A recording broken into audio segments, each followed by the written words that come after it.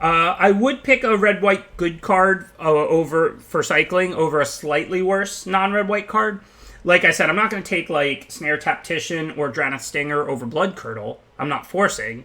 But I look for the red-white deck. I do think it's the best deck, and people should be trying to draft it, and that includes me. So I definitely weight the red and white cards a little higher. And if I open just a good, solid red-white cycling enabler, obviously I'm taking Zenith over everything except a few mythics, basically. But if I open, like, Save Thundermare, I'm taking that over Blood Curdle, even. Like, I'm fully looking for red-white. Like I said, I'm not going to take Drannith Stinger over Blood Curdle, but if I open, like, Fox, I'll happily take that over Blood Curdle. Oh, yeah, Zenith Flare is, like, a top 10 card in the set. Like, Zenith Flare is, like, Vivian is better, a few other cards. Like, it is... Zenith Flare is, like, really, really, really good. Alright, so... we can get a nice stay open first pick out of this pack, though. There's no, you gotta play cycling cards in this pack. But, that said, let me move my face a little bit. It's a little too big. That said, Blitz of the Thunder Raptor goes nicely into the two best archetypes, red-white cycling and blue-red spells. It's a good card in cycling, because a lot of the cards you cycle have spells. So, are spells. Like, if you cycle a Memory Leak, you've powered up your Blitz. So, I think Blitz is a clear first pick out of this pack.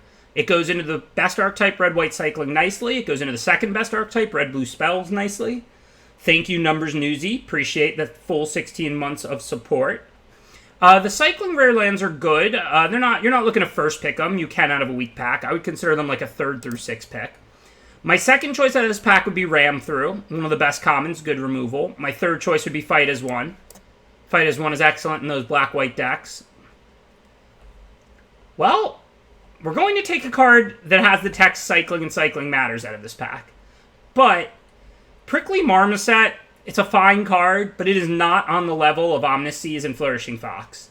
So, we do have a tough pick. Those two uncommons are both fantastic. As I said, I consider the best archetype in the format Cycling, white-red. The second best archetype in the format, blue-red spells, blue-red. Omniseas is excellent in a Cycling deck, excellent in a blue-red spells deck. Fox, of course, you can't play in a blue-red spells deck, but it's absolutely bonkers in the Cycling deck. Thank you, Marky Mark. Appreciate you generously gifting out 5 subs to our community here. Also appreciate your rap and your acting. You do a great job.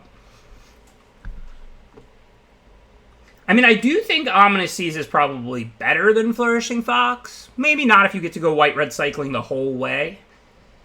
Fox is a real reason to go into cycling early. Blitz was like, okay, we have a good red spell, we can play this card in any red deck. Fox is one of the best cycling enablers. So I'm definitely not opposed to taking Fox there. But Omniseas is certainly close. Omniseas is a really good card, too.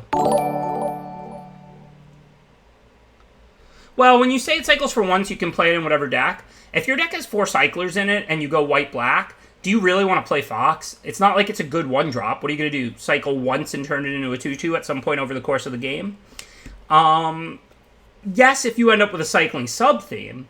Like, if you get, like, 2 Snare Tacticians and you end up drafting 9 cycling cards, then you can play Fox and cycle it to tap things and occasionally play it on turn 1. But I don't think Fox is actually good outside of a dedicated cycling deck. So, Rock Slide is fine, but it's not really exceptional removal for the red-white deck. Lava Serpent's like an okay 2-mana cycler for that deck. Gust of Wind and General's Enforcer are better cards if we go blue-red or white-black, which are certainly still on the table. I guess Rock Slide probably makes the most sense. It's still just okay removal. Okay, so doesn't look like there's any 1-mana cyclers. There's a couple 2-mana cyclers. Step, which is a spell which helps feed Blitz. Reconnaissance Mission, which is a good card in blue-red aggro, like in blue-red spells. The best card in this pack is Scatter, I think, overall. Yeah, it does seem like we might be seeing blue-red spells and not red-white cycling. For now, we're not going to commit either way, but I'm not going to take an off-color 2-mana cycler like Step over a card as good as Essence Scatter. If we do go blue-red spells, Rock Slide, Blitz, and Essence Scatter are all excellent, so we'll only lose Fox. It's not that big of a deal. So now we got to make a little bit more of a decision. There is a 1-mana cycler that's pretty good to cast in the red-white deck, Vantasaur. And then there's Of One Mind, which is a nice card drawing spell for the blue-red spells deck. I think Essence Scatter is better than Reconnaissance Mission in blue-red. Blue-red is, look, Reconnaissance Mission's fine. You have some small creatures, but you don't play a ton of different creatures. You're more about killing things and bouncing things and having 1 or 2 creatures out. Mixed Signal's not, I mean, somewhat. All that really happened was we had a difficult choice between Omniseas and Fox, and then it turns out we saw blue and not white so far. We're not Psychic. This is what staying open and finding the open color is about. It's pick 4. But now we have a pick between Of One Mind and Imposing Vantasaur. We are seeing blue more than white. That's what it seems like. So I'm going to go with Of One Mind. Even though I love Fox and the cycling deck, I also really like the blue-red spells deck, and it seems more to me like that's what we're seeing. Forbidden Friendship is excellent in the blue-red spells deck. It gives you nice creatures to while putting a spell in the yard and triggering your spells matter stuff. Additionally, you get a non-human to mutate onto. It's just all around a fantastic card in that deck. Again, we're going to take it. Cloud Piercer and Cathartic Reunion are fine in blue-red spells, but not nearly as good as Forbidden Friendship. Love getting the bodies while getting a spell in the yard. I don't think these cards really matter. If we don't go red-blue, or if we do go red-white, none of these cards have cycling, and Perimeter Sergeant is fine in the black-white humans deck, though still not exciting. It's unplayable in red-white cycling. If we go, like, maybe red-black, maybe we'll want the Whisper Squad, I guess. Red-black revolves around little creatures and ways to sack them for profit. As you can see, though, we nailed the open color here with blue. We're tabling a Gust of Wind, which is an excellent blue common for blue-red spells. It cantrips, puts a spell in the yard, and helps you keep going and not run out of ammo. We're also tabling a Frostlings. So I think we did a good job. I think red-blue was the open deck. We're not Psychic. I don't regret taking Fox over Omniseas pick 2. Red-white cycling is better than blue-red spells. Blitz is totally good removal in red-white. Omniseas is excellent. I'm disappointed I don't have it, but I'm not Psychic. I think Fox was the right second choice, but then taking red cards and then finding blue-red as opposed to white-red was the best way for us to draft this seat based on what we saw.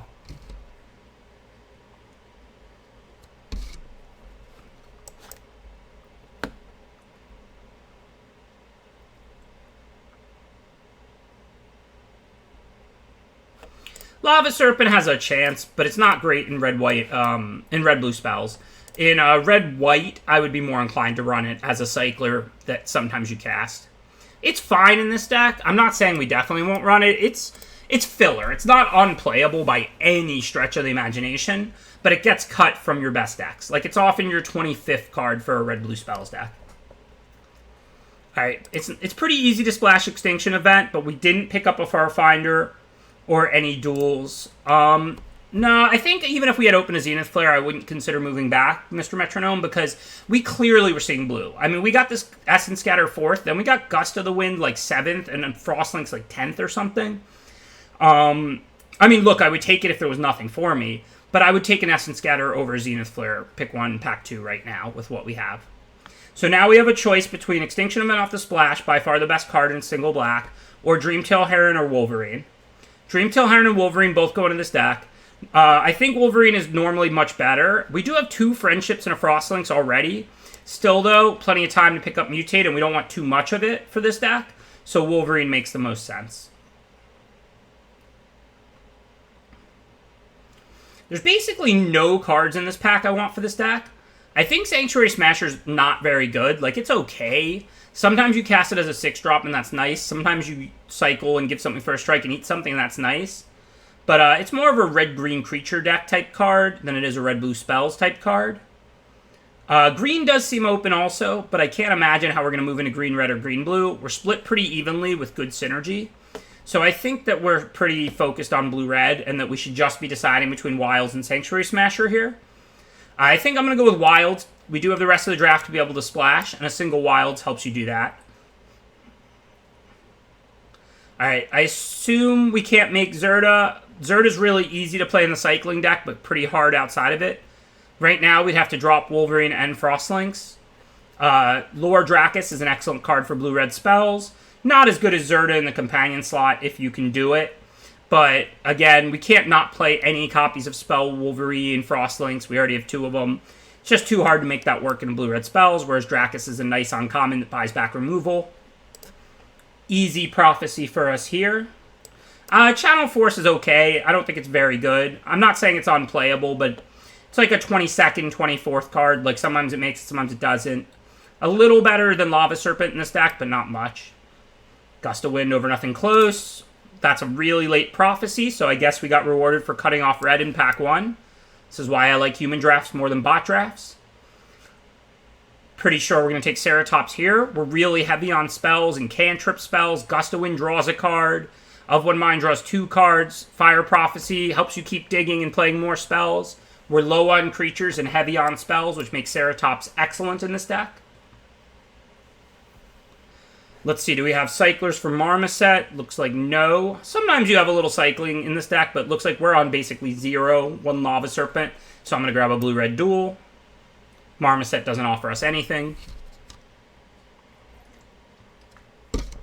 And that's still a pretty good pickup. In conjunction with this Evolving Wilds, we now have the ability to splash. So if we open an Extinction event again, for example, or a card like that, we would definitely splash it. Alright, these cards don't matter.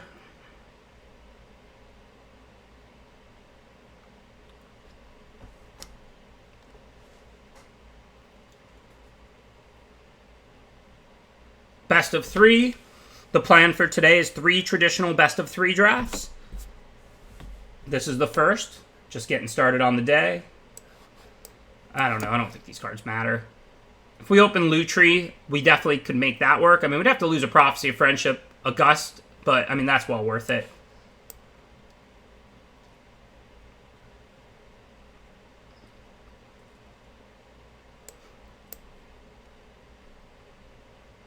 Those are all cards that are, like, not getting cut. Those 14 are 100% to make the deck. Lava Serpent's fine. We might play it, we might not. Convolute's fine if we have, like, some other flash cards, like Prophecies, to leave up. But those 14 are, like, near 100% to make this deck. The first 2 cards currently out are Convolute and Serpent. Convolute, like all counters, plays well with instant removal, which we have 2 Prophecies and a Blitz, so we could very easily leave our mana up for Convolute. If they play something, Convolute it. If they don't, then Fire Prophecy end of turn. Volley's an okay sideboard card. I don't board it in often, but if we get Obesh, we wouldn't be able to put it in the companion slot, but we would play it in our main, and then that makes Volley a little better. Lutri could still even go in the companion slot, potentially, and then that card's really good with Volley. Nothing exciting for us here. General Kudrow is totally broken in an all-humans black-white deck, like Windmill Slam for that archetype, but, of course, we're blue-red spells. Channel Force is a pretty disappointing uncommon for the blue-red spells deck. I think it's a good card, like you play it, but I don't think it's exciting. It's like a 22nd, like I said. So I think this is a pick between Friendship and Rock Slide. Well, I do really like Friendship in this deck. We already have 3, and we're on 1 Mutate creature, and it's pack 3. So I think we're going to go with Rock Slide. Our curve is nice and down here, as you can see. 2-drop, 2-drop, 2-drop, 3. We have 7 cards that cost 2 that are going to make our deck. Another 3 or 4 that cost 3. So I think we can afford to take Rock Slide over Friendship at this point. Now we have to decide between Lord Dracus and Spell Eater Wolverine. They're both pretty good. Our deck has a little bit more of a controlling bend than an aggressive one, so we might want Lord Dracus, especially with these 3 friendships. We then have 1/1 dinosaur tokens to mutate onto. Now, Wolverine is excellent in this deck. We're a creature light, spell heavy version, so that makes Wolverine better too. So let's be clear, Wolverine is excellent in this particular archetype, and it's excellent in our version of this archetype this draft. So I'm not sure whether we want Dracus or Wolverine. I think it's Dracus, but I don't think it's by a lot. So, do we want Trumpeting Gnar? I mean, we can mutate it onto these Dracuses and Wolverines and Friendships. We have virtually no humans, but unless we're mutating over and over again, it's just not a very good card, right? For 5 mana, we turn a 1/1 into a 3/3 and get another 3/3. That's not bad. It's not great, not horrible. What's the alternative? Go for blood, and we're not fighting things off very often. So I think we'll take the Gnar. Maybe we'll play one Forest. Maybe we'll play the Gnar if we get more good things to mutate. Right now, I would consider Trumpeting Gnar pretty unexciting in our deck. Playable, but unexciting. Don't think we want Facet Reader. This deck uses its mana pretty well. We'll probably play 16 lands. The only times I usually play Facet Reader is when we have a ton of 1 mines, but we have 3 Forbidden Friendships to make those cost 1 mana. I'm just going to grab Rugged Highlands here. We did just pick up Gnar. We already have an Evolving Wilds. Maybe I'll end up splashing it.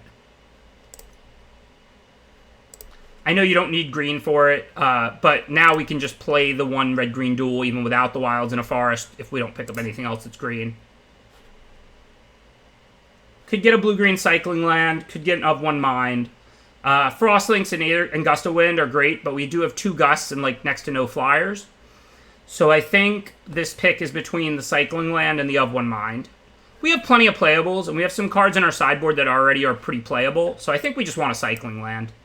If this comes into play, it could give us a green source to cast Gnar if we play it turn 1. Otherwise, it's just a cycling island. Don't forget, even if this is only producing 1 kind of mana for you, that's just a cycling land. I mean, cycling lands prevent flood, help these types of decks. I don't think Glimmerbell is great in this strategy, but with 2 Gust of Winds, I don't hate a single copy of it.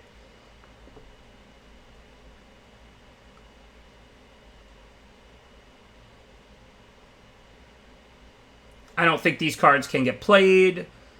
We don't have humans, even if we do a green splash. We have humans for of 1 mind off Forbidden Friendships, but you can't buy those back. I'm just going to grab Anticipate, but I'm probably not going to play it. Easy Scatter here. We don't have Cycling for Reptilian Reflection. 4th Friendship and First Reunion are both cards that would make our deck, but Scatter is just way better.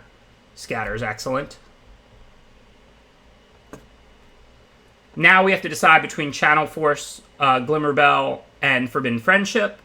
We've got the 2 mutate creatures, plus we actually have a 3rd. We'll probably end up playing this Trumpeting Gnar. We did just pick up a blue-green cycling Triome, plus we have a Rugged Highlands.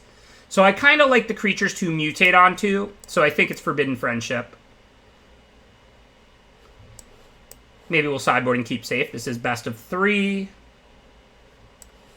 Just taking sideboard cards. I don't think these cards matter. Hey, we got the of 1 mind back with 4 friendships. That's a pretty nice pickup. Green-white doesn't help us. So let me see if we put this in. I don't think we need a forest because we didn't pick up a single, or Evolving Wilds because we didn't pick up a single green card we actually have to cast. If we do draw like this Triome opening hand and play it, or this Rugged Highlands, we might cast Trumpeting Gnar.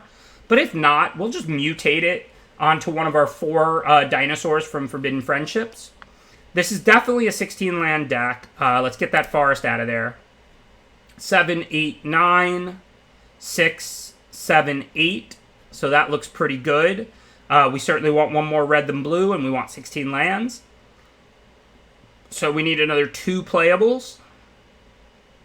Serpent definitely in consideration. Convolute in consideration. Facet Reader in consideration. Yeah, we're not going to play Evolving Wilds. Evolving Wilds, so if I'm a 2-color deck with no tap duels, I'll play Evolving Wilds as a fixer. But tap lands have pretty heavy, what's the word for this? They become exponentially more punishing. The first one, you can usually sneak out on turn 1 or on some turn, but if you draw 2 of them, it's really damaging. We have 3 tap lands in our deck. Now, we're going to play these 3 because the Rugged Highlands gains a life, adds a red, and then also can let us cast Trumpeting Gnar. This one is a cycling land, and then this is both our colors and gains a life. It's way better than Evolving Wilds. But there's no need to put Evolving Wilds in also. We already have 3 tap lands that we want to play, and we're a 2-color deck without a splash, really. So that means Evolving Wilds stays in the sideboard. 16 for here, just because look how many 2-mana cards I have. I have a ton, and Fire Prophecy can help dig up lands. Even if I'm stuck on 2, if I have an island and a mountain, I might have of 1 mind and Forbidden Friendship to dig up lands. Also, the most expensive card in my entire deck costs 4. My general guideline, it's only a guideline, you deviate from it plenty, but my general guideline If I would be okay being stuck on 3, I play 16. If I would be okay being stuck on 5, I play 17. If I would like to hit land drops all the way up to like 7, then I play 18. That's my general baseline. But you deviate from there plenty. But that's my general driving force. As you can see, if we're stuck on 3 with this deck for a little bit, it's okay. We have 5 cards total that cost more than 3 mana. Prophecies can put them back. Of When Minds can dig up land 4. Gust of Wind may even cost 2 if we draw Glimmerbell. Thank you, Tab Eater. Appreciate this subscription. This is the first draft of the day. We're just getting started. So yeah, I think Lava Serpent, that's our best card on our board. And then I'm kind of feeling Convolute. We've got 2 Prophecies and a Blitz to leave up. I don't hate a cheap counter with all these cheap spells. We should be out in front. We could use Keep Safe, but what are we really protecting? Not much. So I think Convolute will be the card.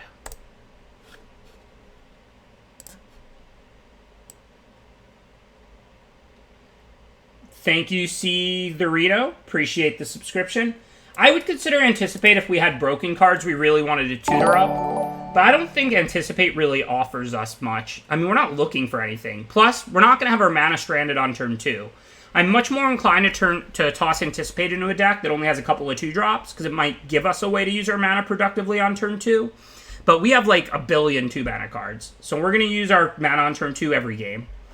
Thank you, Oh No Sausage. Appreciate the subscription. I do love sausage. Not sure if you do or not from your name, but I do appreciate the subscription and the support regardless of whether we agree or disagree on sausage.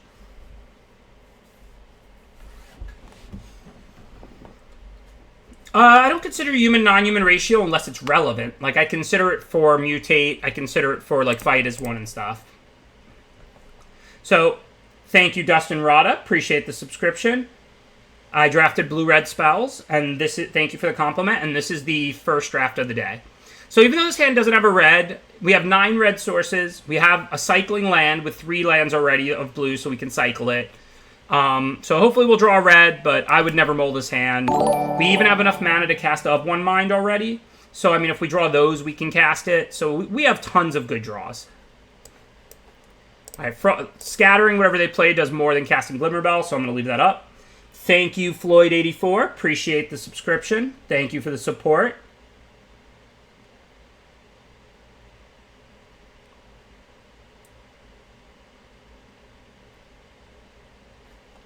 Even though that's just a 2/2 no ability, I'm scattering anything here. This is kind of embarrassing. I wish I had just cast Glimmerbell, but I didn't know what I would or wouldn't draw. I'm actually just going to pass again. Cycle this Triome. I don't really want to Frostlink, so 1/3. Glimmerbell's not really doing much right now. If we dig up a mountain, we can play Glimmerbell and Friendship or Glimmerbell and Prophecy. And of course, we'll Frostlinks as soon as there's something worth Frostlinksing. I'm not saying in a different hand, and if I had nothing to do, I wouldn't have played Frostlinks this turn. But I'm trying to dig for my mountains or my Of One Mind to go draw my mountain. So for now, let's cycle this Triome. Thank you, Logic. Appreciate the subscription. I'm a big fan. I'm a big believer in Logic. I also like the wrapper, so I'm down with Logic both ways. Okay, so now let's see. Frostlinks or Glimmerbell? I guess it's Glimmerbell. Done all we can do. Still no mountain. Still no Of One Mind. Nothing else to cycle, of course, but we're going to start falling behind because they're going to start mutating, but we're not under a ton of pressure yet.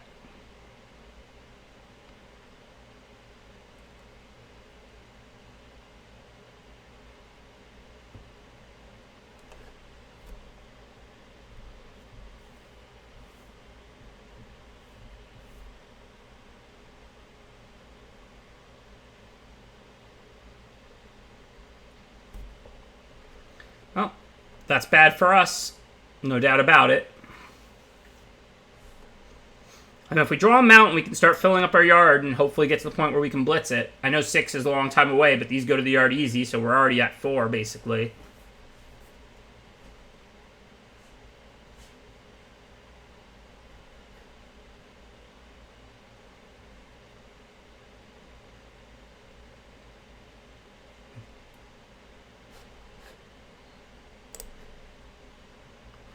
No reason to chump block at 18. Hopefully we'll draw a mountain.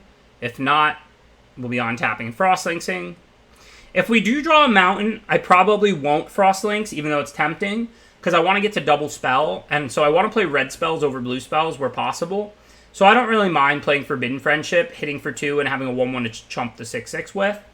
Obviously, it's not the most effective play in the world, but at the end of the day, I need to start emptying my hand and put myself in a position to double spell.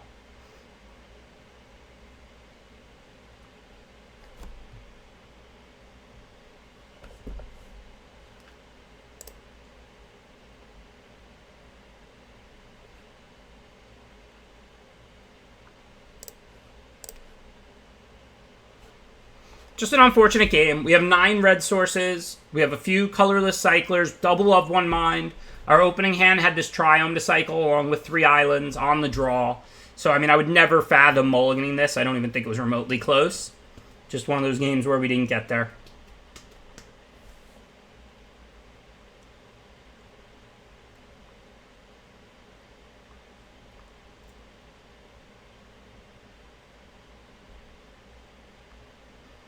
Not that we've lost, because if we draw a mountain, this is certainly still a game.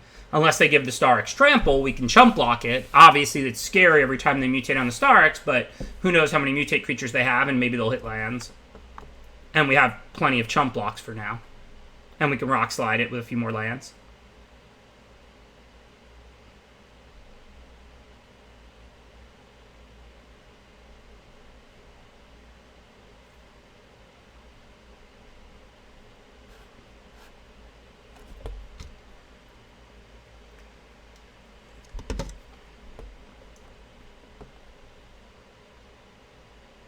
Hey, island number 5, just what we wanted.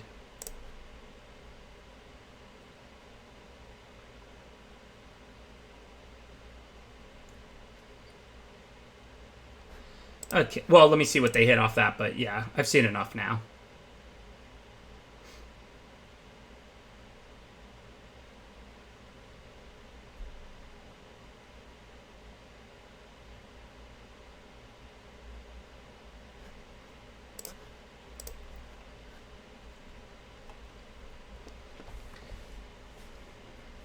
Okay, so didn't see anything that would make me really want to change much.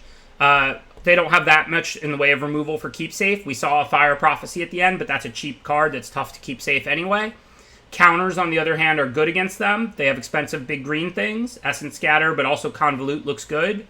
See no reason to change anything. Hopefully we'll just change the lands we draw into an island and a mountain instead of all islands.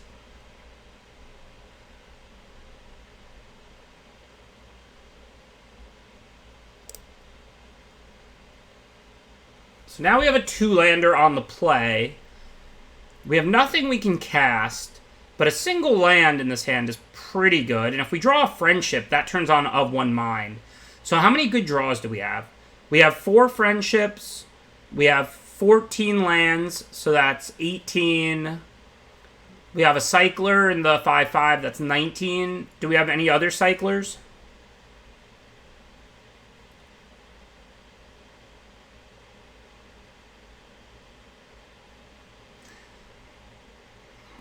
I guess Essence Scatter's a pretty good draw. That's 21. And Fire Prophecy's a pretty good draw. That's 23. I think this is a keep.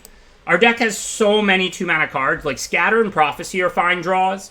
Friendship is a really good draw, and we have 4 of them, and it turns on of 1 mind. And then also Cycling works. So we have, like, 8 or 9 2-mana cards, all of which are pretty good draws for us. Friendship, because it lets us cast of 1 mind. And Fire Prophecy, because it bottoms a card. And Scatter's pretty good at buying time. Additionally, we have a Cycler or 2, and we have 14 lands. So that's a lot of really good draws.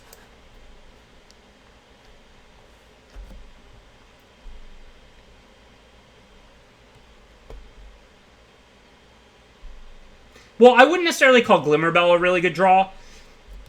Hitting for 1 isn't really going to help us. I'm willing to accept Scatter, because that buys us a lot of time, potentially, right? We counter their 3-drop or their 2-drop or whatever. But Glimmerbell may just do very little in this hand.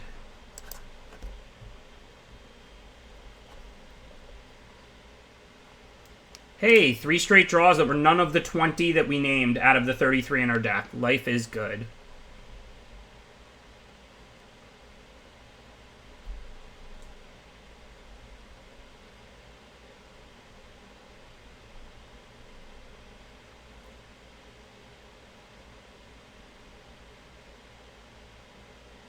Yeah, I know. I did name Scatter. Scatter was the weakest of those, though, because Scatter doesn't draw us new cards like Fire Prophecy does, and Forbidden Friendship turns on Of One Mind to find lands. Alright, there's land 3, though, so let's see what we can do now. I could leave up Convolute, or I can play Spell Eater Wolverine. I think it's clearly play Spell Eater Wolverine. We don't know if they'll give us something to counter or not. At this point, I'll happily trade the Wolverine for the Mole if they give me the option. Just trying to buy time since my hand is all spells.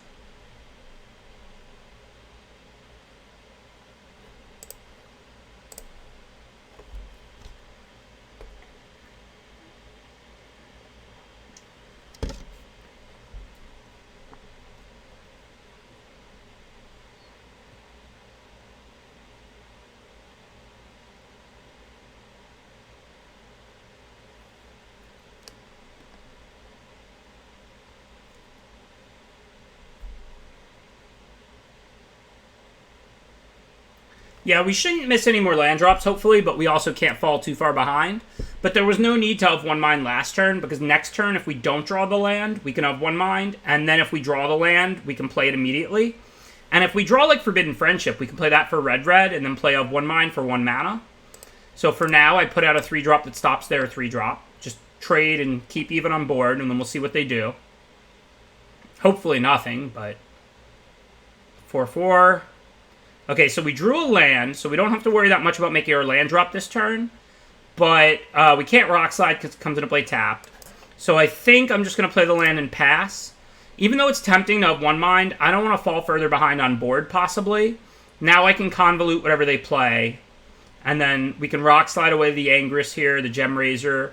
Or we can Of One Mind, or put out a Gnar getting ready to Dracus onto it.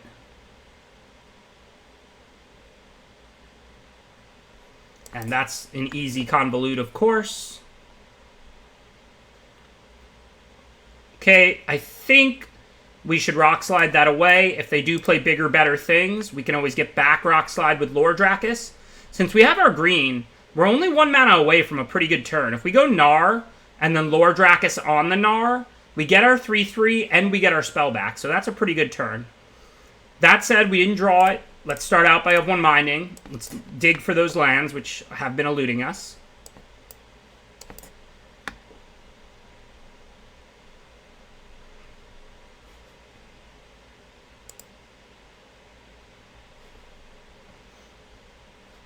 Sure, I'll block. If you want to play a pump spell, great. I don't care.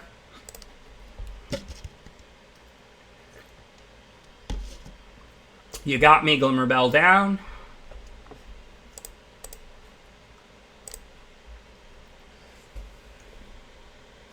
Thank you, Astrith. Appreciate that subscription. Let me permit Kanyink.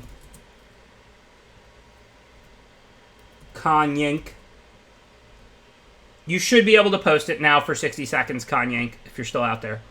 All right, 5 lands. I think I'm going to go for what I said. We don't really need to hit land drops that badly now that we have 5. I wouldn't mind, but this is a really nice sequence if they don't have Fire Prophecy. If they do, it's not great, but we still get our 2/3. They Prophecy our 3/3. It is what it is. Always under. The smaller creature always goes under. I'm going to grab back Rock Slide. Just good solid removal now that we're out in the late game with unlimited lands. And we get 2 3/3s. That was a pretty good use of 5 mana. 2 3/3s and a Rock Slide back to our hand. See no need to be coy. I'm not scared of that 1/3 eating my Gnar. It's not like I'm looking to stack more things on it. Let's just slap down a 5/5, attack with everything. Hopefully advance to game 3 here.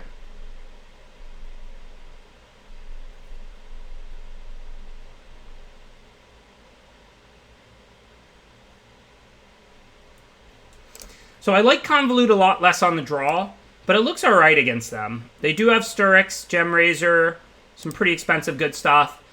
We might want to board it out, but I mean, I'm not bringing in Volley in this matchup. I don't know that they really have anything I can bring in. I guess for now, let's start with Of One Mind. We're not looking to play Rock Slide and Frostlinks. They only have 1 creature to target. See what we get.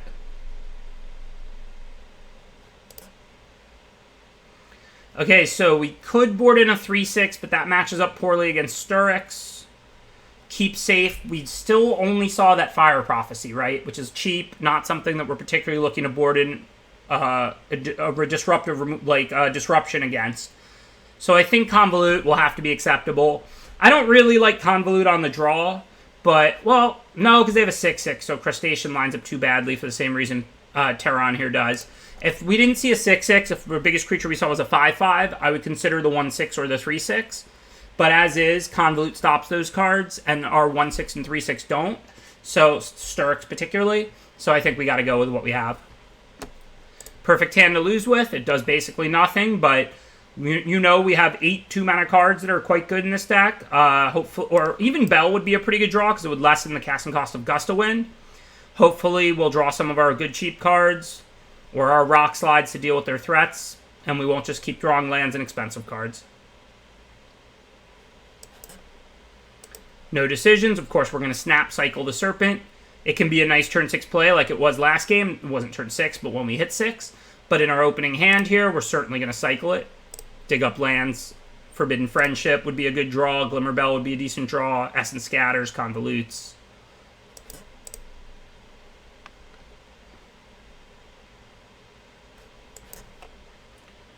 Okay, not the best, not the worst. I don't even want to of one mine last turn because I would just have to discard. So for now, hopefully we'll get to scatter anything, and then next turn we can have one mine and play a land.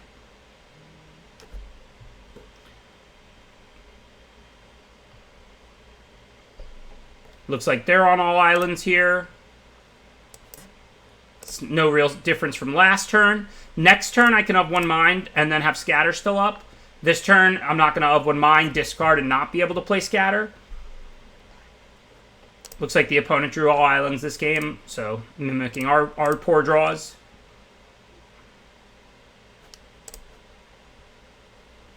Okay, so now with 5, I'm just going to start us off with a Lore Dracus. This way we can still leave scatter up and get to the point where we can play of one mind and not have to discard. No big deal.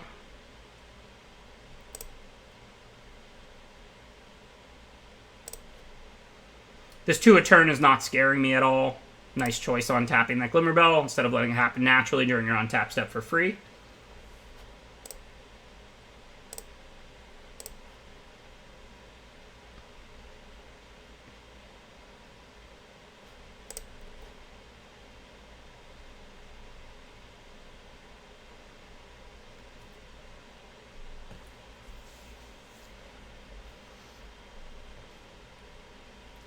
Obviously, I'm going to snap counter that, but let's let them loot first. That's a cast trigger, so regardless of whether we counter it or not, it's going to happen. But Sturix is not going to happen.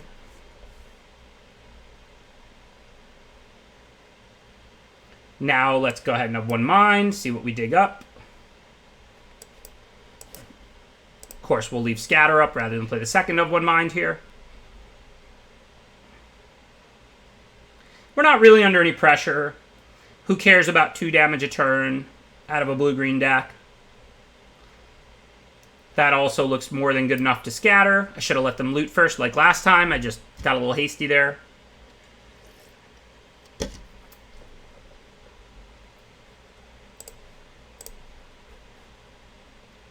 So they just discarded a Ram Through, so we know their hand is 2 spells. That's not surprising, though, because they played all the islands they drew and then missed land drops. And then found those forests. So we know their hand is all spells. So there's a Sturix. Luckily, there's a timely Convolute. So that actually works out pretty well. For now, I guess I'm just going to have one mine and pass with Convolute up again. I kind of want to Fire Prophecy the Baby Godzilla. But then I would also have to Blitz the Glimmerbell. Or they could resolve Sturix here. So I think I have to just wait a turn. I'm not going to play the land because I want to put the mountain on the bottom when I cast Fire Prophecy.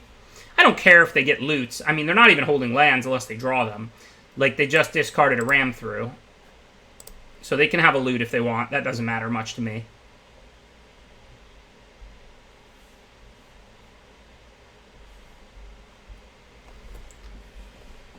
We're playing a nice control game here. Just going to go for max value on everything. Hopefully kill them with kindness like I like to do.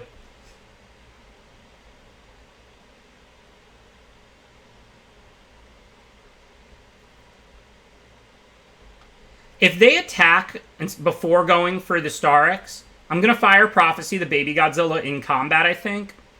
I wouldn't really care if they mutate post-combat, because they'll get the ability, but a land does nothing at this point. And then I could just Rock Slide away the Glimmerbell and the Starix as one card. If they do it pre-combat, I'm going to counter it, because if I let it resolve, I can't kill it right now. I take a hit. Also, they get their cards, so I think that's what makes sense. Now I see no reason to keep letting them get these loots now that lands are dead cards and they might draw some. Let me get rid of Baby Godzilla here. Bottom the mountain, see what we get.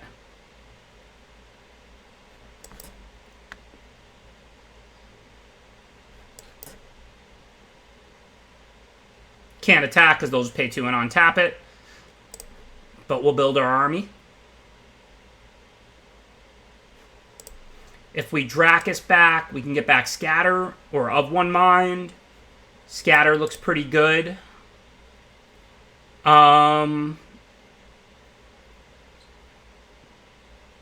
Looks like we probably want a Trumpeting Gnar. We saw a Scatter last game. They played it, whether it was this game or last game. Maybe it was this game. So, okay, so I guess I'll just go for Trumpeting Gnar. The 3/3 can attack immediately, and then we get a second 3/3. They would have untapped Glimmerbell and blocked one of our dinos and only took 1. That's why we couldn't attack last turn. We can't attack with the 1/1s because they'll untap Glimmerbell at the moment. We'll attack with the 3/3s, though.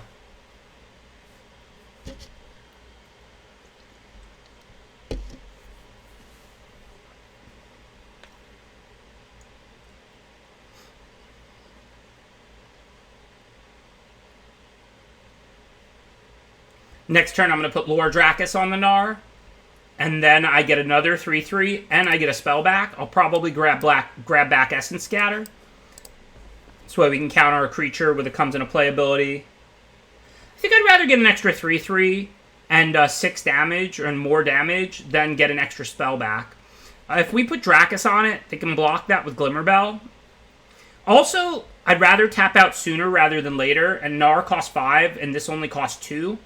So I think I like this turn, putting the Gnar on. I get 2 3/3s, one of which can attack immediately. I get 0 of those 3/3s in play this turn if I go Dracus first.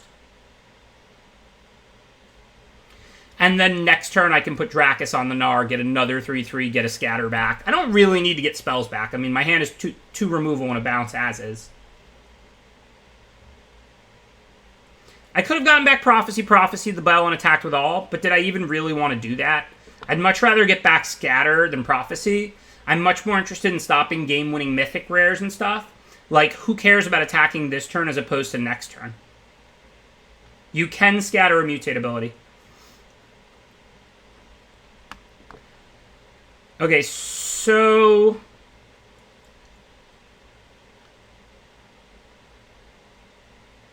I think we just gust the token here. Not how I would have tapped, but that's fine.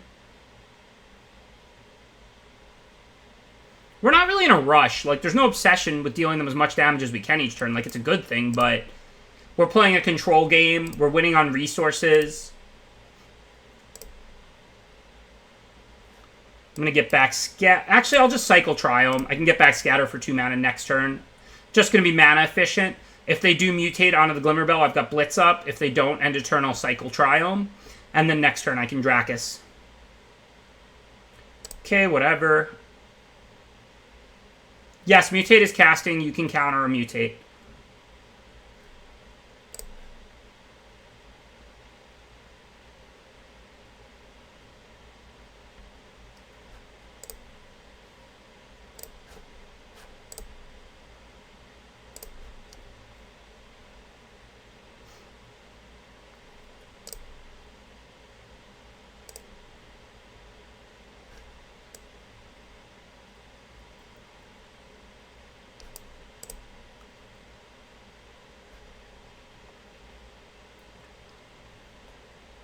Alright, let's see where we're at. 7 mana. I don't really have anything I'm itching to put back. I think I'm just going to use my removal spells now and attack for 3. I know that if they play a creature I really need to kill, I can get back the Blitz with the Lord Drakus next turn.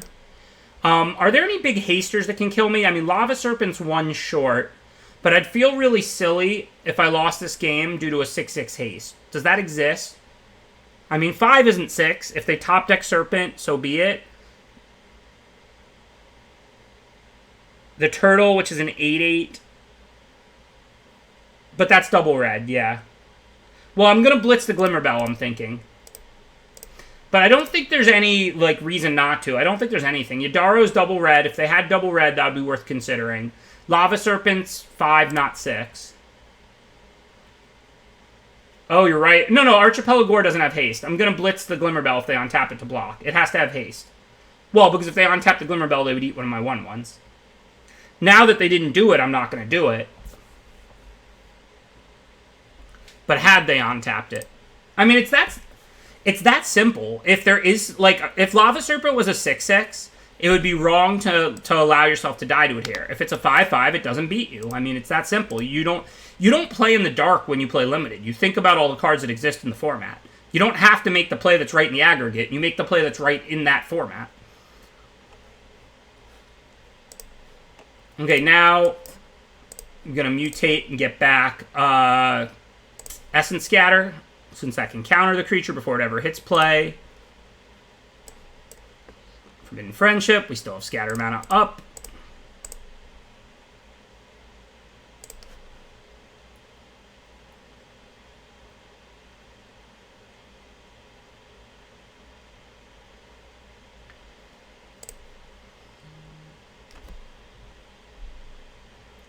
Always kill them with friendship, with kindness. Kill them with value. You don't kill people with kill conditions, you kill them with kindness. That's my philosophy.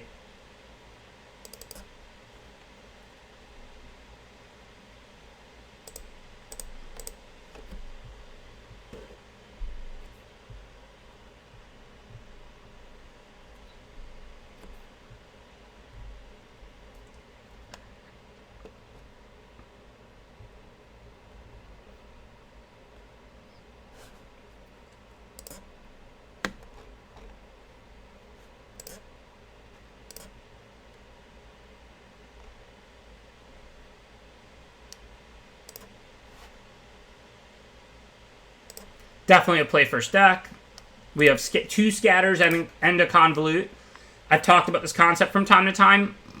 Cheap removal like Fire Prophecy, which we do have 2 of, makes you want to draw, but counters are much better on the play. So the decks I draw first with the most are like red-black decks, where you have all this cheap removal, but like not counters. But if you're playing a lot of counters, you need to have your counter available when they cast their spells, and you need to not fall behind. If they play a 2-drop on turn 2, I can Fire Prophecy it on my turn 2. If they play a 2-drop on turn 2, I have to have been on the play to be able to Essence Scatter it. I'm just going to put out the Drakus here. We can mutate onto it with the Gnar in a couple of turns to get back the Prophecy. I don't have anything else to do. And like I said, this is a Prophecy, not a Scatter, so I can let them resolve their creature and then just kill it. Which, of course, that's a good enough creature to snap kill. Bottom one of these excessive lands. Even though we can't cycle it now, we're flooding, so of course we'll cycle the Triumph rather than play it.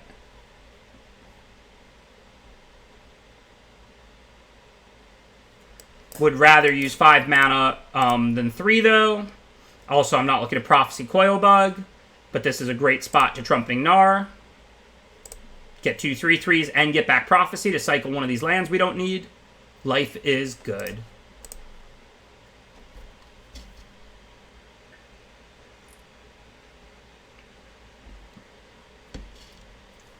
I believe it's yours to access forever, High Tech K. If you're unsure about anything with the Spikes Academy course, definitely tweet at Spikes Academy. Those guys are super responsive, and they're on Twitter. But I believe it's yours forever, should you purchase it. I'm a cycle now. I don't expect to need to cast Blitz and Prophecy this turn.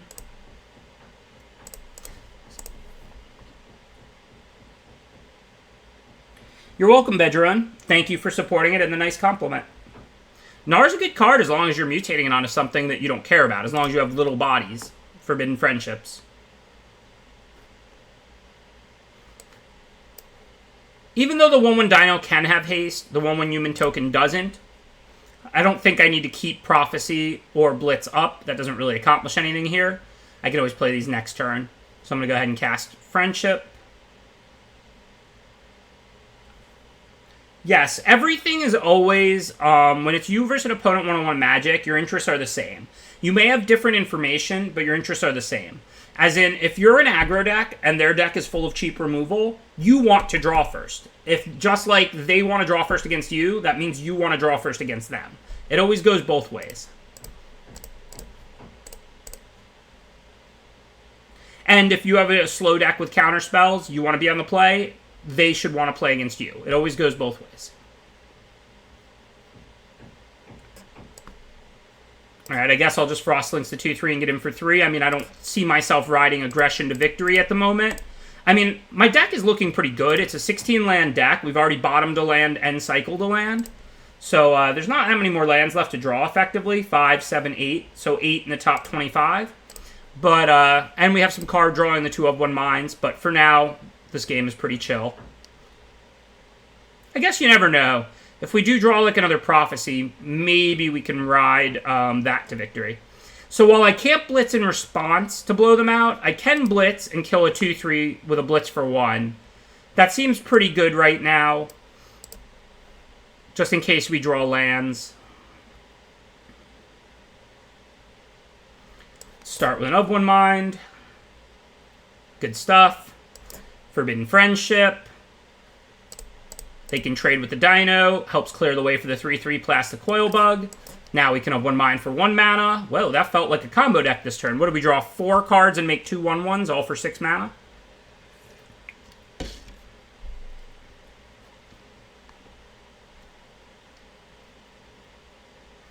Alright, so if I attack with the 3-3 and they double block, that's not good for me. If I Rock Slide the Coil Bug, they have their 5 up, but I can attack with all 3, and then they have to either chump and go to 3 or trade and go to 1. That's pretty good. I think I can just wait 1 turn, though. Because if they cast something, they won't have their 5 up necessarily. I'm going to hold 1 land, but not 2 now, because I might need to double spell with Rock Slide and whatever I draw. And if it's a 4 mana card, I might want to play this land and cast both.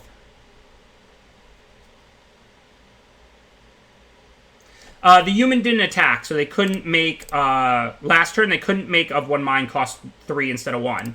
The human doesn't have haste, so if they had traded with the Dino, I would have still had this beast and the human, so it would have still costed 1 pre-combat, post-combat. Okay, now it's not a decision. I'm going to Rock Slide, and then I'm going to attack with everything.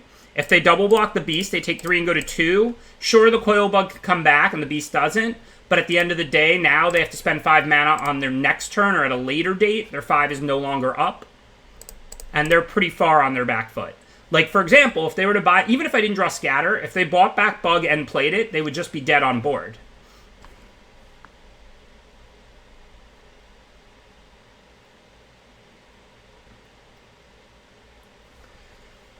Alright, against them, we might want some of those toughness blockers instead of Convolute on the draw. They seem to have a pretty cheap aggro-type red-black deck, unlike the big green deck. I think I'm going to board in 4 mana 1/6, board out Convolute.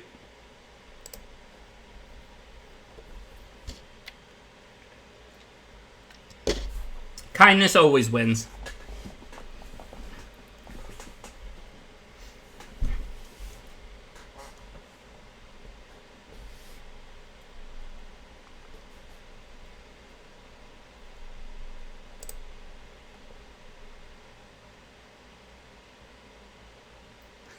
I do own regular cups, but I don't use them that much.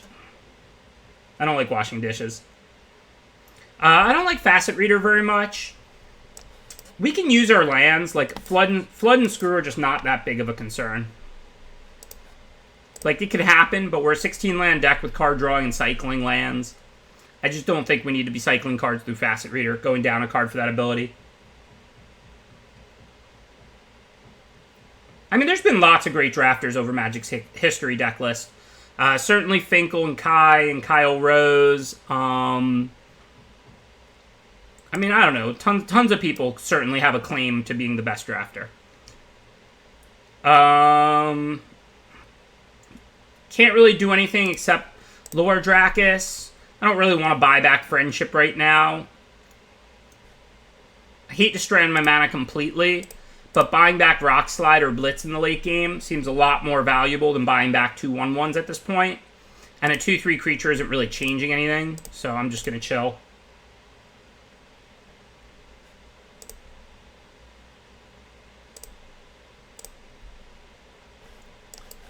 So now we've got the 1/6 to flash in, which means we can triple block a commando and trade 2/1/1s for it. Or we can just eat a 1/1. If they send all three, I'll probably just eat a 1/1 because I don't mind the free kill. If they send the commandos and not the 1/1, then I'll triple block a commando.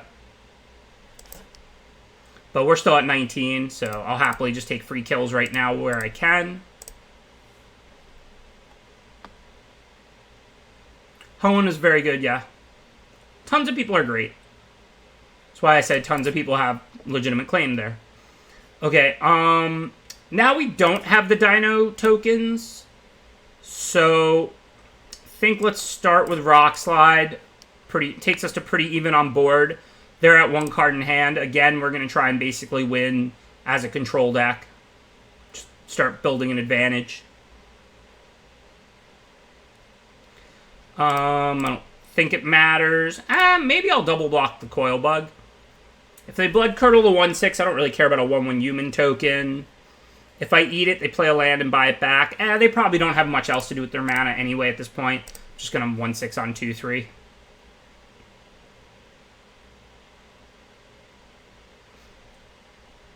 Okay, so now we can Gnar the Crustacean, get 2 3/3s instead of a 1/6. That looks pretty good.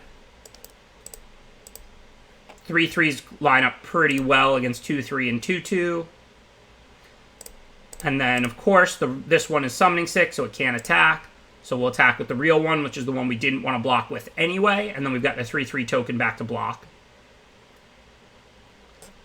So now we have Blitz for 2, which is great to hit the Coil Bug. So first things first, I think I'm just going to attack with the 2 3/3s this time. If they go for a double block, we can Blitz the recurring one here. Blitz actually exiles. So this actually ends up great. Then we eat the other one. Post-combat, Dracus onto the Gnar. Get back Blitz. Get another 3/3. Life is good. Actually, I'll just get back Rock Slide. I have a million lands out. Rock Slide can kill something of any size. Blitz can only kill small things.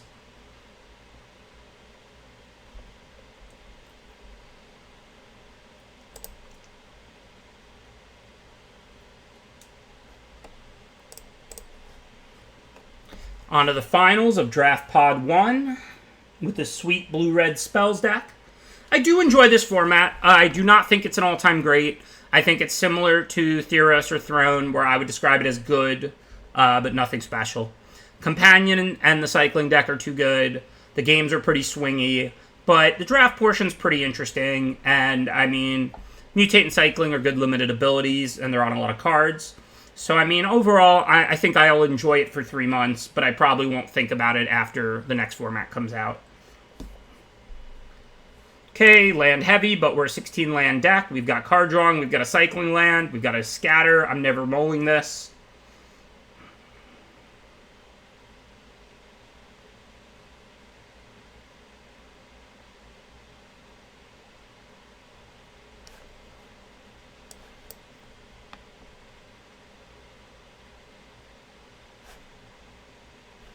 Nah, cube isn't really my area of expertise. I would talk to the big cubers, ask Numot the Nummy, ask LSV, ask Gabby Sparts. I've got nothing against cube, but really just not my area of expertise.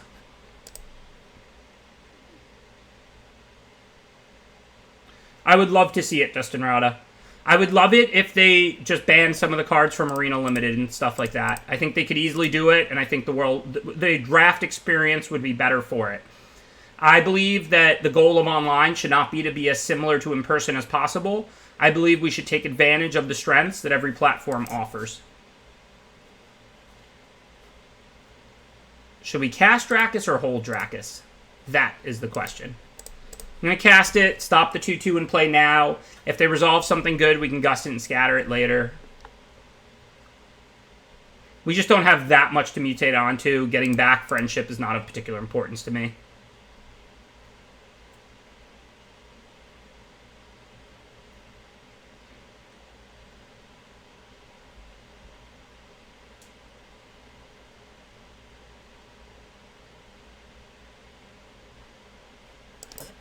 Okay, for now, we gotta chill.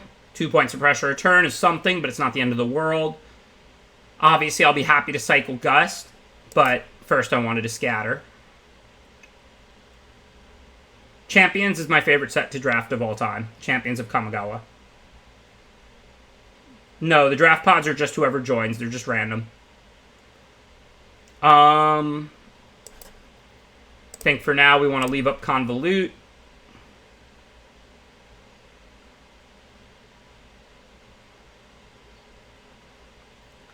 Hopefully we'll draw Fire Prophecy or some card drawing or something to get going. We're losing on board, but only to a couple of not that big creatures. Alright, that's a good draw. We can take out the 3-2. First, I'm going to go ahead and Gust to Wind it because we need to cycle Gust anyway. I don't want it to tap my blue-red duel. My only green card is Gnar, so I'm going to tap like that.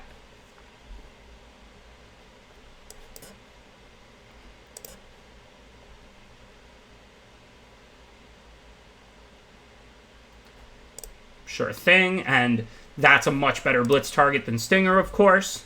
So I'm just going to go ahead and blitz that right now. Hopefully we'll draw Forbidden Friendship to lure Dracus onto, or basically any spell. Rock Slide's not exceptional. Do we kill Stinger now, or do we save it for Mentor? Let's see, how many targets do we have to mutate the Dracus onto? Because now we can get back Blitz, it's pretty good. Let's take a look at our deck. We have Glimmerbell, 3 Friendships, that's 4. Frost is 5. Honestly, I think the 2-3 body is about as good. And, of course, I would mutate it if I had the card now. But I don't think it's worth holding it to possibly top deck something to mutate it onto. And if we do draw Gnar, that'll be sweet. We can mutate the Gnar onto the Dracus and do our fancy stuff.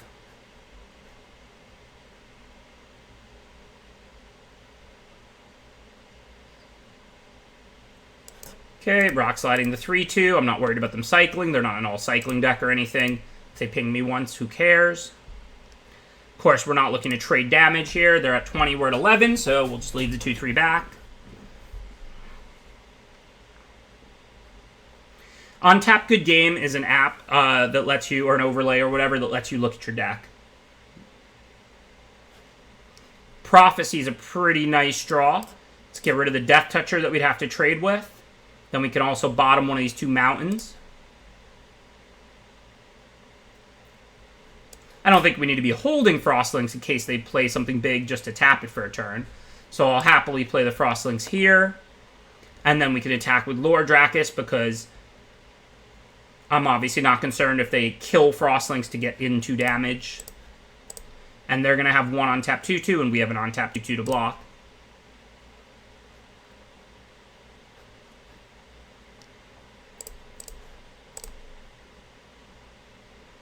Yeah, Invasion's fine. Not an all-time fave of mine, but not a bad format. So they could flash that right back out, so Gust would only be cycling. So I'm just going to hold on to Gust for now. I'll gladly cycle Gust on any 4 or 5 drop they play or whatever that could attack us. But I don't think gusting then Bonder just to draw a card and have them put it right back in play makes a ton of sense.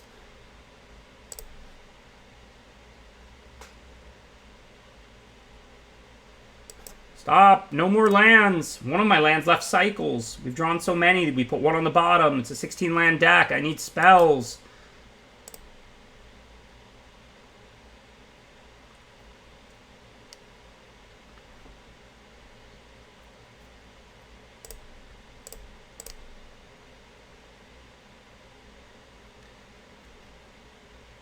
I'm not going to scatter that because I can gust it and then scatter it if I don't draw any ways to deal with it.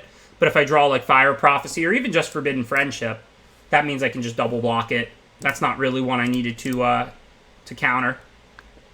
I'll probably cycle Gust pretty much anytime soon now, because this only bounces your opponent's permanents, so it's hard to get like crazy value out of it. But a 4-2 is pretty easy for my deck to deal with. If nothing else, I'd rather scatter Marmoset or something that's a little harder for me to block.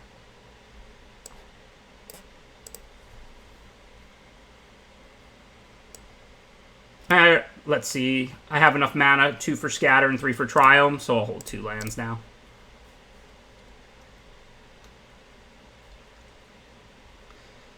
Okay, so that's good enough to scatter, but first let's cycle. No reason not to. See what we get. And then, of course, we'll scatter that. It's better than Marmoset.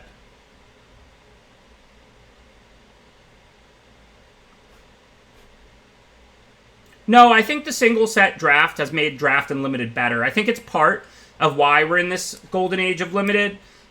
Listen, even me, nobody, not the best Magic minds of all time, nobody could design limited formats to be good when you have to account for 3 of one set, then a different format with 2 of the previous set and 1 of the new set, then a different format using 1 of the first set, 2 of the second set, 3 of the third set. Now you're talking about 3 different limited formats, all using the first set, 2 of which use the second set. That's just too hard. Nobody can make every limited format good under those conditions. So I like using one standalone limited set after another for 3 months. I think this gives Wizards the ability to make every set good and every set fun, and I think that's just too hard to do otherwise. I'm not going to attack. I know if they double block, I can Prophecy and it looks good, but we already know they have a good target for Prophecy in this 2/3 first strike that grows here. So I'm not interested in killing Coil Bugs and Night Bonders that they can recur. Yeah, we might deck. There's no guarantee we're going to close. We still have Gnar, which is a pretty good draw, and the Ceratops can close. What I will do is they can get a point of drain. If they want to sink 7 mana into this, I'm cool with that. I'll take the free kill.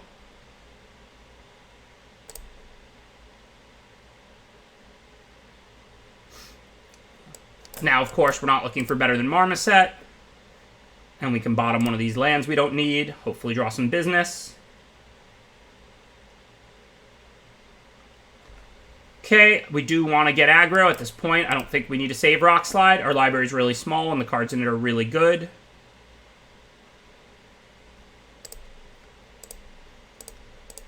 I'm happy that the trade helps me clear the way, but I can't have them take it and hit me back. At 7 life facing Bastion, I really can't afford to take any more damage.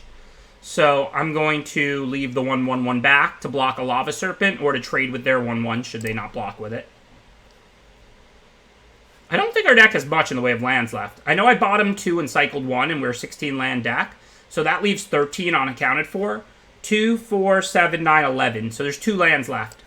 Okay, of course we're going to play a 5/5 and not cycle it. This turn's pretty easy. They get the drain for 1 and tie up 7 mana, so be it. There's no reason to send the 1/1s. Just attack with all the real creatures.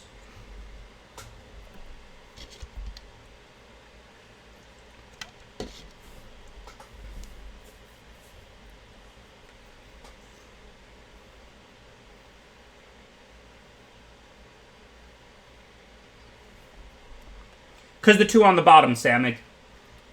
But we know those are on the bottom, so I can't draw them until the end of the game. I put 2 lands on the bottom with 2 Fire Prophecies.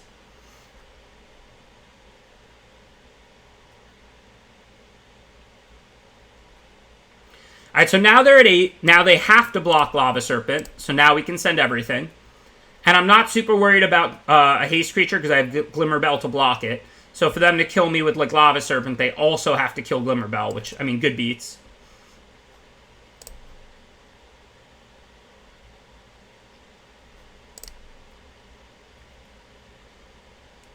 It's not going to be enough unless they have a 1-mana spell to play their dead on board. None of my creatures have First Strike to trigger the Bastion before they die, so if they block my 2 biggest creatures, they're taking at least 3. Let's go for even more, of course. Fatten up my 1/1 into a 3/3.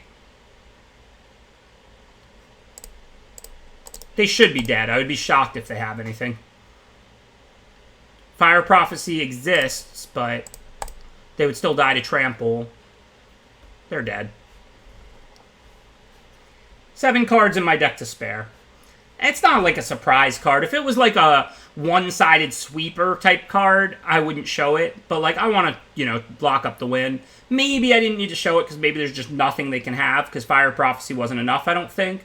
But it's also pretty irrelevant. Like, it's not the kind of card I'm really thinking, oh, I better not show them. Okay, again, red-black, aggro. We're going to be on the draw. I'm going to take out Convolute. Just bring in a decent blocker here.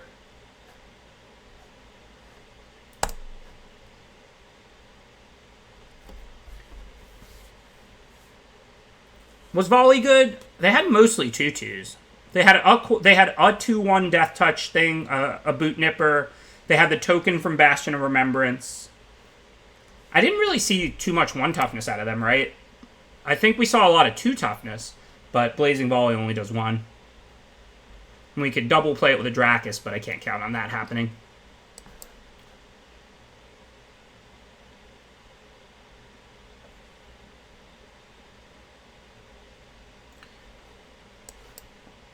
I don't know, maybe. I don't think they could live even with 1 removal there. I could be wrong. They have to kill the Trampler because their creatures had 2 little toughness to block that. And then they chump the 5/5 and the 3/3 and go to 1, I guess. Yeah, maybe I should have put it on the Glimmerbell. Well, 2-lander on the draw. No lands. Boo. Life is not good. Don't think I'm going to have time to cast Of One Mind, so I'm going to get rid of that. If we draw a land, the game's not over. We do have Scatter for whatever they play. And then we can start laying creatures.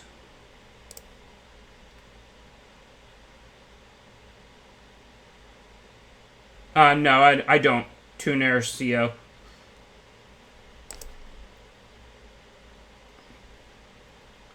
So, I mean, our back is to the wall, of course. We missed a couple land drops, but let's get there now. This game is far from over.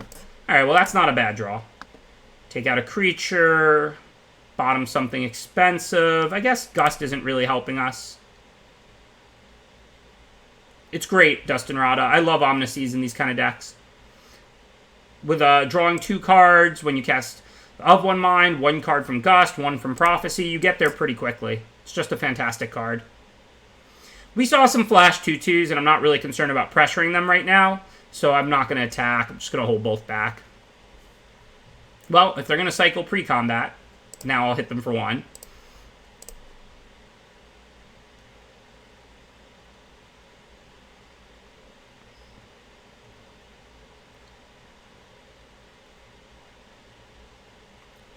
Well, still no land 3, even after Fire Prophesying, but I guess we're only taking 1 damage a turn right now.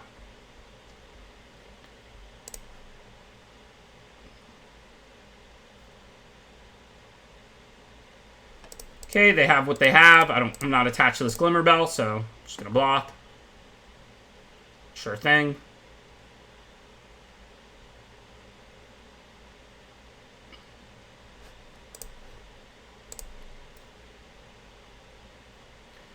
Okay, now we can Frost Links. Definitely the Coil Bug, because we can't block it profitably. And then I guess I will be attacking. There's no reason to put a spell in their hand, I think, the way this game is played. So I'm going to attack with both.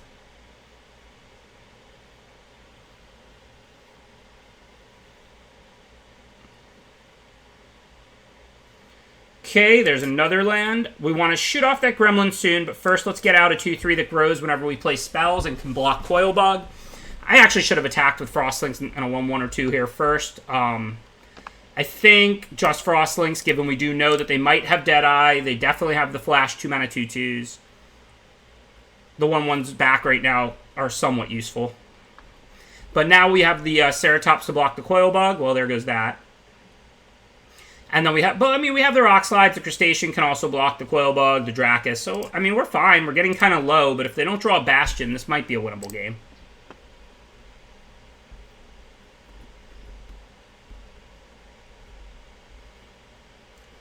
If I double block, I save 2 valuable points of life and knock off the Menace counter, but they can always buy it back. But I think that's worth it. I don't see these 1/1s being that useful right now. And we get rid of the Menace counter for good.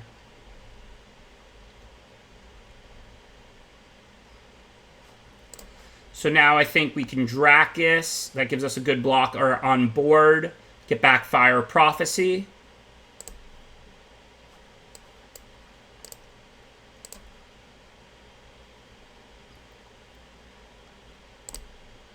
This matters because 2-3 blocks 2-2. Maybe I'd rather just get back of one mind.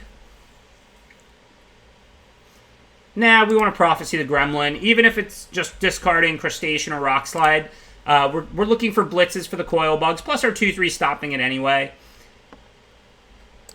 So I'll take an extra 1 to leave up Scatter for this turn. I'm not going to scatter Coil Bug, of course, but they might draw something else. Like that.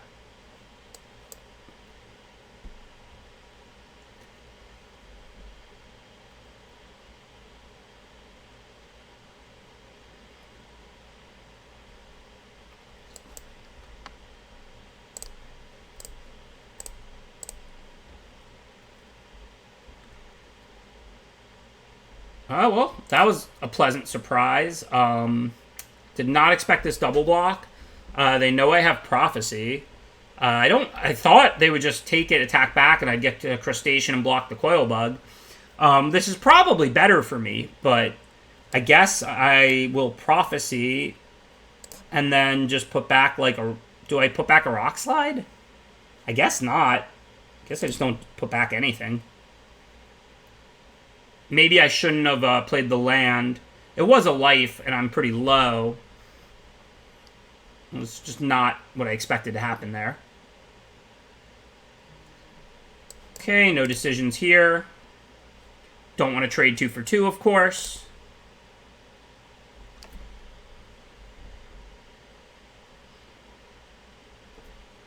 Yep, Blitz gets rid of a bug. I agree.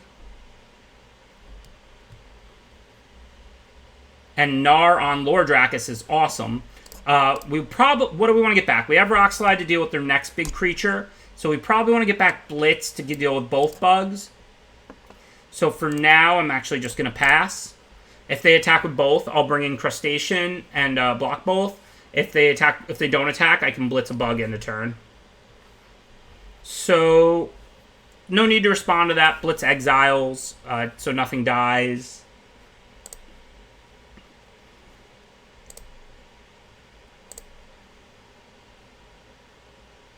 And then I'd rather take 1 and have them gain 1 than take 2, Blitz the other bug.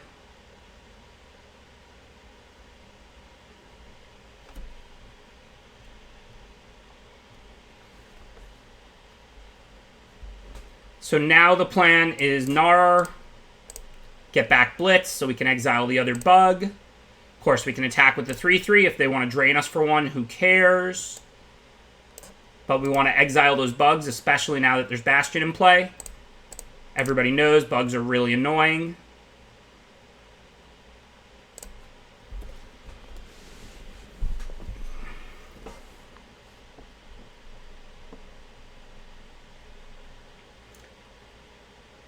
Trainer Mark, it's a board presence-based format, not a card advantage-based format, would be the #1 thing I would say as a tip. Okay, I'm going to have to work through the 1-1. Who cares if they drain for 1, and who cares whether they trade with the Dino or the 1-1 human. So we'll just attack with everything we can. Try and close this one out before they manage to sneak out a win somehow.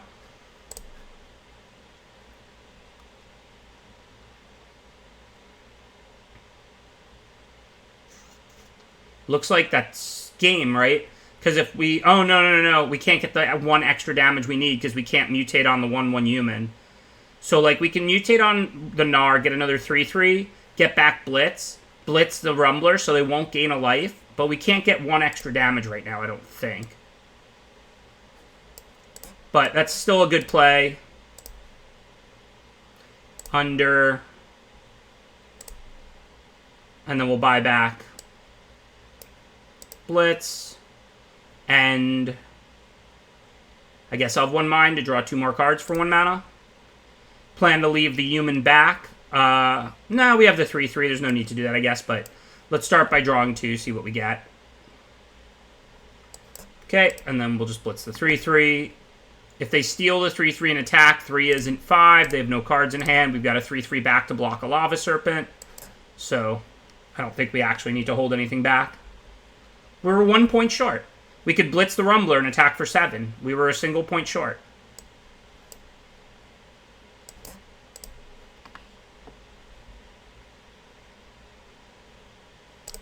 And that's a 3-0, and that's a trophy, and that's the first draft of the day.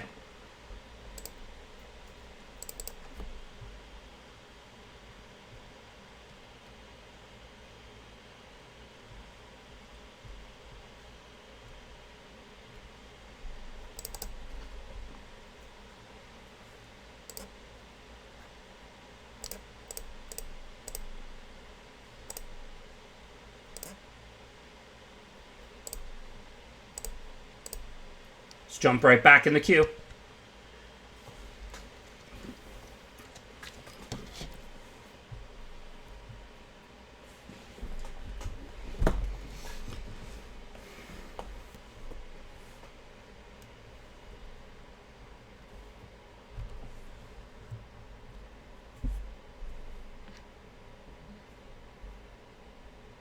You're welcome, Warnbane. Thank you for supporting it. What's up, Akinar? That deck was very smooth. I mean, the power level wasn't too high, but the Dracuses are pretty good. We had great removal, lots of cheap cards. Yeah, our draws weren't good. That deck was super smooth. It's definitely a deck that can fall behind and catch up. But, I mean, we could have lost games on power level. I don't think the decks we played against were that great. I don't know whether the whole player pool for best of 3 or best of 1 is tougher. Best of 1 tends to be tougher to win each individual game if you're good because you get ranked pairings.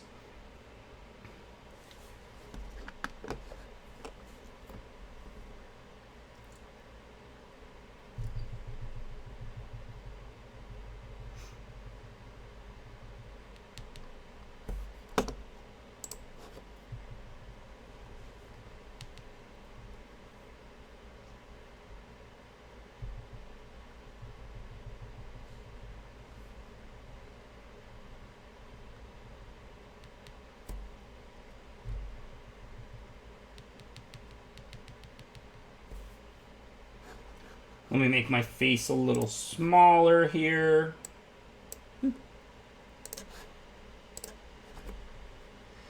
So let's see. Bonder's Enclave is fine, but it's nothing you're looking to first pick. It's just an okay playable for decks with creatures that have 4 power, frankly. Call has been growing on me because the black creatures are pretty small. It's pretty good in red-black and black-white. I'm not looking to first pick it, but it's pretty good. Wolf Bear is just a fine card. It combos well with Naturalist, which is one of the better green commons, but it's, again, not something I'm looking to first pick. Gnar is a pretty good card to first pick because it's not really blue and green. It's really blue or green. I don't think Gnar is, like, exceptional or anything, but I do like first picking it because, as you saw, you can just play it effectively in a blue-red deck or in a Mutate deck. The commons in this pack aren't very good. Rock Slide is the best of them, so I think this is a Gnar. I think Gnar is better than Call. Plus, like I said, Gnar is really more like blue or green than blue and green. So that makes it a fairly appealing first pick.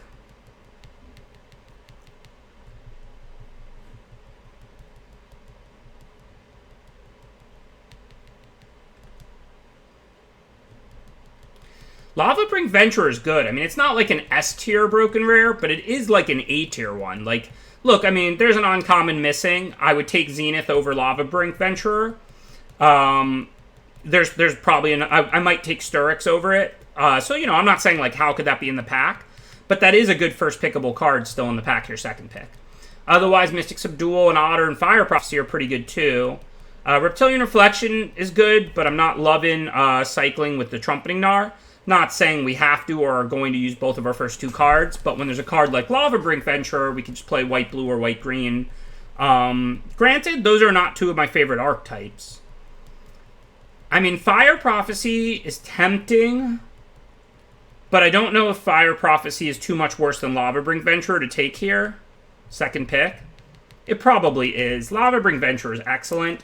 And I mean, we could still just play white-black humans. It's not like Trumpeting Gnar is some kind of mythic uncommon. Like, if we end up not using our Trumpeting Gnar, that's totally fine. So, and I mean, white-blue is good, and, like, white-black is excellent. And I don't know how to draft white-green, but if that's what's available, we'll try and figure it out. So, Majestic Auricorn is kind of like a beast without a home.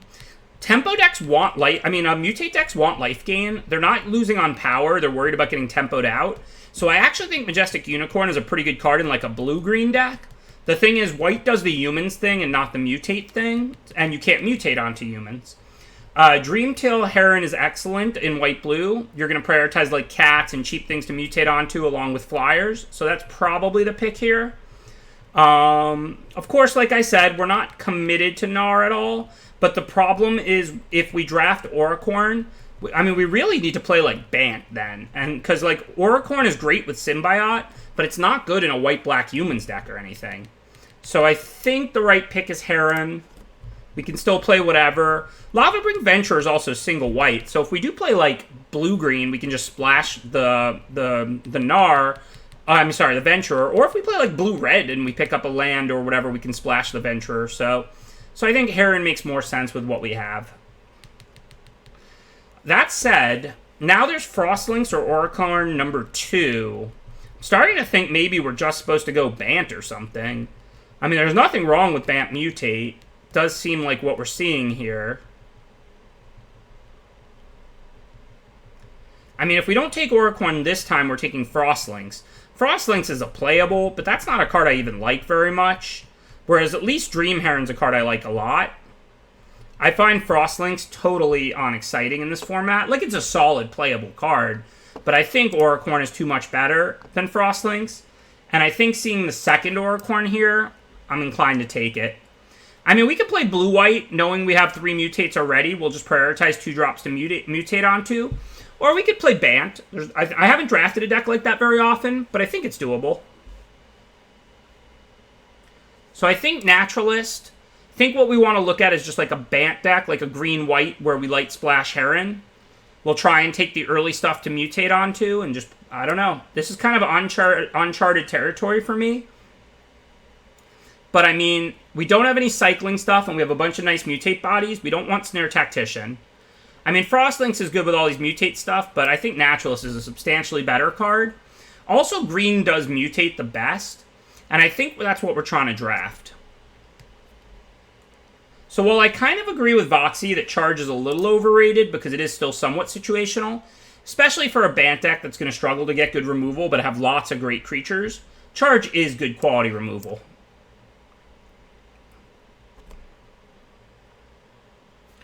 So if we're going to look for Bant Mutate, that means we need the bodies that are good to mutate onto.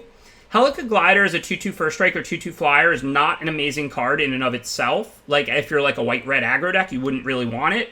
But if you've got good mutate stuff to slap onto it, then it can be a decent host. What the heck? I know white-green is hard to draft in this format. We've actually talked about that quite a bit in this format. But Felidar, in this draft today, we've talked multiple times about how white-green is tough to draft. But Felidar is broken. Like, Felidar is seriously like an S-tier card. It doesn't have a great home. You have to be white and green, or you have to splash it. But Felidar should not be their 7th, 8th pick pack 1. Somebody should be able to splash a Felidar. Even if you refuse to play white-green, just play green-black and draft a Farfinder. Like, it is not hard to put a single white to cast, colorless to activate card into your deck. Just play blue-green, draft a Farfinder. Play green-black, draft a Farfinder. Felidar should not be their 8th pick. That's just stupid. Like, that should not happen. Alright, these cards don't matter. Sandworm over not much, I guess. Glider's fine for this deck. So I guess we're going to do white, green, splash blue, because we haven't seen much blue. We got Felidar. So, I mean, it looks like white, green. Maybe we'll just play Bant, but we didn't get a lot of fixing out of pack 1. So far, it looks like we're pretty split between white and green as far as castable early cards. Naturalist to help smooth. Blue would make a good splash. Heron and Gnar are pretty easy to cast. I don't think these cards matter.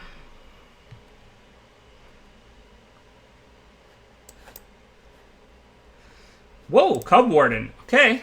Looks like we're going to be white-green mutate, white-green creatures, or Bant mutate. I mean, our power level's really high. Every card we're drafting makes us want to go in that direction. We need Essence Symbiotes pretty badly, Brushwags. I would consider the 2-mana 3/1 Cat to be a totally solid playable for this deck. It's not like it's some kind of awesome card with what we have, but with how much big mutate stuff we have that's good, I mean, it's a snap include. Red or blue, I don't think we can cast that. I wouldn't care at all about dropping the second Helica Glider, so maybe we want Luttree if we see blue as a potential main color, but it is double blue. So if we don't take it, there's Symbiote. Auricorn is sweet, but we need the cheap enabler to mutate onto way more than we need the powerful mutate creature. The only curveball here is Luttree. Getting a companion like Luttree in the companion slot is awesome, but I feel like blue is our lightest color. I don't think we're looking to play blue-green splash white. I mean, Cub Warden is double white to mutate. I think we're looking to play green-white splash blue. Hello, Starix. This draft is just going exceptionally well. While I don't love this color combination, our power level is just incredibly high. This is a broken rare. We got 8th pick. Good removal. We got late. Second pick, another broken rare, basically. Or, like, this is more of an A-tier rare, but a first pickable card by all means. Now we're getting one of the best, if not the best, probably the second best uncommon in the set to Zenith. Pretty late here.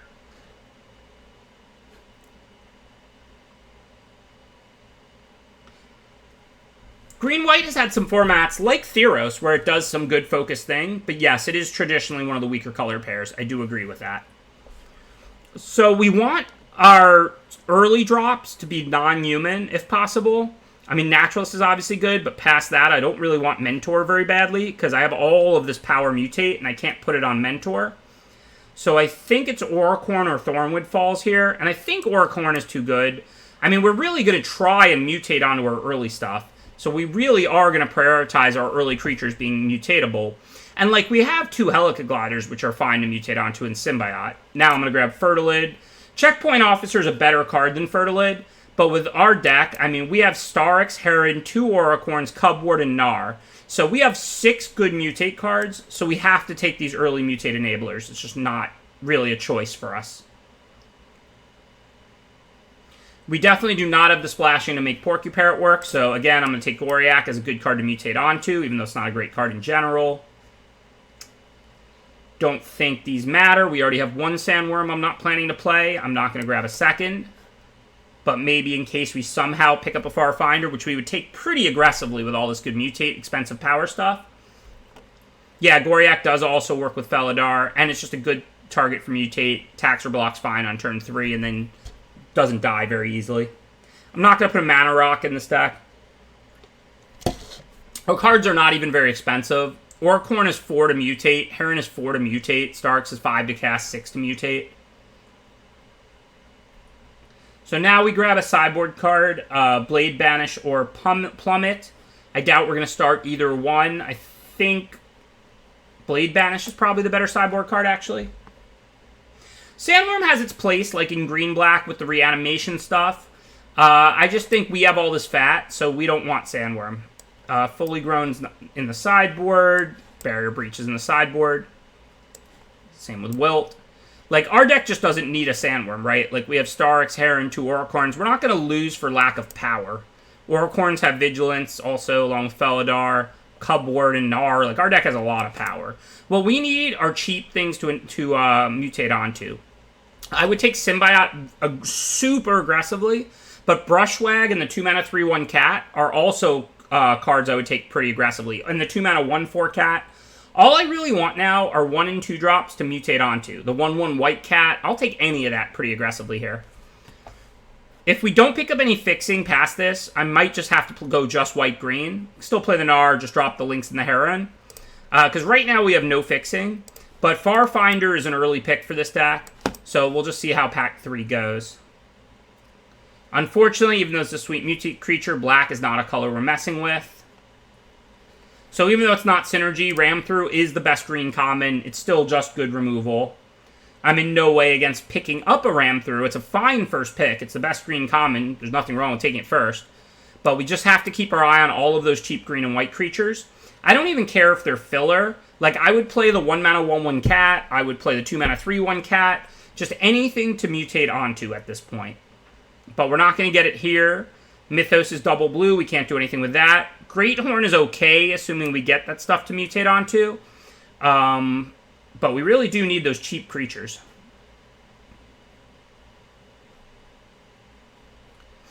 Few humans, a lot of non-humans. Fight as one may end up good. I don't think Primal Empathy is really good for us. Again, we have a high power level. It's not going to be good off the splash. And we still haven't gotten Fixing. So I think we grab Fight as one here. So unfortunately, Drannith Healer's a human, so that doesn't help us for the Mutate game, which is what we're playing. We're playing Bant Mutate. I think this is an opportunity to pick up the Cove over virtually nothing. Heron could have been better for us if we got more Symbiotes. We can't do the blue early creature because blue is the splash, right? We're looking to just light splash blue for like Gnar and Heron or something. And we might not even splash blue at this rate. This is going pretty poorly, even though our deck is pretty good. We really just need any of those 5 white-green commons to mutate onto that cost 2 or less mana. I'm looking for the 2-mana 3/1 cat. I'm looking for Brushwag. I'm looking for the 1-mana 1/1 cat. I'm looking for Symbiote, of course, the most. But we keep not seeing those cards. They're just not in the packs. I doubt people are drafting them. A white-green deck's going to be attacking sometimes, blocking sometimes.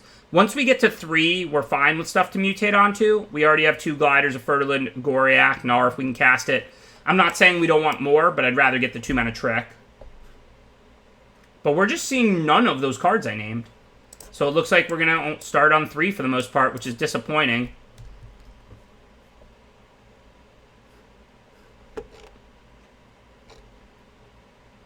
Biggest tip for a beginner, draft revolves around creatures, combat, things that kill creatures, things that pump creatures. Blade Banish is fine. Given how little removal we have, I could see myself starting the one that's in our board. It's definitely possible. Hey, there's Brushwag. That's a Windmill Slam. One of the better things to mutate onto. Of all the little stuff I named, there's the 2-mana 1/4 white Vigilance Fox. There's the 2-mana 3/1 white cat. There's the 1-mana 1/1 that makes a 1/1 when it dies from white. Brushwag and Symbiote. Symbiote is the best. Brushwag is the second best of those 5. Even though we're a very heavy creature deck, I'm just not worried about looking at a bunch of cards on turn 3. I'm worried about not falling too far behind with this deck. Now, we do have the Felidar to catch up. We have the Auricorns to gain life. We definitely have some ability to do that, but not falling behind is my priority. This is kind of like a Karuga deck, where we have a high power level if we don't fall too far behind, but we don't have removal to catch up and whatnot, so I'm worried about coming out. Brushwag and Naturalist, both excellent for us. Naturalist is better. It can cast our blue cards, and it's still a turn 2 play that can ramp us and get us further ahead. So we did all right towards the end of this pack. This pack started out bad for us. We did pick up the 1 Brushwag, 1 Naturalist. I'd really love to spike even one of the 1-mana white cat or something right now. Just another early mutate target. Even though you can't mutate on a Naturalist, it can just let you cast Greathorn or Cub on turn 3, Felidar on turn 3. So it helps you, Naturalist helps you not fall behind, as does Brushwag and Symbiote to mutate onto. Garrison Cat's the name of the cat I keep talking about, yeah. Nothing here, we're not going to splash black. It's the end of pack 3, so I'll grab a sideboard card.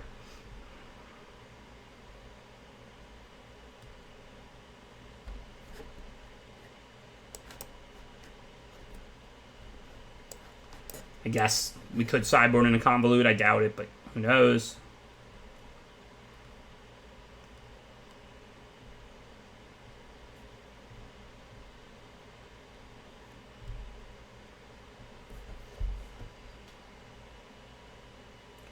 I actually have no idea if Brushwags are real. You tell me. The only thing I know about Brushwags are that they're almighty. I have no idea whether they're real or not.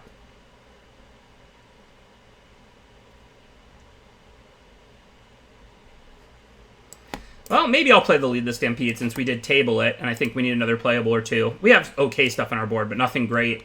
And we are practically an all-creature deck, so I think this could be a time for Lead. I don't think we want any of these islands. We have 2 blue cards, Heron and Gnar. They can both be cast off Naturalist. So I'm going to play the 1 Cove, but I'm not going to play any islands. And then like 2 forests. 17 land looks right, because we can't risk missing land drops. Unlike that blue-red deck with Scatters and Prophecies, if this deck falls behind, we just lose. The first cards out right now are what?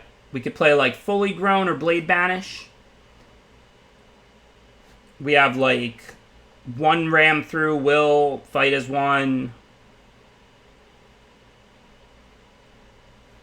We could play like Blade Banish, maybe. I don't think we want one island. I mean, I know we have Fertilid, but our blue splash is super light. The only way I'd put in the island is if I wanted to put in the Frostlinks. Our blue cards are Trumpeting Gnar, which doesn't even cost blue. You can just mutate it for green 3, and a Lone Heron. And don't forget, Naturalist taps to add blue for mutate.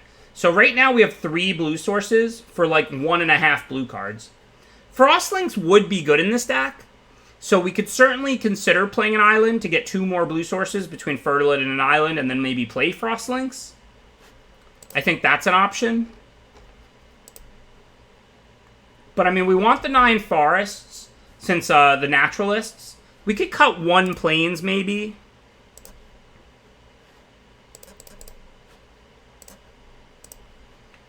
I think that if we don't play Frostlinks, that I'm right, we shouldn't play an island. But I wouldn't hate playing Frostlinks in this deck, given it's a nice body to mutate onto. And we could also use the trick. Yeah, and we have Greathorn.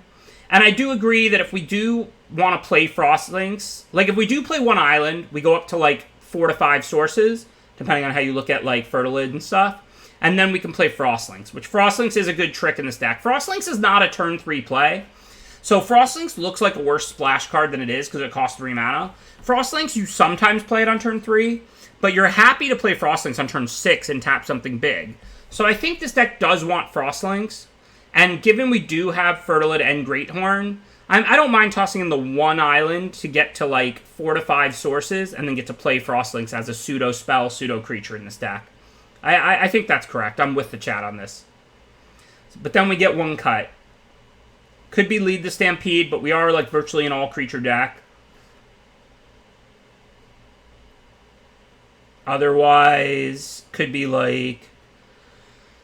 could be a Glider. Could be Fight as 1. But remember, you don't have to give a human and a non-human. This is just a 1 mana way to save Felidar or one of these broken cards. And once in a while, +1/+1 and Indestructible to one of our 2 Naturalists will work out awesome. I think Will is a pretty good trick in this deck. We're going to be blocking sometimes, attacking sometimes, and it cycles. I think a Gliders could definitely be cut. I'm down with that. Alright, I'm going to refill my water and grab an RX bar, and we'll get into the games.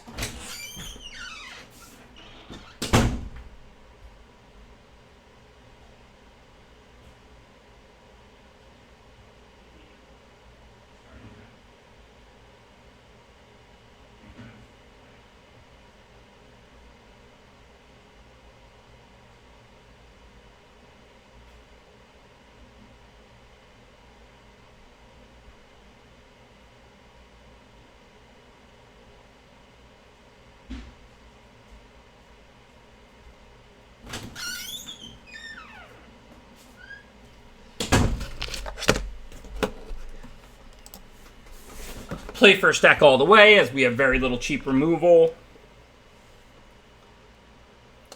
This hand is interesting on the play. I mean, we can cast our 2 Naturalists. I don't love that if we don't draw a blue source, we have both our blue cards in our opening hand, but I really hate mulling on the play. Fertilid works, Greathorn works, Naturalist would be awesome.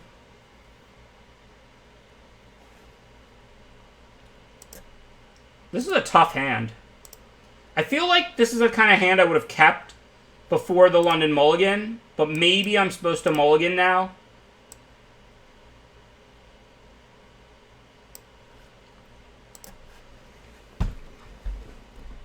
If those were white creatures, I would keep this for sure. I'm just worried that we'll never cast them because blue is our splash.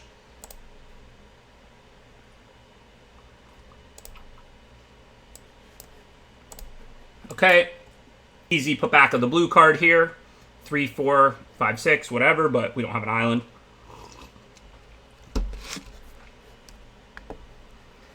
I know, it pains me to put back the almighty Brushwag. I don't know if we ever got to the bottom of whether Brushwags are real or not, but like I said, there's no debate that they're almighty. We all agree on that.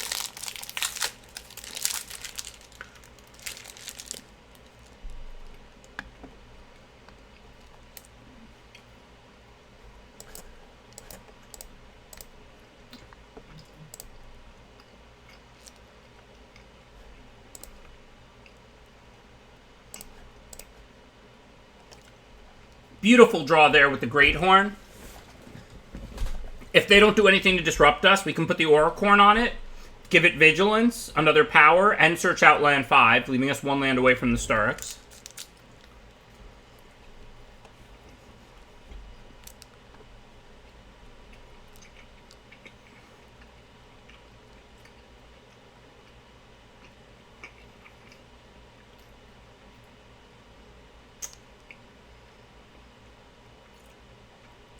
If we do draw land 5, I don't even know what we want to do. I think I might just cast the Sturks. Gives us a 6/6 in play. And then next turn, we can just put the Auricorn on it, potentially. Against a blue-red deck here, I don't necessarily even want to mutate all onto the same thing. All my stuff is so big, I might just want to beat them down.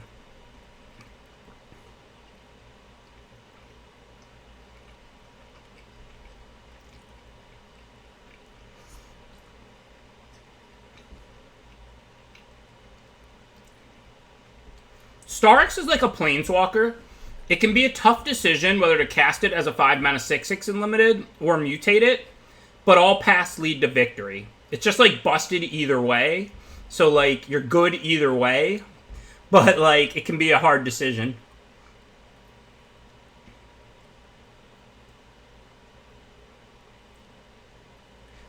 So I think I'm just going to attack with the 6/6 here and play Auricorn maybe. I guess if they grow to a 4/4, my Great Horn's not going to do anything, so I should attack with both. And then just slap down a 4/4.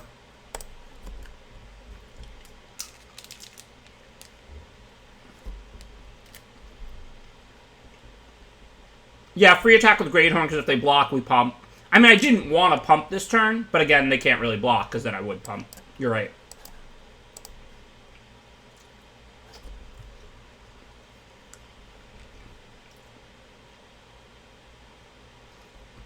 Yeah, I think the 4/4 body is better than, like, an extra land. We'll draw a land sooner or later anyway. In the meantime, a 4/4 forces a block or a trade. Like I said, I think just beating down was right this game.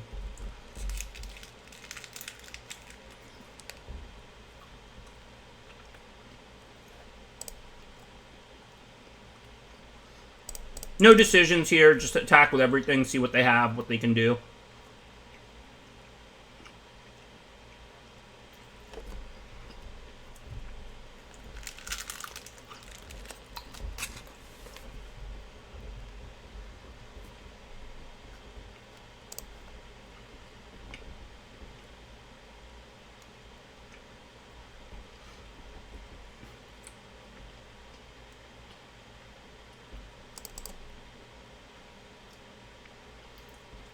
Okay, so we're on the draw. So Lead the Stampede is even worse. We saw Empathy in this Cycles. I'm just going to bring in a Wilt, I think. Actually, I guess Breach is better. If we get 2 enchantments, it's a huge blowout.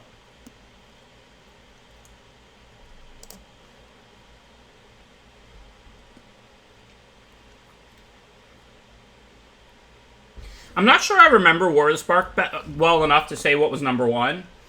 I know Ugin was probably my favorite to open, pick 1, pack 1, because it was colorless. Yeah, Oketra, probably the most powerful overall. Alright, so this time we're going to keep. We're on the draw. We got the Brushwag and a Ram through. And we have Plains and not just all forests, so it's a little better hand than last time.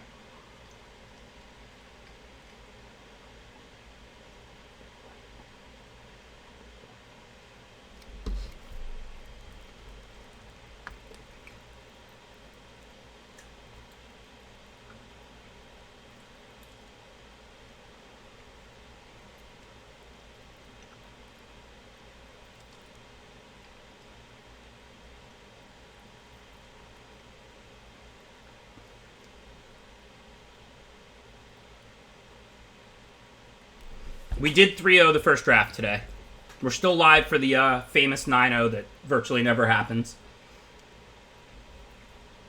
So it looks like we're probably going to get to 4-0 unless we get screwed because the opponent's on a multi-4 themselves.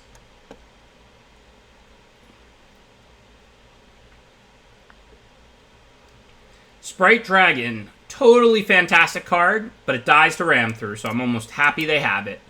While they're tapped out, let's get that off the board before they can possibly grow it or mess us up with removal. Mold of 4, have your turn 2 Sprite Dragon on the play killed on turn 2. I don't blame them.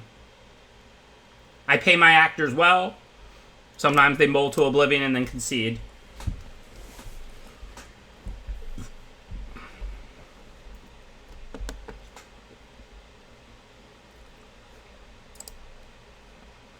Another ugly one-lander. This one's an easy mulligan on the play. This hand's not great, but it's fine. Hopefully we'll draw business. Naturalists produce mana, and we're practically an all-creature deck, so easy bottom of land 4.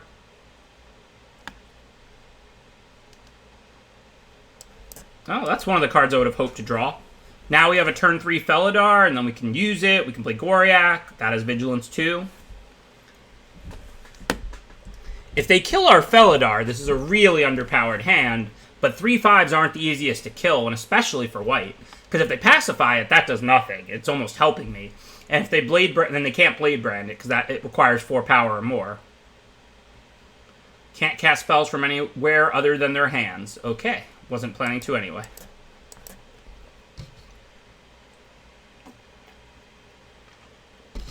I like Rise. It was one of the formats I probably broke the earliest and was best at, but it's not actually one of my all-time favorites. Like, it's good. I'm not anti-Rise or anything. But Rise to me is like, you know, Theros Beyond Death. It's like, it's fun, it's grindy, but it wasn't like an all-time fave of mine. I cannot believe I got an 8th pick Felidar pack 1. Like, that is mind-boggling. I get green-white, like, is not an archetype that's easy to draft, that you shouldn't draft often. I agree with that. I think it's my least of the 10 that I draft. But it's so splashable. If Felidar was white, white, green, green, that would be a different ballgame. Like, it's so easy to toss this into any green deck. Or even on just any white deck. You can just grab an Evolving Wilds or a Farfinder and play it in any deck. Okay, so now we have 2 choices. Naturalist, Goriak, or Starix. I think this time I'm going to go Naturalist, Goriak. We can always put Starix on the Goriak next turn. Although, to be honest, maybe we still just want to play the Starix next turn, because the Goriak's a tapper with Felidar in play. So I don't necessarily want to mutate onto it. 6/6 and a 2/4 tapper might be better, since I expect to be able to attack with whatever I want, given I have 2 tappers out. Felidars are... I have no idea if they're real or not. Literally no idea whatsoever.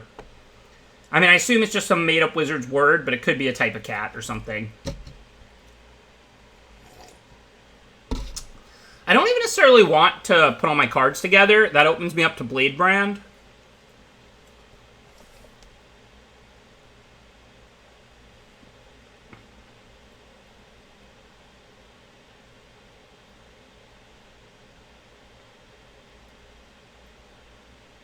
I think I'm just going to attack with the 2... No, they could have Divine Arrow. I'm just not even going to do anything. I'm chilling.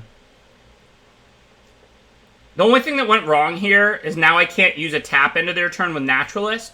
So my play was right, but I needed to jump out in front of the auto tapper there and tap both Naturalists so that I could have a land open. And then I could use Felidar end of turn to tap one of their blockers.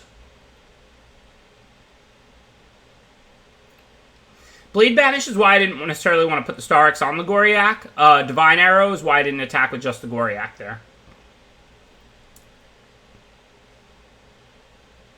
Oh, if I said Blade Brand, I meant Blade Banish, yeah. Alright, let's lead and see what we get. Hopefully, quite a stampede. It's not really much of a stampede, but I can't complain. I could, but who would listen, right?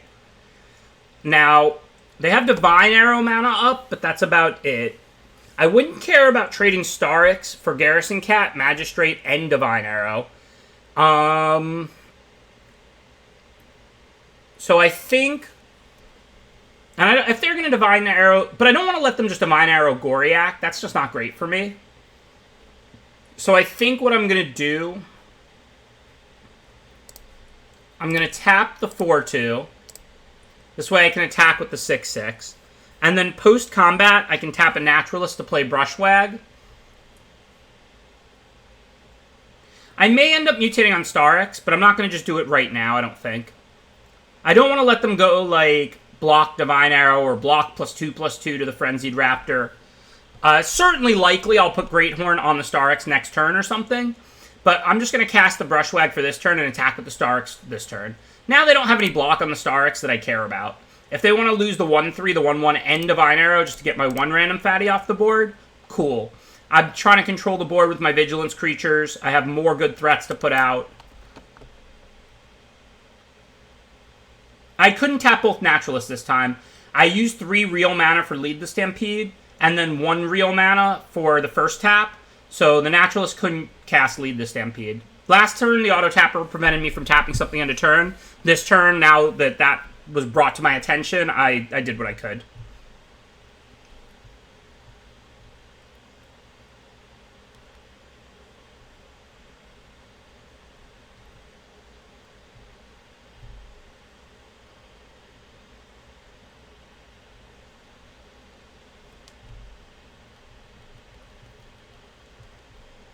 Sure. It's not like a horrible deal for them because my creature's a tapper, but at the end of the day, it's still just a 2-for-1 in removing their best creature. Like, obviously, I'm cool with that. So I don't want to lose Brushwag, but I don't care at all about this Naturalist. So if they want to Divine Arrow the Naturalist or play a Pump Spell, I'm happy with that. So I'm just going to put Naturalist on the cat, and they can do whatever they want. Like, please kill my Naturalist here with a card out of your hand. Sweet. We're playing 17 lands. Okay, so there's the Divine Arrow that I thought they had. They have no blockers up. I think here I'm going to Great Horn the Starix. We could use that island, especially now that we drew Frostlinks. And also, we'll get Starix's ability. See what we get. Just a land. Obviously, I don't really care if they Divine Arrow Brushwag, and I don't need Naturalist back, so we're winning this race handily. So we'll just attack with everything and pass back to them. Life is good.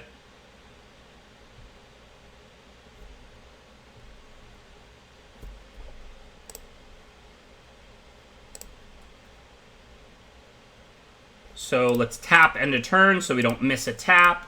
Then we can untap, tap Ram through, and go to game 2. This doesn't matter. They're just dead.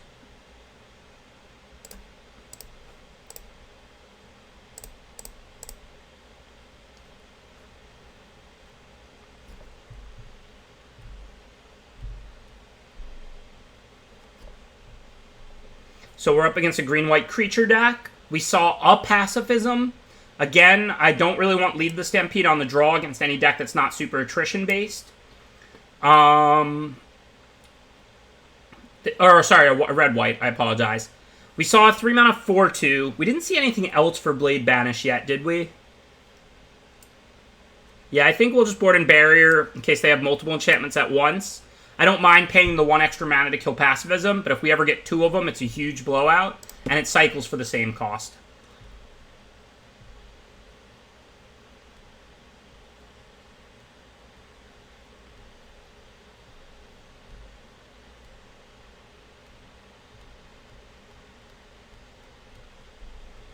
Okay, this hand's good enough to lose with.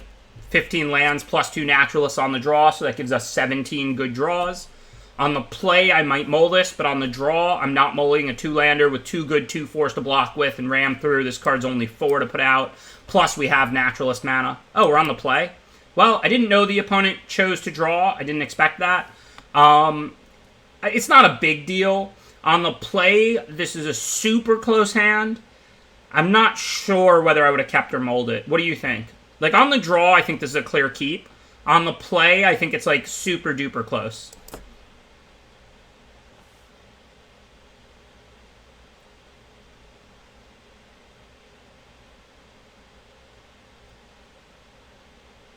Yeah, I did not expect the red-white aggro deck against the green-white creature deck to choose to draw. I mean, I love drawing first as much as anybody. Everybody who knows me knows that. But this is not a matchup where draw would even enter my mind. Red-white aggro versus green-white creature deck. Neither deck has, like, tons of removal. Both decks revolve around aggression and creatures. It's not a matchup I was thinking that anybody would choose to draw. Like, I'll be playing in Game 3 unless I see multiple sweepers or something like that this game.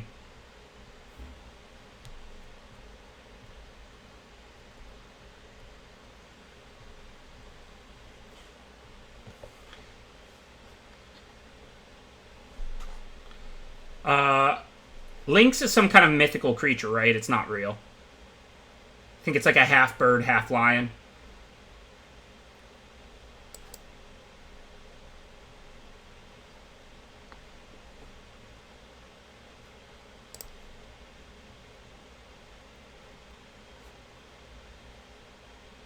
Oh, that's Sphinx. You're right. No, I was thinking of Sphinx. You're right. While I didn't 100% know if lynxes are real, I was definitely thinking of sphinxes there. The, like, Egyptian half-bird thing.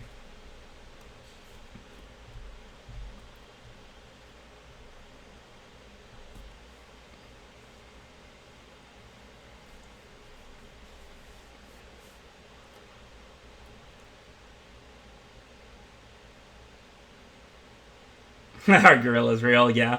Okay, so these are both even, and Divine Arrow and Pacifism are even. So I think I'm pretty happy to just put this out and call even. I put out the Fertilid, and I'll definitely activate it if I have nothing else to do. But I really just want to mutate onto it, because it keeps its counters. So if I slap this Auricorn on the Fertilid, I get a 6/6. Well, no, I wasn't trolling, but like I said, I just confused Sphinx and Lynx in my head real briefly there. Like, the exact thing I described is a Sphinx, right? Like, honestly, I didn't know for sure whether lynxes are real, but yeah, I was thinking of Sphinxes. I think I've heard of lynxes or cats, but I'm not 100% on that. I wasn't trolling, but it was more like, you know, like a brain fart. I wasn't actually thinking about lynxes there.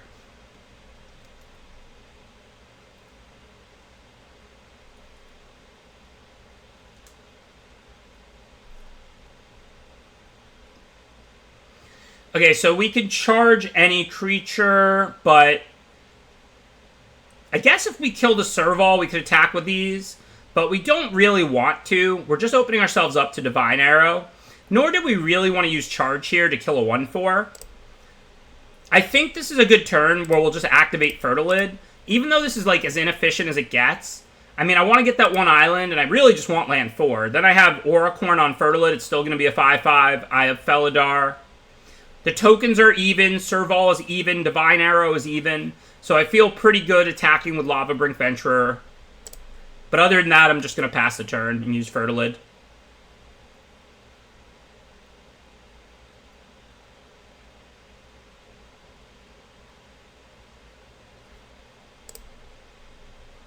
Alright, that's not even, so if we want to keep attacking with the Venturer, we have to kill that. That's fine, we can ram through it or Frostlinks it. Charge it, whatever we want. So end of turn, we're clearly going to go get an island, and then we'll evaluate our options.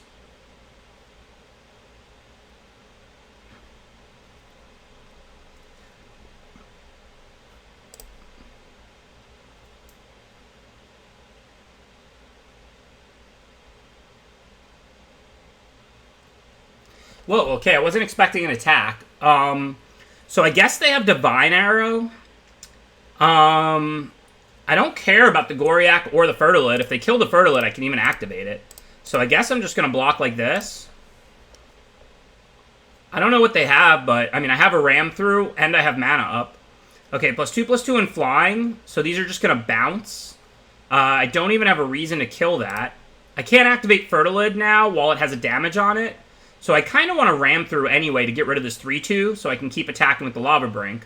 So I guess we'll just let these bounce. Fertilid eats the 1/1, and then we'll ram through the 2/4 on the 3/2.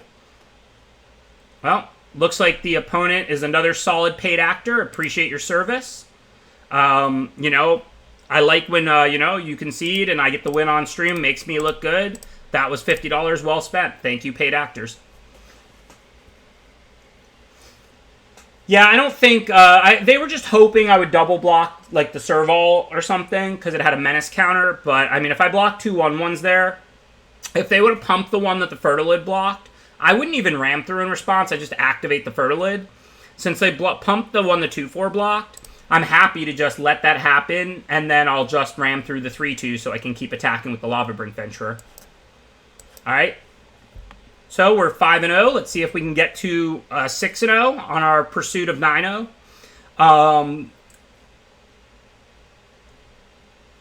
This game looks pretty good so far. We actually have a really good hand.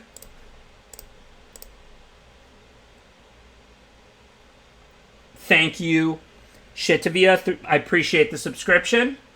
With your support, I may have to pay them less.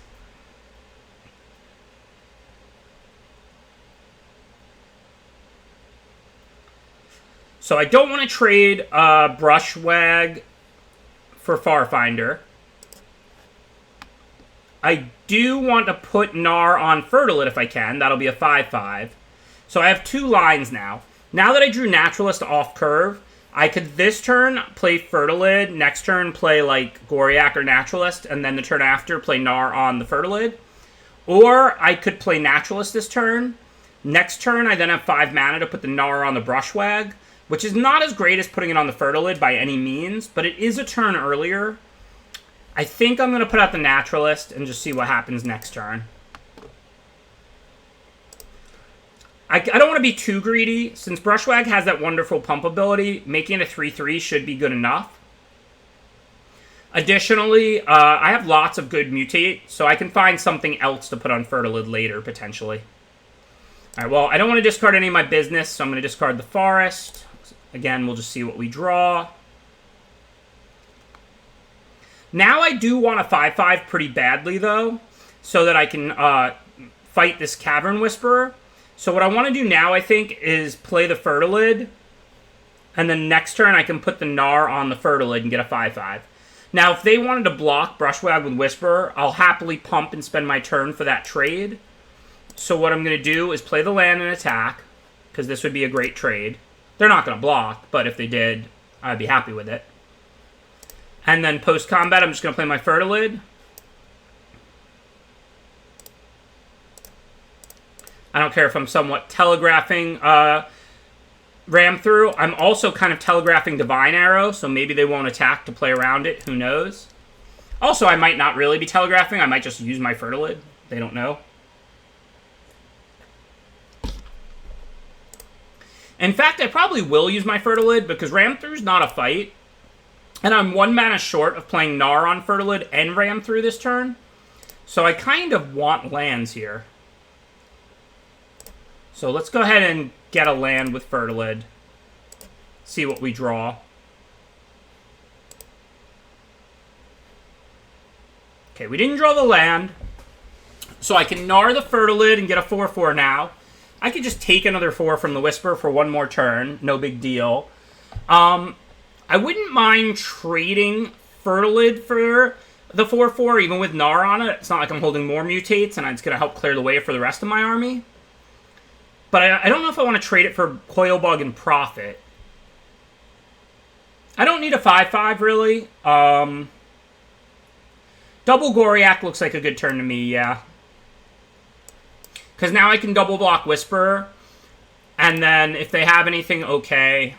If not, I can always still have the Gnar and the Ram through.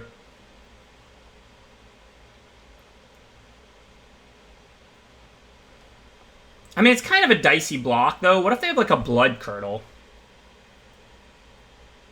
I guess there's not a lot they can do. Like, Blood Curdle's going to be good this game regardless. It can kill the Gnar and the Ram through. I guess I don't care that much about these Goriaks, to be honest. I could block the Whisperer with all 4 of my creatures. That actually works out pretty well. If they want to kill Fertilid and Brushwag, then they don't kill a single Goriak. Yeah, I think I like that block. Let's just find out what they have. +3/+3 isn't great for me. I mean, I don't lose both Goriaks, but I don't kill their creature. I'm 1 short.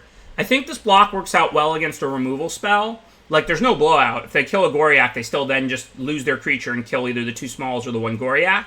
This block is bad against +3/+3, but I mean, what are you going to do? I think I got to work through it.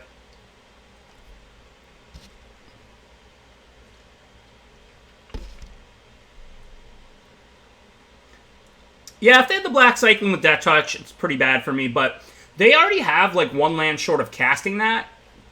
So it would have been a problem as an 8/8 Death Touch anyway.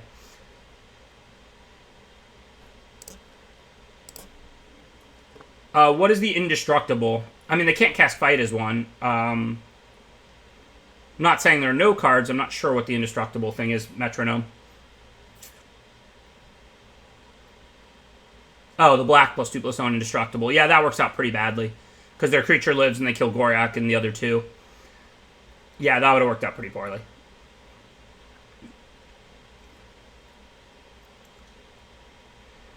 Okay, so what do we want to do? Probably want to kill the Mentor now that we dealt with the bigger threat, and I don't want them to start growing the Quail Bug. So I think I'm actually just going to cast the Gnar.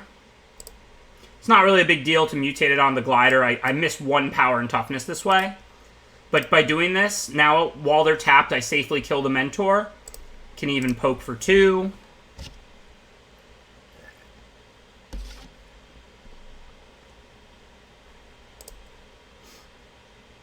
Well, they got the Mentor back, which Whisperer has 1 more power and toughness, but it doesn't make me discard.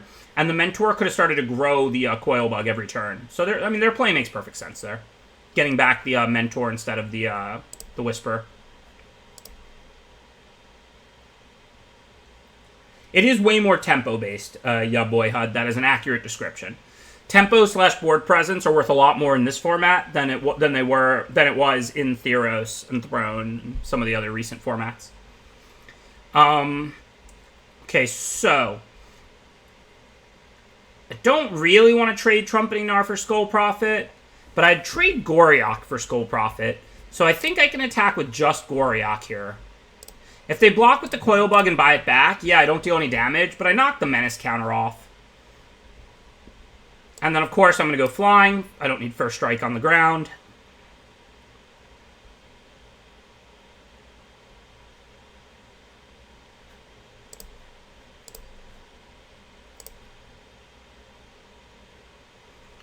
In this format, yes. In most formats, I would say card advantage is more important than board presence advantage. Look, obviously it's not one or the other. You know, it's just exactly how much are they worth, and they're both important. But in this format, I would prioritize good tempo swings like Shore Shark. Like, Shore Shark feels like a mythic uncommon because it's such a massive tempo swing. So in this particular format, yes, I would say I would prioritize big tempo swings and good tempo exchanges.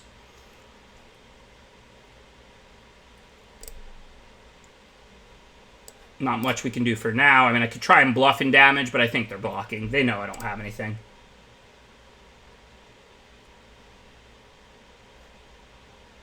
Well, they couldn't put the oh, they could have just cast the Parcel Beast, you're saying. Yeah, they probably didn't need to mutate it. They probably should have just cast it.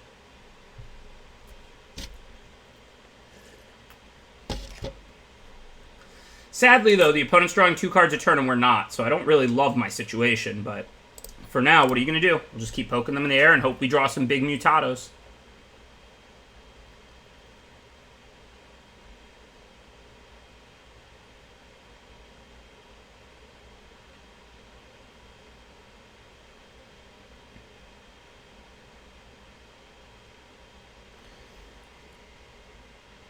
Thank you, Ganmead Rising. Appreciate the subscription.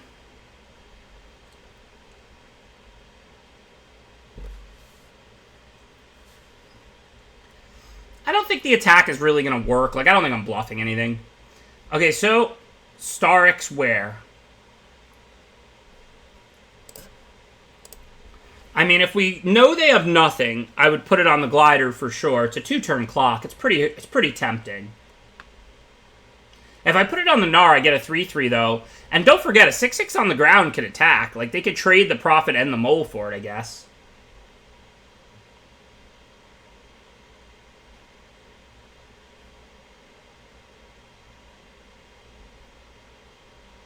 It's not going on the Goriak, because if it goes on the Gnar, I get an extra 3/3. This is a choice between the Gnar and the Helica Glider. 2-turn clock if they have nothing in the air, or an extra 3/3.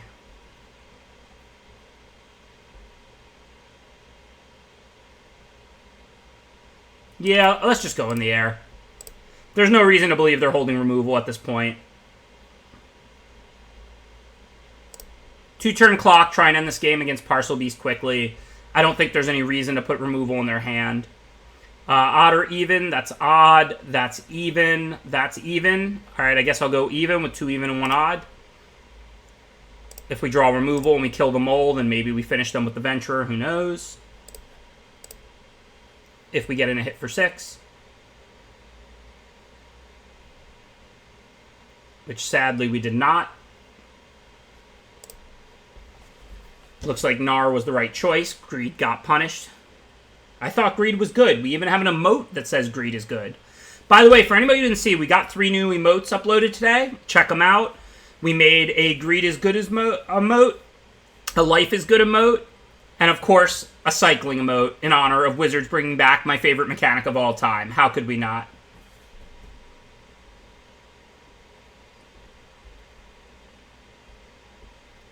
Well, we would have gotten the 3-3 either way. If we put the Sturks on the Gnar, the mutate there still triggers. Okay, so they're only even here that can block. Sorry, they're only odd that can block here is now this, which is a 4-4. So I can't really attack into that. So now I think it's pretty clear we just Great Horn on the Gnar because we'll get a 3-3, which is practically a 3-4, and we'll get a land.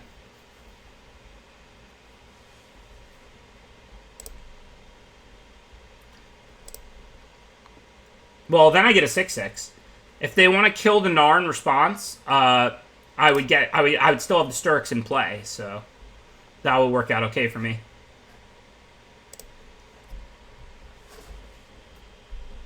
I like Morph a lot. Morph's way up there for me. Cycling is the GOAT, though.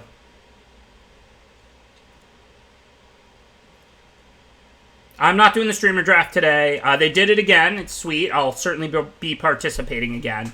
But I didn't participate today. Today I'm just doing my 3 best of 3s. This is the finals of the second of 3.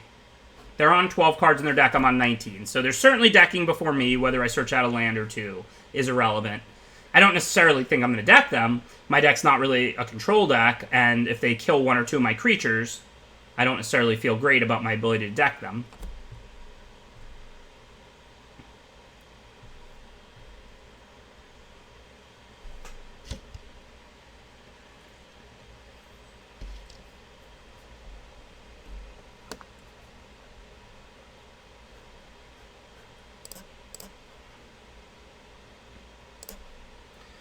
Okay, so this is even, so they can block with Brushwag. So now there's 2 different creatures I would have to tap to be able to attack. So I don't think I can do anything.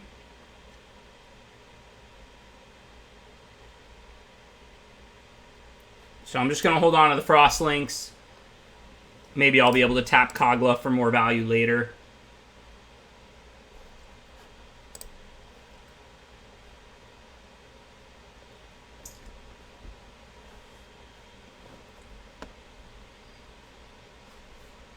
They are at 9 cards, so decking them is an out. I'm not saying it's going to happen, but it is a potential out. Right, Lava brings on even, so they have 2 odds that can block it. The Brushwag and the Whisper. I mean, now that they can't pump the Brushwag, then they only have the Whisper. So this turn I can Frostlinks the Whisper if I want to. Okay, so I can charge the Brushwag. That looks pretty good. Brushwag's really scary in the late game with this much mana. Then I have to decide if I want to Lynx the Whisper and attack for 3, or do I want to play strictly to deck them with 9 cards left in their deck? No, I didn't see, but that's gross, K-Todd. I think I should plan on trying to deck them. Well, they do have the Mentor, but I can Frostlinks it down for a little while. So I think what I'm going to do, I don't think I'm getting in lethal here. So I'm going to take out Brushwag because it's a really scary grower, but they can't grow it right now. Well, Furlib would only chump block the Venturer. It's a 2-2. So if I Frostlinks the Whisperer, I have a good attack with Venturer, but they're at 12, not 6. I'm just not going to get in with it 4 times. They literally have 8 cards in their deck. I'm not saying I'm going to deck them. I'm probably not. because this is a giant trample indestructible attacker with a human out and a mentor.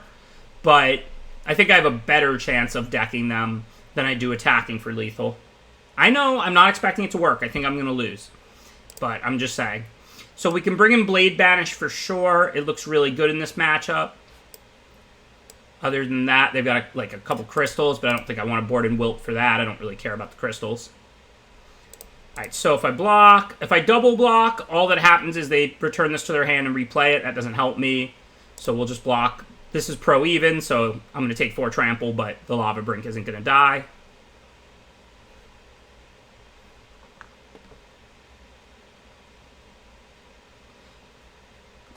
See if we can draw, like, something big, like... That's a pretty bad draw for me. They get the Frost Links. I think we're pretty dead. Well, Heron lets us attack again. I don't know how we can survive, but I guess for now, this creature has Vigilance anyway. Let's put it there and see what we draw.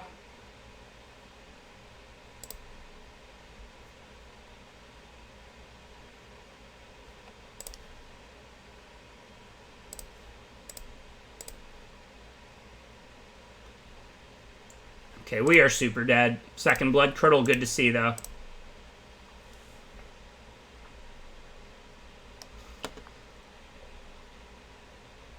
So, Blade Banish is super in. I wish we had more. I'm not going to bring in these to kill crystals.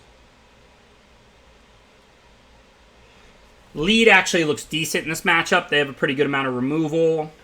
Fight as one is great. They have the double Blood Curdle and all the fight stuff. I think I'm going to board out the Goriax. They're pretty good at cluttering up the ground. Bring in the Helica Glider. That looks right to me, at least for the play. On the draw, I might have to switch back out the Helicas for Goriax or something. But on the play, I think I like the extra flyer over the better ground blocker. Convolute would be decent, and we do have 5 sources. Maybe on the draw, I'll switch the lead for the Convolute. Okay, perfect hand to lose with. This is a 2-lander I'm never mulliganing. We have turn 2 Symbiote, turn 3 Venturer, Glider, and then Auricorn on like Symbiote or Glider. Also, if we don't draw the lands, we can cycle the Will of the All-Hunter. But we really, really need to draw the lands and curve out. I don't really like this matchup, and their deck is really good. I will not be playing best of 1 today. I'm going to be doing 3 best of 3 drafts like my normal routine.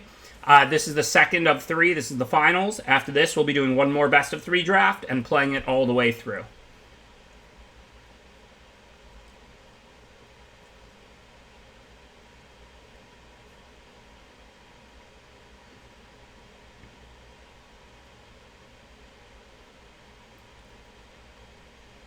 You're welcome, Yeah Boy HUD. Thank you for supporting it.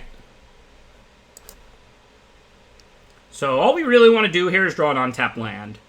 If I get stuck on 3, okay, I have a lot to do. If I get stuck on 2, I have nothing else to do besides just cycle a trick that's a pretty good trick, and I would prefer not to have to cycle.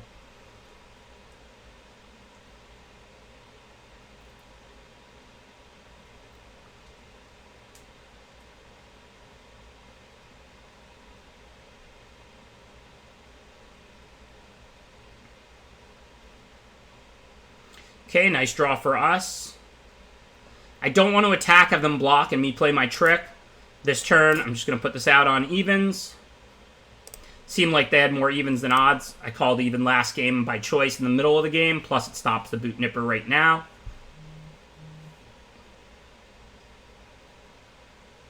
Okay, life is good.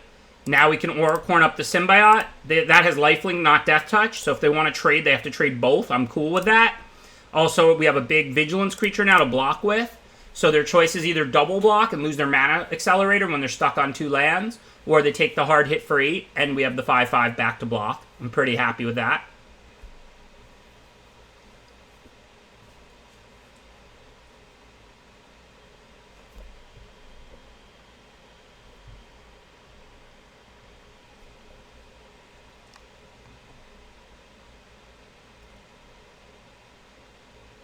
It does. It does turn that off, but I'm not that worried about using the will on it. Again, they were stuck on 2. Well, we didn't know that at the time, but we saw like a lot more evens than odds from them in the previous game. It just seemed like the right call. So I think we want a 2/2 flyer, not first striker, because we want them to attack into it, and then we can play the will, and then we'll have a 4/4 flyer, because if you're able to use will on defense, it's just an incredible magic card. If they draw land, we have to think about Blood Curdle, but if they brick on lands this turn, then we can make a 4/4 flyer, eat one of their creatures. They'll be at 13, but we can clock them back for like 7. Lava Brink Venturer's Pro Blood Curdle, which we saw 2 of. It was pretty much a no-brainer to call even with Venturer. Unless we're in a very specific scenario based on what we saw, I'm going to be calling even with that card. So this works out really well. I mean, they get land 4, which is good for them, but we'll get to block, eat their creature, and turn ours into a 4/4, which is good for us.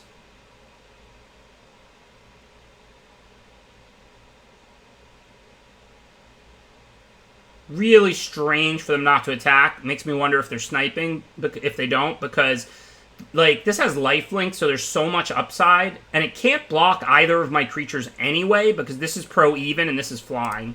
So like it would be correct for them not to attack if they saw my hand, but putting me on Will of the All Hunter here is kind of madness, and they don't even care that much if it gets Divine Arrowed. So not attacking there would be extremely strange. Alright, even though we're going under, I'm going to mutate because I don't care about using the mana for less anyway. We get a 3/3, of course. Why are they so worried about Divine Arrow? Like, they have an endless hand of creatures, and this 3/4 can't block either of my 2 creatures.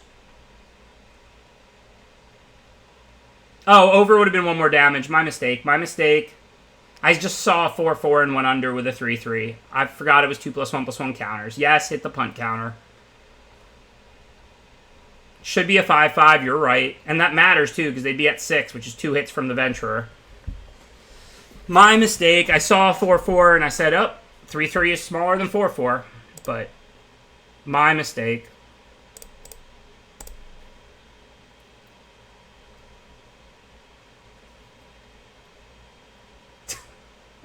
Thanks, Sarcastic Rat.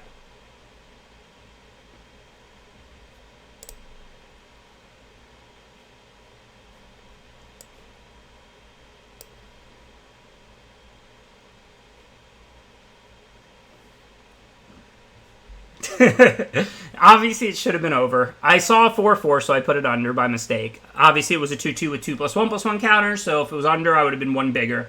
But hey, I've got a 3/3 pro, 3/4 of their deck, and they're at exactly 4. Who needs 1 more point of damage?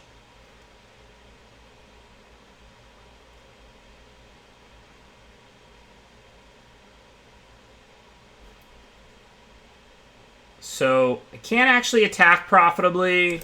Looks like we gotta take 1 off. I mean, if they don't draw a land and have second Blood Curdle, they're dead. I can attack and then tap. If they play something big, I've got the Banish. If they have second Blood Curdle, now it's still a game.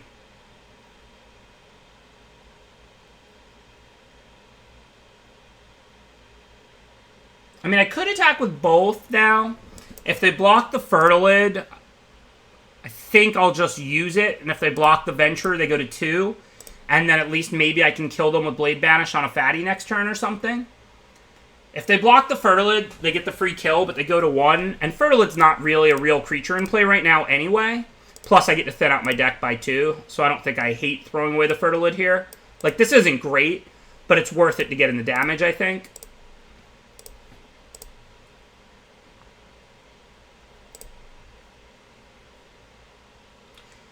Nah, what does that 1 damage matter? That point of damage means nothing.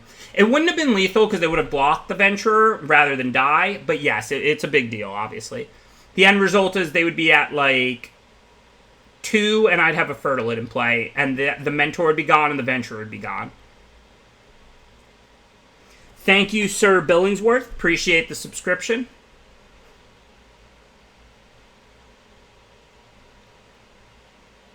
This is pro-even, so they can't fight it with Kogla. That's a pretty good draw after all that thin out. Let's not tap my only blue. Don't mind if I do. Hello, Lead the Stampede, bailing me out after my mistakes. Alright, so we can't do Anything with Auricorn now, I think we want the Flyer and the Trampler. That's probably the best way to pressure them. Let's say they draw the land for Kogla. They fight off the Flyer because they have to or they're dead. Then I can Auricorn on the Brushwag. Well, Kogla's big enough to stop it. They're at 1, so if I draw a land... Oh, no, I have 8 lands. I can just double pump it and kill them. Okay, so that works. So so we're good. Even if they draw the land for Kogla, if they fight off the Glider, they have to put Mentor on Venturer, Kogla on Brushwag, and then the almighty Brushwag tramples over for that one final point. Because as we know, this Brushwag is almighty. Auricorn could be the first pump, but it's the same difference. It's +3/+3 either way. So we don't actually need the Auricorn. They even drew the land, but if they Kogla here, Kogla blocks Brushwag, pump, 7/7 trample, 7/6 Kogla, one final point. Thank you, almighty Brushwag. I appreciate your service. Okay, so their late game is definitely better than mine. I think we want the Convolute against them. They haven't even seen it yet, so it should perform pretty well. They have double Blood Curdle. We got pretty lucky for Will to work out. Now that we're on the draw and we need the cycling less, and they saw Will, and so they'll try and play around it, and they have double Blood Curdle to use at instant speed, and they have a Ram Through, I'm going to board out the Will. Sandworm would be okay. Maybe I should have brought it in, yeah, with double Naturalist. I'm not sure what I would take out. Maybe something mid-sized like an Auricorn. Mid-sized creatures aren't the best in the green mirrors. Mid-sized creatures are great against aggro, like against the red-black decks I played against and stuff. It was not better I punted, but we would have just won either way, I think.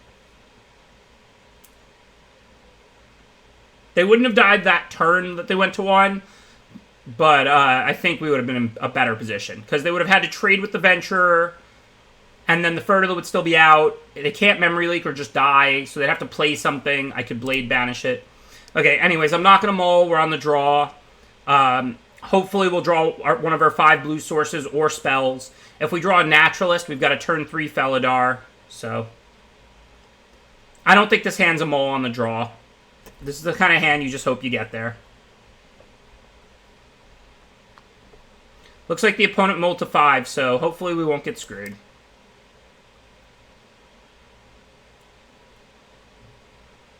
Thank you, Dyson Dragon's Lair. Appreciate the subscription. Thank you for your support.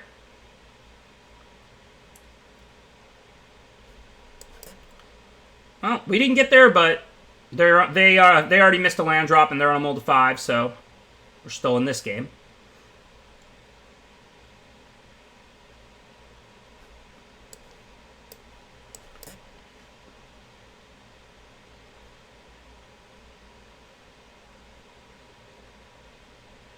Thank you, Alfie Bennett. Appreciate the subscription. So what to discard? Can't discard our blue source. We're not going to discard Blade Banish. That's our best card right now. Gnar looks pretty good. I think I want Convolute for later. I think Frostlinks is a pretty good discard. It's smaller than all their creatures. It's hard to cast without my blue in play. Lynx makes the most sense to me here.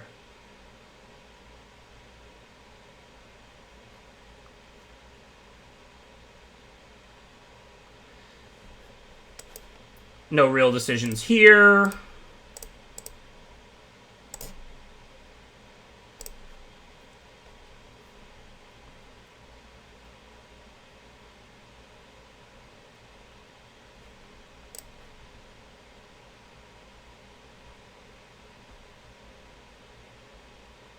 I would rather Blade Banish this turn than try and leave up Convolute, so I'm just going to do that. Use my spell, use my mana.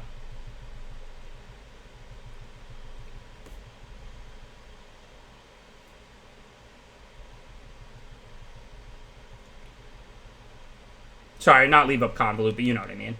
I didn't do it on my turn because they might try and mutate onto it, and I might get better options. Okay, what do we want to do? I can attack. If they go for a double block, I've got the fight as 1 for the total blowout. They can't ram through in response because their creatures aren't big enough. So we're definitely going to attack. And then after that, maybe just play Naturalist, I think. Get more mana and leave up Convolute and fight as 1.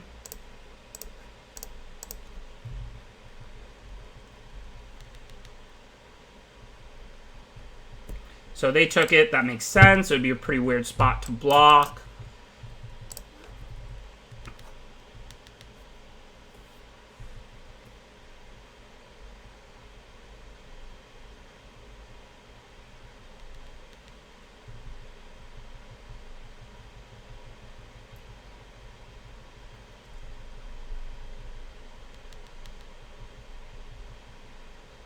Obviously, I'm not convoluting Coil Bug. Not only does that come back from the dead, but it just doesn't do very much. So now let's end a turn tap Coil Bug, because that's the best of the blockers, though.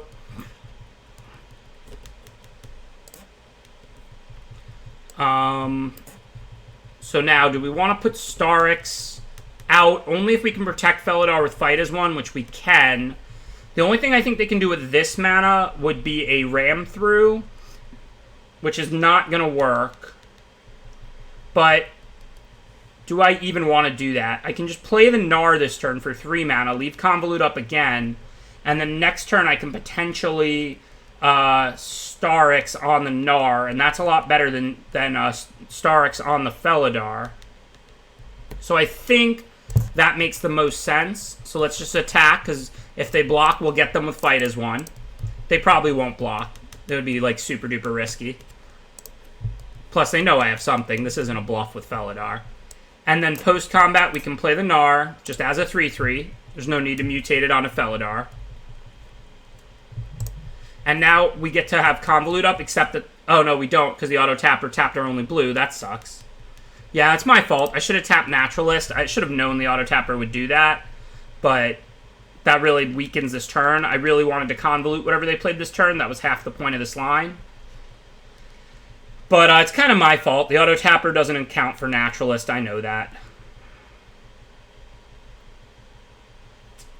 I want to Convolute that so badly. Now I have to discard one of these good cards. I'm kind of tilted at the moment. Well, I'm going to be tapping out for Starix, and I'm still going to have mana for Fight as 1, but not for Convolute. So instead of convoluting that, I guess I'm discarding Convolute. Sad state of affairs. But we're still in pretty good position.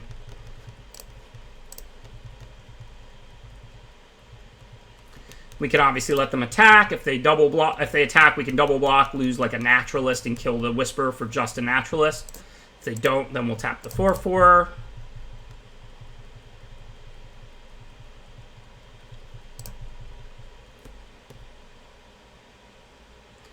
Okay, so Starix on the Gnar here is a no-brainer now. We get an extra 3/3. We get to attack with both. We have the Fight as 1. Always even against them, even though they have a little more odd out right now. They have the double Blood Curdle.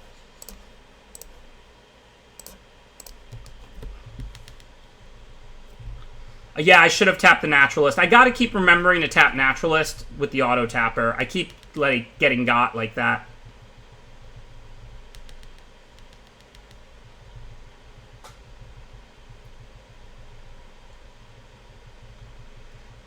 Yeah, I could consider tapping the Skull Prophet on upkeep, but the thing is, if they tap it for mana to cast something expensive, I can always just tap that. It's not like they have a sorcery speed Wrath of God that costs a lot of mana. So it's probably not right to tap the Skull Prophet. But now we'll just use our Fight as 1.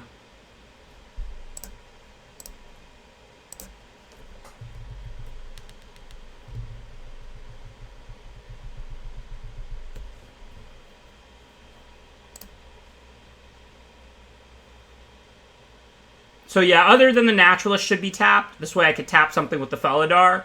Other than that, it's fine. It's not a counter. It goes away at end of turn. So if I were to give +1/+1 and Indestructible to the Naturalist, it would just lose it at end of turn. It's not a counter.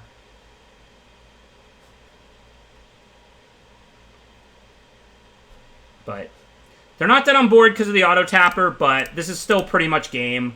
Now they have to chump Starix and go to 1. Like, this is literally a chump block. This doesn't have Death Touch. Like, this game is over. Sorry about the auto tapper looseness. Obviously, in person, I would have tapped the Naturalist both times. Something I've got to get used to. The auto tapper not working with the Naturalist. But either way, we are good. This game is over. We got a second 3-0 in a row, so the 9-0 dream lives, and we're currently 6-0 as we head into the third and final draft of the day. Thank you, IJST. Appreciate the subscription.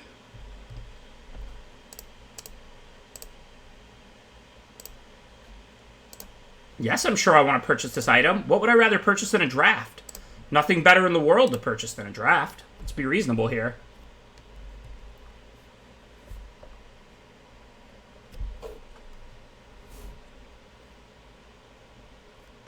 They were pretty good games. I mean, the opponent had, like, some rough draws. Their deck was really good. Thank you, Doug Exeter. Appreciate that subscription. Now, Amazon stock might make more money, but then, you know, you're helping fund Amazon, so... Not that I don't buy stuff off Amazon all the time, because I do, but they've been treating their employees pretty poorly lately. But a draft is still the greatest thing in the world. Okay, let's see.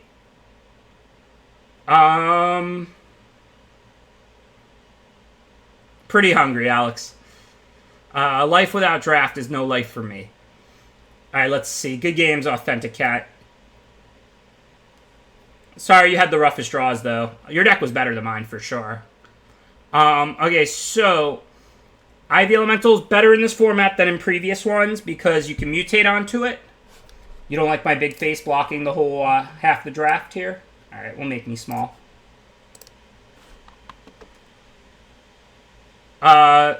Ivy Elemental is better than previous formats, still not amazing. Dracus is nice in that it's a blue or red card like Gnar, not a blue and red card. I don't think it's quite as good as Gnar, but it does have a nice home in blue-red spells. Or just red-black or something with plenty of removal. Commons suck. I mean, Capture Sphere is good in this format, but... So this is a Capture Sphere, an Ivy, or a Dracus. I think I'm going to go with Dracus. I like that it's blue or red. Dracus, while not an amazing card, can be a good card in red-blue or red-black or whatever. So the fact that... Don't look at a card like this as a blue-red card. Look at it as a blue or red card, like a hybrid. Even though Dracus isn't great in the cycling deck, Fox is great in the cycling deck. Haunted Nightmare, though, I mean, it's not...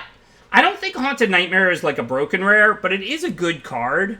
And, like, with an uncommon missing... Oh, no, there's a common missing. Okay, so we have no idea what they took. So, yeah, I'm going to take Fox. Fox is definitely better than Haunted Nightmare. And then we'll just see what's in the next pack.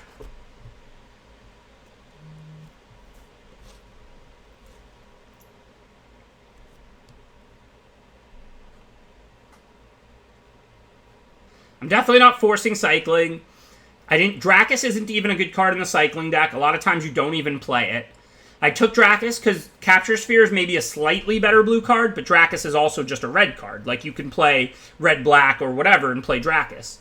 Fox is the best card in that pack. Fox is really good in the cycling deck. Like, turn 1, if they don't have a removal, you just win. I mean, it's just ludicrous. And cycling is a great deck. If it's there, you should draft it. Cyclone isn't very good, I don't think. I don't even think this card is good. Yeah, I think Vantasaur is the pick for the as far as a 1-mana cycler that's playable. We're not giving up anything good. Glowstone Recluse is like the best overall card in the pack, and it's not that good. So, I think the 1-mana cycler here makes sense. Yeah, I don't think Cyclone is very good. You can play it despite it being super situational in the cycling deck because it cycles for 2 mana, but I don't think it's a very good card.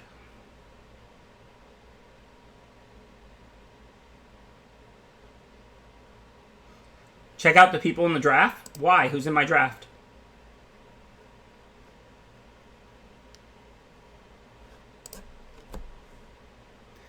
Okay, so, Caprador sucks in cycling. I mean, it's okay, but it's not good. Like, it's a good target for your own, like, Thundermane or something like that, but it's not a good card. It's 3 mana, 1/3. Farfinder could definitely be good. It's not great in the cycling decks, but it will give us a body to put Dracus on if we get nice spells. We could still just play white-blue, in which case Heron is the best card here, I think. We're not committed to cycling yet. I mean, I think Heron is like... No, Farfinder this early makes sense. If we're going to stay open, we'll take Farfinder. We'll see what's in the next pack. But there's going to be some pods where cycling is way overdrafted. Everybody knows the deck is great now. So when it's open, I'm all for it. But if other people are drafting it, I'm down to move somewhere else. I mean, Dracus is a good card in any deck. Farfinder's a good card with Mutate. Look, I'll play cycling if I'm seeing it, and I won't take medium to bad cards over it. But I'm not forcing cycling by any stretch. I mean, this is my third draft of the day. I didn't draft cycling in either of the previous two, right? We 3-0'd with a BAMP Mutate deck, and we 3-0'd with a Blue-Red Spells deck.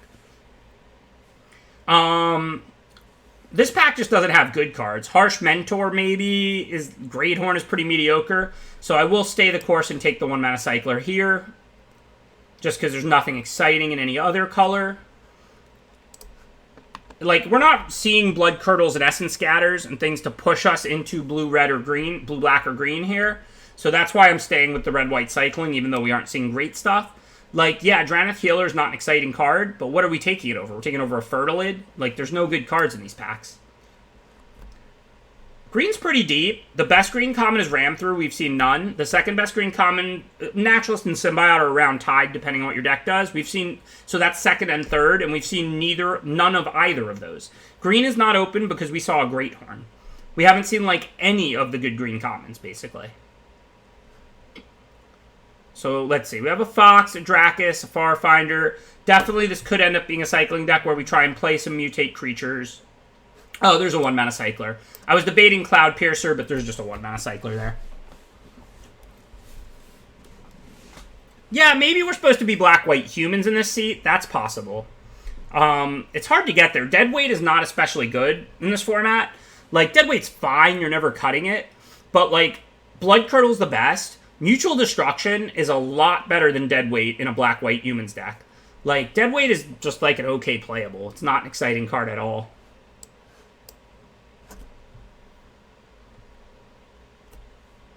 I think I would rather fight over the best deck, given what we've seen. Like, I don't know what else I would have drafted in this seat. Like, maybe a black-white humans, but like I said, we didn't see Blood Curdle. Deadeye is good. I don't know if we saw it. Nightmare Commando is good in that deck. I don't know if we saw it. By the way, I'll give a little sneak preview to my stream. For those of you who are doing the CFB Pro thing, my next draft guide that should go up like today, tomorrow, sometime soon, is black-white humans. So if you're interested in how to draft black-white humans, that's the next archetype I'm covering in my weekly draft guides for CFB Pro.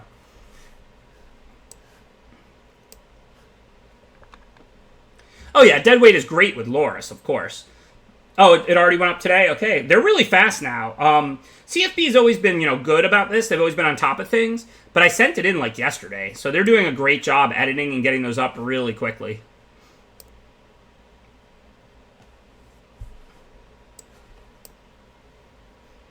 I think that the best archetype is cycling. I think red-blue... So basically, as somebody talked about earlier, the on-allied color pairs are where you want to be in this format. They're all good, right? Any of the 5 are good. Black-green and blue-green are Mutate decks. Blue-red is spells. White-red is cycling. And blue-red spells, white-red cycling, black-white humans, and then the other 2 are Mutate decks, both green pairs. And like I said, all 5 combinations are good.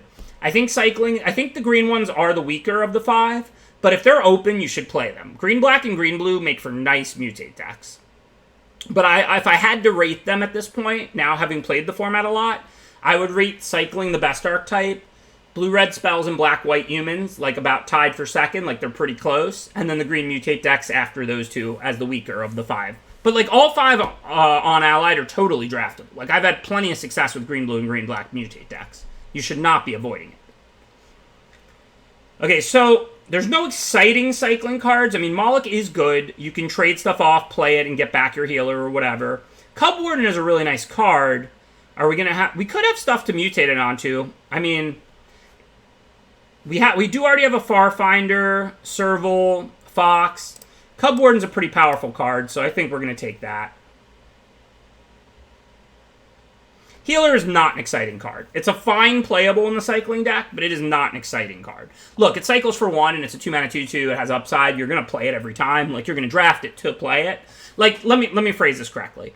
It's not filler. It's a solid playable, but it is not an exciting payoff. It's like one of the worst of them. Yeah, so on Color Mythic, we're already trying to do a little bit of a mutate cycling deck.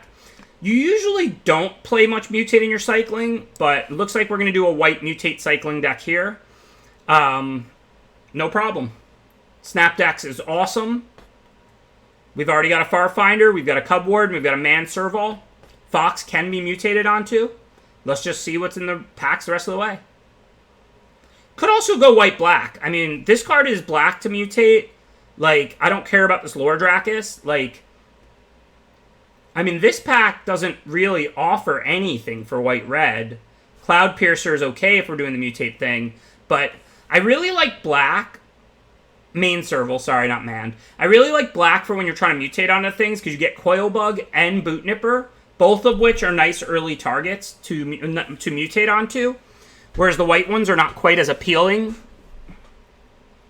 And it is possible that we're supposed to go black-white. We still may go red-white, but this pack, I'm not worried about missing out on a Cloud Piercer, so I think I'm going to take Boot Nipper or Coilbug. I think Coilbug is better.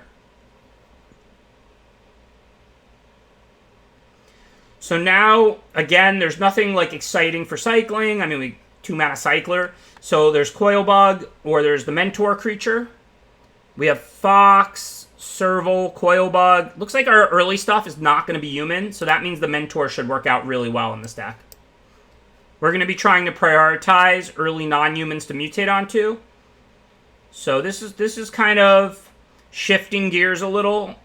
We did, remember, we knew we were only loosely in Cycling Pack 1, that we were hoping to open Zenith or see Cycling in Pack 2. Instead, we got Cub Warden and Snapdex, right? So, like, it makes sense now to move in this direction. And under that logic, I'm going to take Vulpikeet, try and draft the early creatures to mutate onto. Deadeye is just great in these decks, regardless of whether you're humans or not. Trade off small creatures, Deadeye the big ones. Of course, now there's a Thundermane 10th pick after we've seen next to no cycling cards. Why wouldn't there be? So, how committed to black are we? Not super, but I don't know. I mean, we do want to have the white cycling sub-theme, possibly, for Tacticians and Fox. So we could take Healer. Yeah, all the cycling cards were in one pack instead of spread out. I think I'm just going to still take the Thundermane, keep our options open. I mean, we could certainly drop our black. Like, Snapdex is red-white or white-black. Snapdex is base-white. So if we have to drop a Coilbug and a Mentor, no big deal. So I'm going to draft. We're definitely playing white, of course. We're 100% committed to white. And then past that, we don't know whether we're white-black creatures, like not really a human theme, but white-black, or whether we're white-red cycling. We just don't know which yet. So this is one of those drafts where we have two options. We're white-red cycling, or we're white-black like little creatures and mutates. If we do go white-red cycling, we still need to prioritize things to mutate onto. But we're not that bad on that. We have Fox, Serval, and Thundermane, Farfinder. And don't forget, like, cycling with all those 1-mana cycling cards, your 40-card deck is really more like a 30-card deck. So as long as we prioritize, like, you know, 1 or 2 more early drops to Mentor onto, we'll be fine in a white-red deck with that. Yeah, I could see splashing Thundermane, because Thundermane's not a card you're really looking to play on turn 2 all the time. If you play it on turn 5 with a 1-mana cycler open, then you can play it and use it immediately. It's definitely splashable. And we did already pick up a Farfinder. But our black is positioned to be solid cards in this deck, but our black is not exciting. So especially we just got a late Thundermane, Forbidden Friendship. We do still have that Lore Dracus. If we get pushed back into white-red, we'll be happy about that. The way I would describe this draft is we're 100% white, and we don't know whether we're going to play like white-black little creatures or white-red cycling. I agree, Friendship gives you a dino to mutate onto. And Cathartic Reunion, nice for the red-white deck if we go there. Yeah, but we're not going to splash some Deadeyes. We're not going to splash, like, Forbidden Friendship. Maybe we'll splash Thundermane. We'll see, like I said, we'll see what this pack offers us. Look, if it's a black mythic, great. If it's a red one, great. You know what I mean? Let's just see what's in this pack now. So if we want to play Lutri in the spell slot, we have to give up what? 2 Draneth healers and a Footfall Crater, which we don't care about. We don't really have stuff to copy. I mean, copy Reunion is awesome. But we do have a pack left to draft stuff.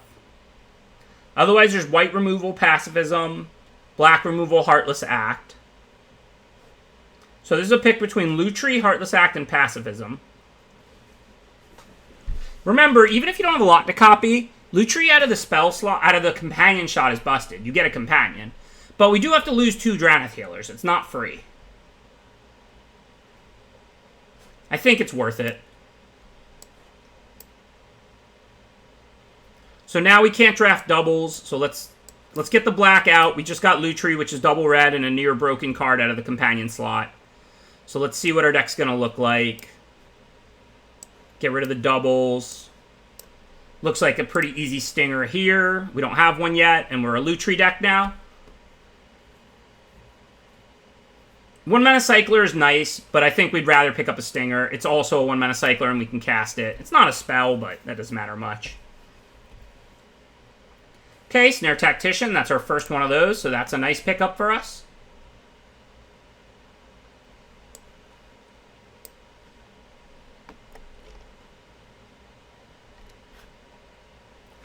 And again, it's pack 3. We have no Marmosets yet. That's our first one of those, so that's a pretty nice pickup for us.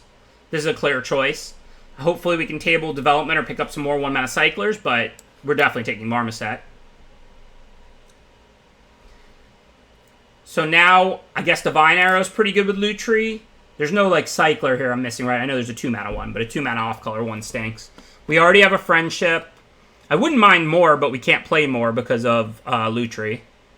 This is our first Divine Arrow. So we already have Healer, we already have Serval, we already have Leak. So we can get Rooting Moloch or Starting Development. Let's see how we actually are on Cyclers. 1, 2, 3, 4. It's not very many, so I think it's Startling Development over Moloch. I know we don't have Moloch yet, but we actually need a few more cheap Cyclers. Here, I think, though, with our amount of Mutate, we want to grab the 2-mana 3-1 for a nice early play.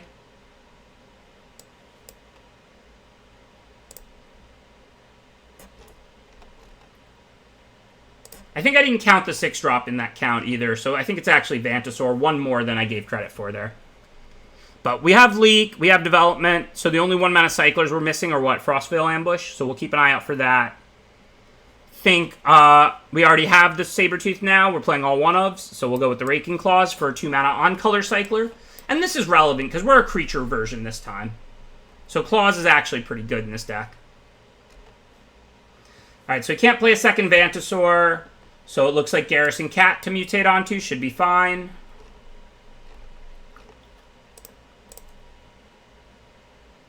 Can't play a second one of those. Those are extras. We can play Snare if we need it. Hopefully we don't. Marshall's all human, so that's not offering our deck much. I don't think we're going to play any of these cards. We could play the Cocoon, but we didn't get that many mutates, and we already have a Cat now and a bunch of other stuff. Just going to take the Marshall in case it matches up really well against them. Yeah, Lutri is out of the companion slot is a big deal. Even if you don't copy anything, you just get an extra spell. It's like your opponent's on a mulligan. We can't play a second Reunion. We already have one. We already have a Raptor in the board. I think this is a these cards don't matter scenario. We're a couple playables short, so the Hampering Snare is certainly going in. The Tiger may have to go in.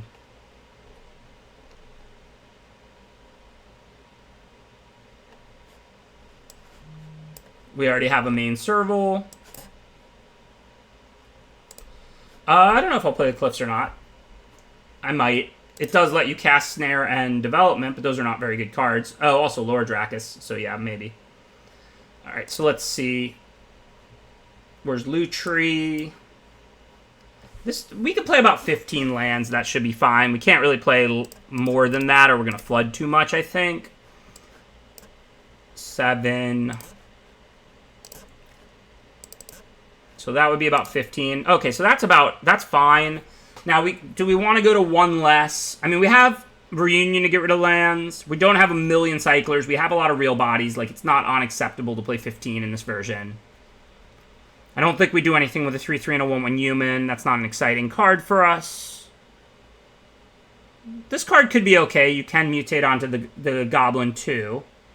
We don't need black for Snapdax. It's white, white, red to mutate. And you're looking to mutate this every time. I do think we can get away with 14 lands, though. So I'm going to bring in the Gremlin. And then that gives us 7 and 7. Enough cyclers. Looks good to me.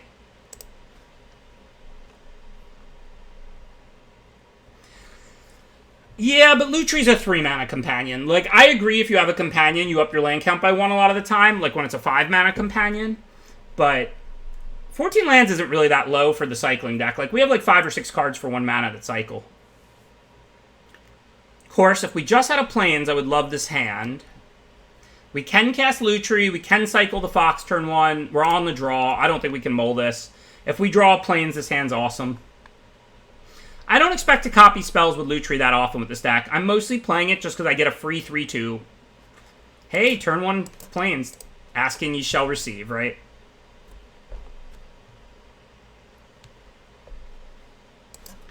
Not that we're coming out of the gates because we didn't really draw much in the way of cycling. But now we can still beat down. If we draw another Plains, we can mutate Cub Warden turn 4. You think I'm going to get the 3-0 with this deck or no?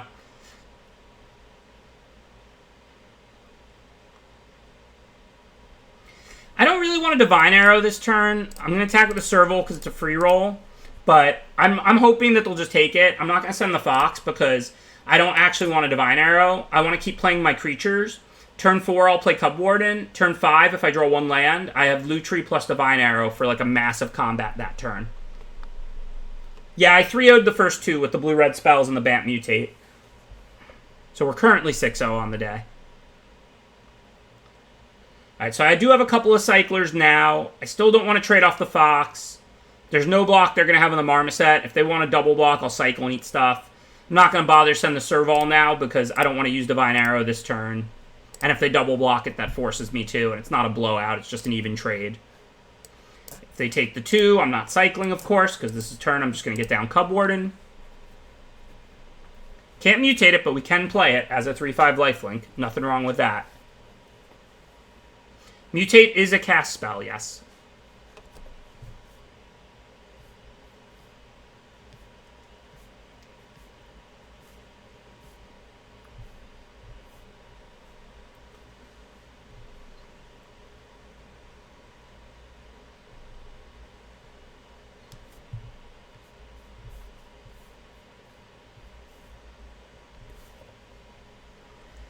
Okay, now I'm just going to attack with everything. We have Lutri Divine Arrow. We have Cyclers. I'm not scared. However they block, this is going to work out great for us. I don't know what they're going to do, but I know it's going to work out great for us. So let's see. Obviously, I'm going to Divine Arrow, but they could have a Pump spell. I don't actually have to copy it, though, because the 3/5 will eat the 3/3. So what I can do now is play Divine Arrow. If they play a Pump spell, I can then respond with Lutri on Divine Arrow and retarget whatever they're pumping in response. So this is pure gas. So the order doesn't matter, but let's just Divine Arrow one of them. If it resolves, there's no reason to Lutri. Now, I guess I'm cycling. I'd rather cash these in for new cards and grow the Fox and deal a bunch of damage than I would play them.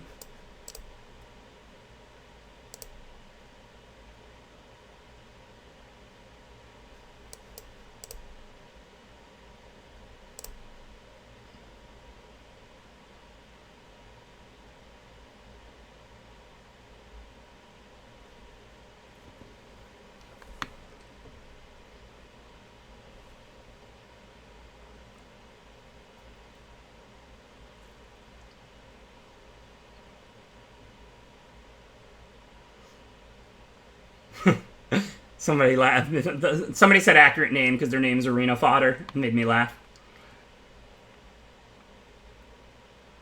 Got him indeed. Alright, nothing really to sideboard. We're playing every last playable.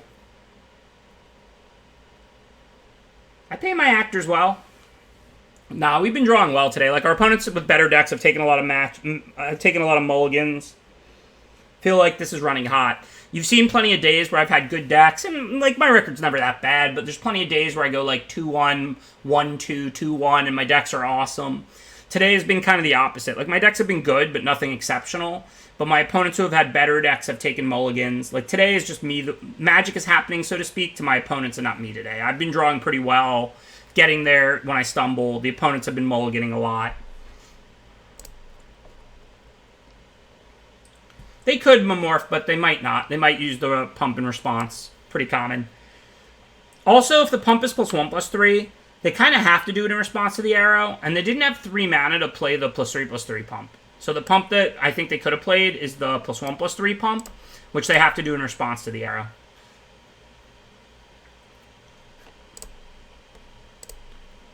Okay, I'm going to cycle Crater, of course.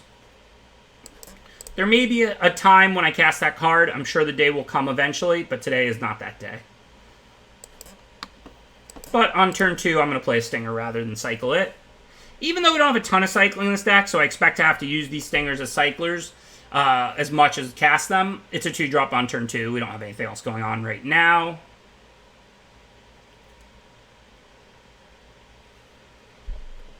Similar to last game, I'd much rather use Lutri with Divine Arrow on turn 5.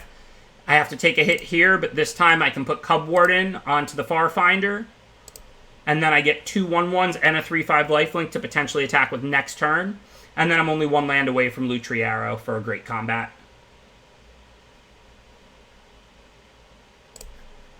Definitely not blocking.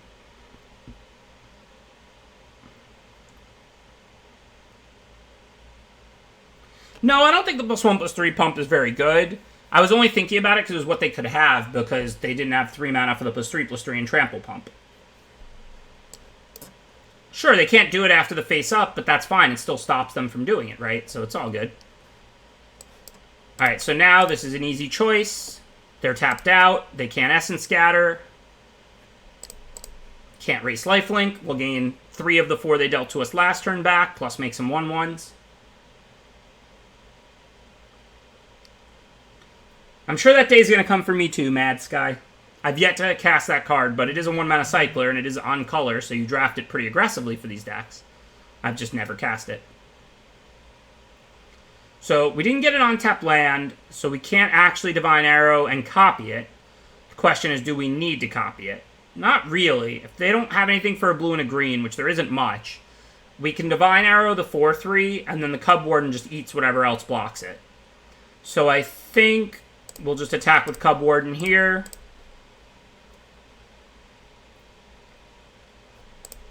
Okay, they took it. And now, no choices. I don't care if they scatter Marmoset or not. If they don't have it, I want it in play. If they do have it, I'll trade it for scatter. It's not doing anything in my hand. I think white-green is the worst of the 10, but we just had a white-green deck in 3-0'd, so don't avoid things if they're open. If you're getting 8th pick Felidar, play white-green. Okay, so I'm not scared of them pumping Brushwag into Arrow because Arrow does 4. So I'm pretty sure we're going to have a good combat here. We're going to send Marmoset and Cubwarden, but the question is, can we send other things? I think so, because we're going to Divine Arrow something that blocks Stinger. We can also copy it and Divine Arrow something else. I think we can pretty much just send everything and see what they want to do. We have Divine Arrow Lutri here, so I mean, 2 of their 3 creatures here can be killed. I'm not really scared of how this is going to work out.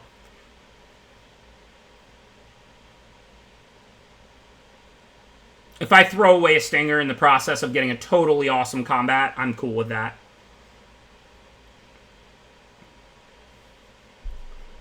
Okay, I want to kill the 4/3 the most. So I need to kill 2 of these or 1 of these and the Brushwag. Like I said, I don't really care about the Stinger. So I mean, I think the right play now is just Divine Arrow. And then Lutri. This way the Cub Warden can eat the third real creature. We keep the Cub Warden, and all they keep are some Brushwags.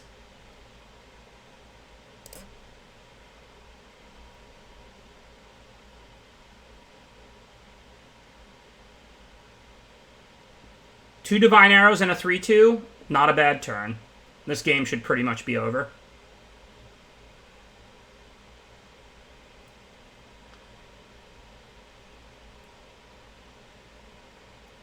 We can even use Startling Development here. So we have two Cyclers. So the Marmoset's got to get blocked, and it's going to eat whatever blocks it. They can bounce a Brushwag on the Cub Warden, but nothing is going to eat it. They can't double block it. Lutri. So what are they going to block? They can put, like, Mole on Marmoset, force a cycle. Brushwag on Lutri, pump. Brushwag on Cub Warden, chump or something. This just works out great for me regardless. So I'm going to Friendship, see how they block, but we're attacking with everything. There's just no way for this to work out poorly for me. I'll probably end up just casting Startling Development on a 1/1 getting through for lethal. But because if they don't block all three big creatures, then I have 8 lethal, right? Like if they let through Lutri and 2 1/1s, I pump a 1/1 and that's 8. And that's what happened. This is 6 getting through. So now we can just Startling Development for lethal.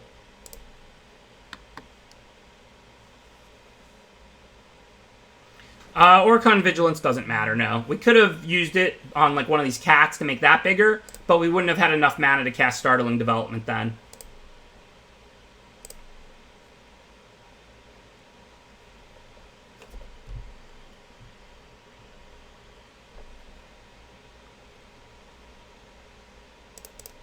And just like that, 7-0. Can't remember the last 9-0 day. I'm starting to feel it. Running hot today.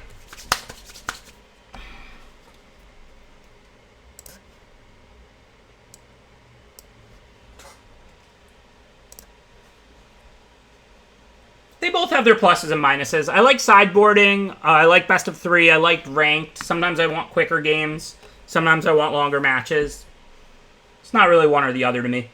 All right, I'm going to mull this, of course.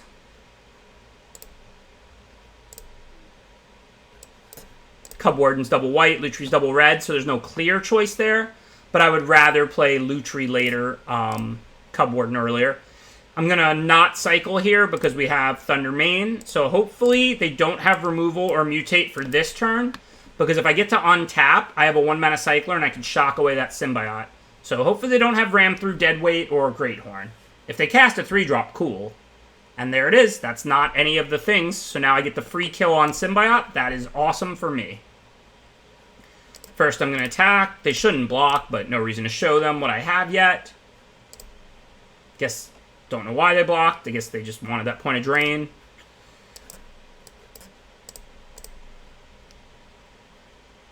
But I'm not going to risk them messing this up with a ram through or something like that. So I'm killing it right now.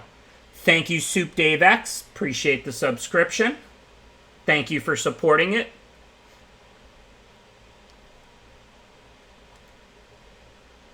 So now we can cast Cub Warden, or we can play like something to put Cub Warden on. Think I'm better off just casting it and starting to attack with it. The 2 1/1s are nice, but we can't expect a lot from them. I don't want to spend 2 mana instead of 4 on turn 4. And I'm not going to put out Tigerilla and then put Cub Warden on it. So I think I'm better off just playing the 3/5 lifelink and starting to attack and block with it.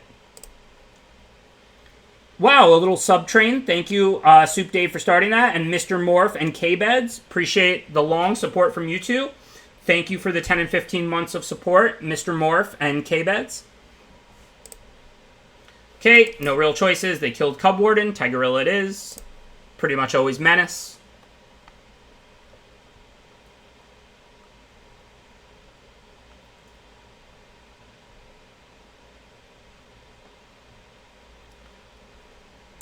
Still no real choices. Attack. If they do something, we have Arrow. If they take it post-combat, we play our Fox and our Marmoset. We have one cycler already, plenty more in the deck.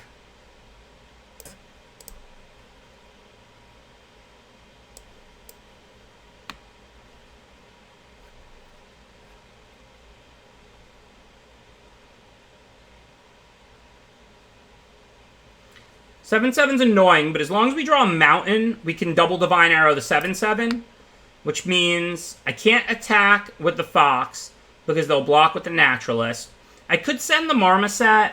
If they block with the Sandworm, it's like Arrow, Double Arrow, or Arrow Cycle.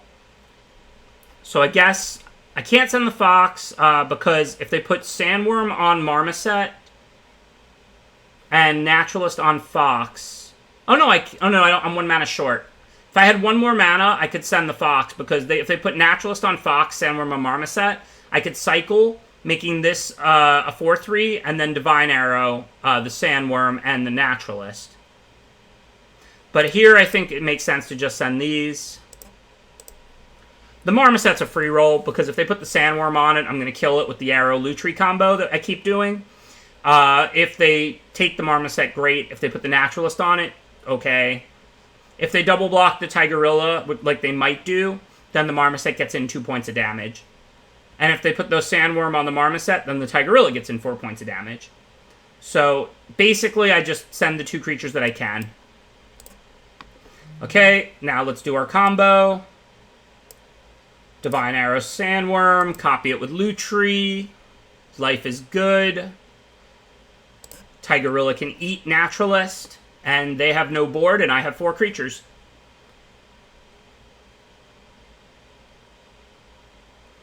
We could, but that just gives them better blocks if we send the Fox. Like, we don't get completely blown out, but it honestly just kind of helps them, right?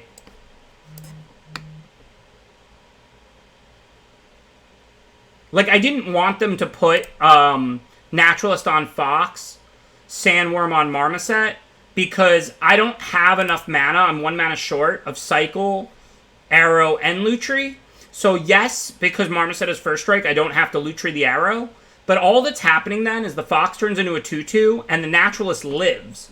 So the way I played it, the Naturalist ends up blocking the Tigerilla there and dying.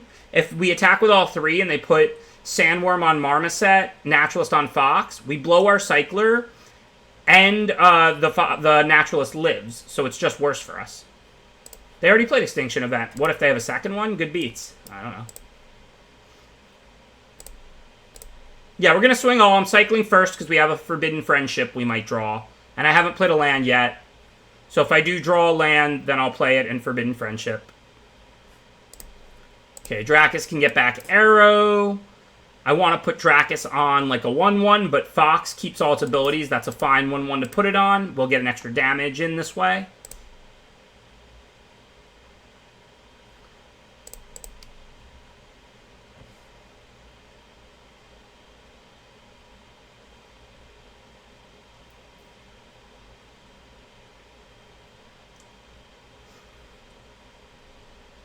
Yeah, but what are we playing around? If they have second Extinction Event, I mean, they're dying to Tigerilla probably anyway.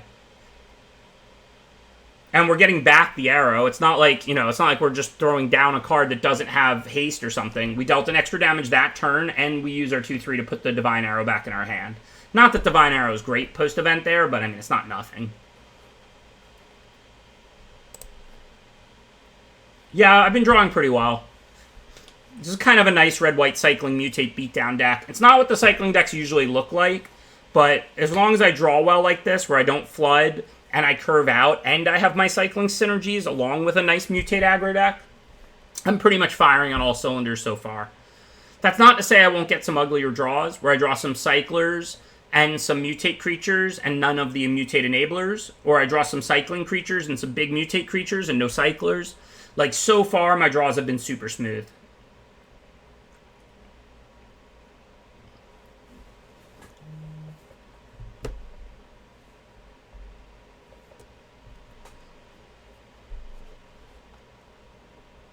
Yeah, Lutri Arrow every game has been kind of nuts. I wish I had more spells. I never really saw a Rock Slide or a Prophecy with the opportunity to take them.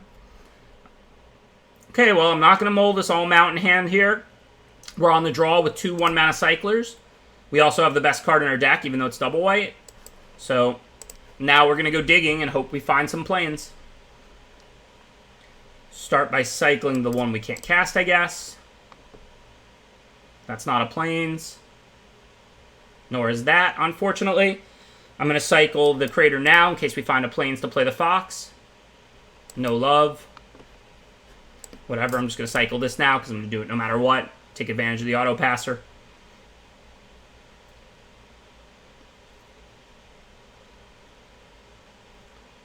Wow, another mountain? There's not that many more left in the deck. Now I'm going to pass the turn, though. Play Lutri if they attack with Naturalist. If not, I'll cycle into their turn. Don't know if they have something. Maybe they just want to pull Lutri so I can't copy something. But I don't really care. Like, it's not like the pump spell sticks around. If they want to ram through my 3-2, cool. Like, this just doesn't matter to me. Okay, maybe not too late. Who knows? They did use their ram through. Now, hopefully, Snare Tactician, trademark Foxy, will live. Well, it's not going to live past this turn, but I am going to cycle the Fox. I think. Maybe not. Next turn, if I play Fox, I can cycle Claws, and I can Divine Arrow the 4/4. Maybe I actually don't cycle the Fox. And I need a body for Snapdax. Yeah, I need the Fox to mutate. I mean, it's really tempting to cycle it. I still need another white before I can mutate. This is double white. And I would tap a 4/4 here. But at the end of the day, all I have to do is draw planes. I need a body to put Snapdax on. Also, I just have a pretty good turn next turn with the Fox. I get to use all my mana. 2 for Divine Arrow on Lurker. 2 to cycle the Claws.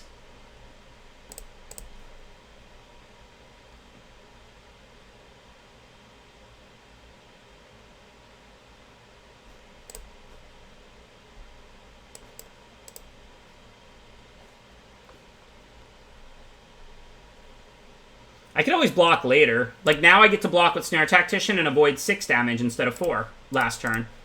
Like, it's an 0/3, but it's not a dead creature, right? Like, there's no rush to chump with it.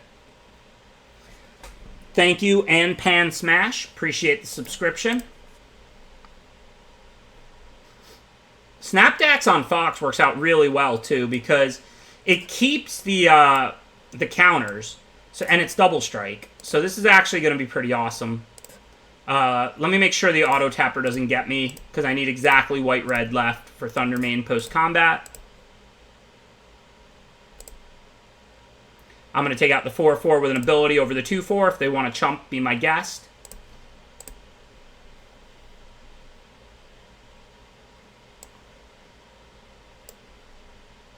Oh, it's 5, not 4. What am I saying? Never mind. No, I thought it was 4 to mutate, but it's 5. I don't know why I thought that. Don't mind me. Alright, so that gains Death Touch, but that's not big enough to block because we're Double Strike. So Death Touch doesn't work unless you live through the first strike part of Double Strike. So we're still good here. Let's start with a Reunion, see what we find.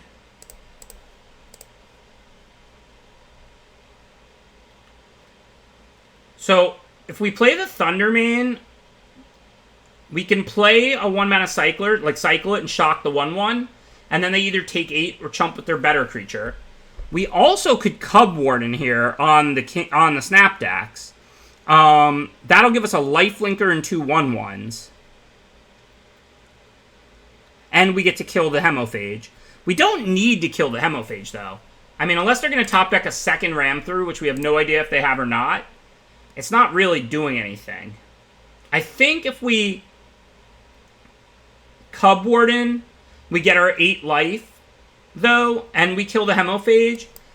So and we get the 1/1s to attack with on future turns. So that looks pretty good. They're both 3/5s. So I don't think it matters. I guess Loaf of Bread agrees it doesn't matter either. Loaf of Bread is baked. My opponents really are conceding quickly today. I mean, it's kind of them, I guess. Over-under just doesn't matter, does it? They're both 3/5s. You get all abilities. All that matters is whether the size of the creature. I think Both Snapdax and Cub Warden are 3/5s. Better art matters to you, not to me. Alright, we're 8-0. Like I said, I can't remember the last 9-0 day. I hope I don't blow it here. I called it early today because we've been running hot, you know?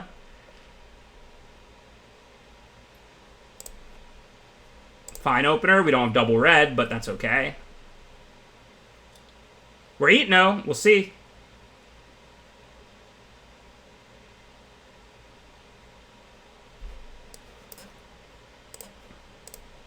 Hi, Jinx, with a D. So we're definitely going to start by cycling this development. Can't just hold on to it hoping to pull Fox. Double our chances at drawing a 2-drop or something.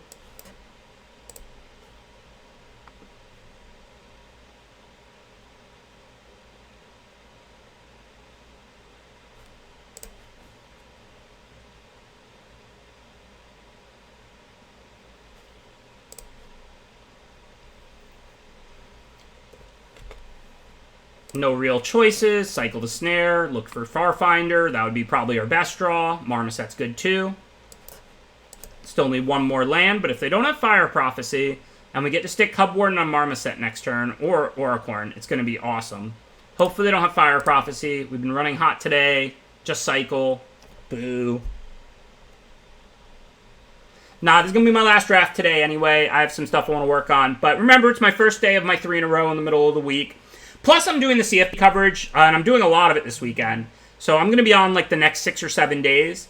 So don't mind me if I don't have long streams every day. But I will be back on tomorrow, 3 p.m. Eastern, with 3 more drafts.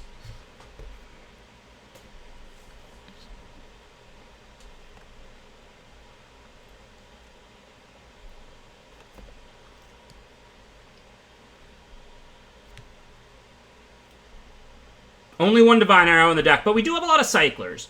Remember, we've already cycled twice. So, like, you know, this deck is not really a 40-card deck. It plays more like a 33-card deck or so, or 35-card deck. The math there is complex, because it's like, how many cyclers do you draw per game, but cycling helps you find more cyclers. But, yeah. So, yes, I've been drawing it every game, but also, like, it's a 33 or 35-card deck, effectively, not a 40-card deck. Double Arrow on Caprador, I'd rather not.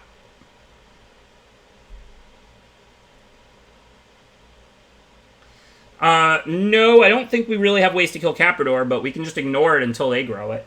Unless they have their own arrow or something. They already prophesied away our Marmoset, which was obviously right. A 1/3 flyer is completely ignorable. We don't have to remove it. Now, if they grow it, it might become a problem. And we can double strike our creatures. Maybe I should be hesitant to not cycle this.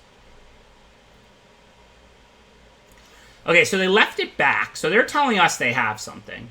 So if they Divine Arrow it, it'll be what? A 5/7? So Cub Warden, even with Raking Claws, isn't enough. So I can cast, or I'm not going to attack. I have to believe they have that if they left it back. So I can, like, Auricorn the Cub Warden, grow to a 4/4, which will then allow me to trade at least that plus Raking Claws for it, but I don't have enough mana this turn. And I'll get 2 1/1s. You can't arrow it. Arrow does damage. I know, they can divine their own dude. That's what we're talking about. Which will grow it to a 5/7. So we don't want to attack into it because Arrow owns us too bad right now. So it's either cast Auricorn or mutate Auricorn. If we mutate it, we get 2 1/1s instead of a 4/4. And we get 4 life. I don't think there's a reason to get the life. I think we're better off just casting it. Yeah, if they have Shredded Sails, it's the same thing as Arrow. I mean, playing around Arrow means they strand their mana, whereas if they have Sails, they can cast it end of turn. But either way, they turn their creature into a 5/7. Now, a 4/4 can attack into a 5/7, and if they block and play Sails or Arrow, I'll play Raking Claws. I lose mine, they lose theirs. That's totally acceptable. But a 3/5, that's not enough. I need to have 4 power, because +4/+4 is most likely what they're going to be able to give this, with either Shredded Sails or Divine Arrow. If I mutate, I get the 2 1/1s, but the 1/1s aren't that likely to do a ton. It's a close choice, but I think I get more value by just casting it. 2 1/1s is less than a 4/4 exactly.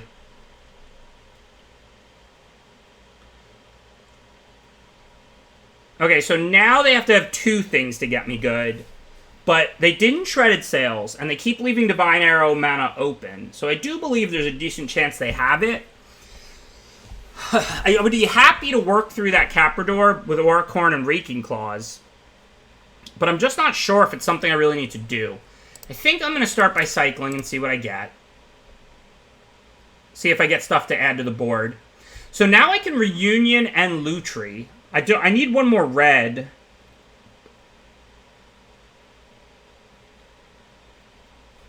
So I think I'm happy to put the Dracus under the Cub Warden here for the 2/1/1s and just get a spell back to cycle.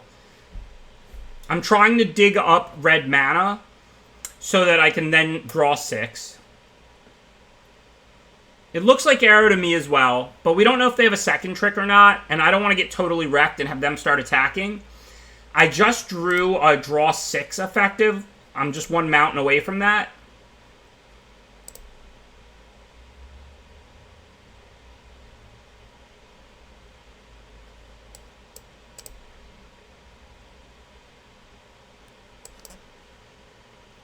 So, of course, we're not doing it this turn.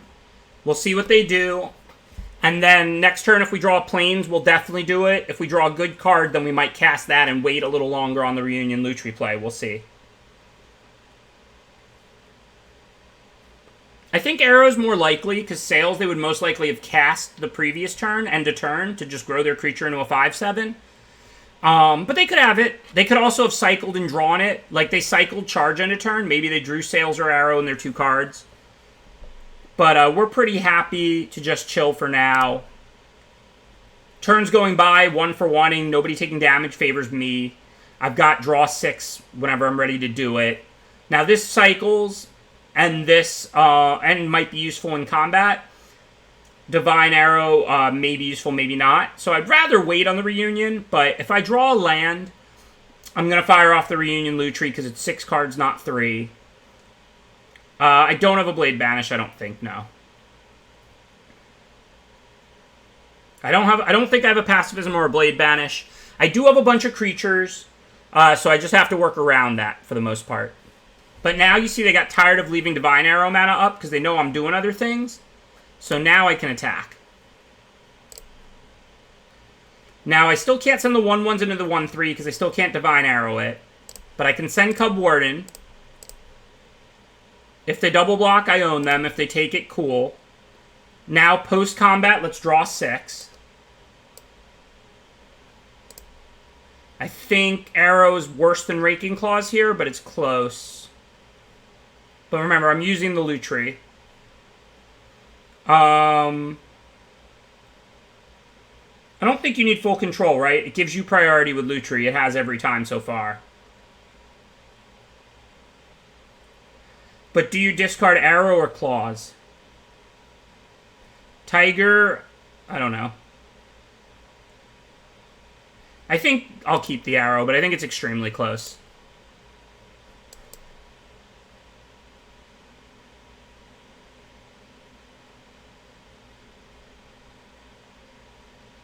And let's get another creature in play.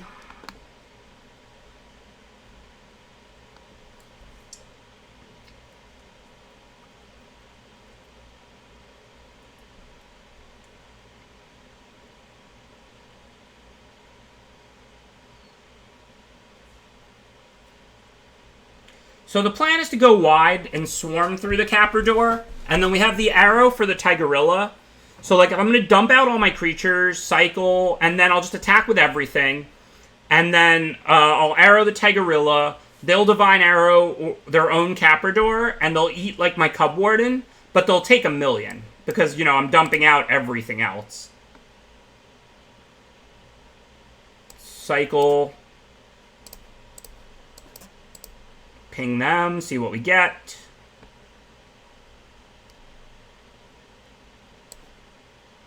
Works for me. Give it Menace. And I'm not attacking into your open mana opponent, as long as they don't have a sweeper, which there aren't many. There is the one double white Cataclysm Snapdax thing.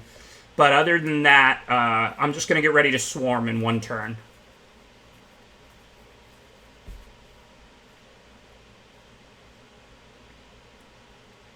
So there's some sails. You can make that Caprador big. I'm swarming, yo. Right, I have my Dracus too. Good point. I did forget about that. Where is it? Under the Cub Warden? So if I put the Volpakite on the Cub Warden, I can grow it, and I can also get back, like, Reunion or Raking Claws or whatever.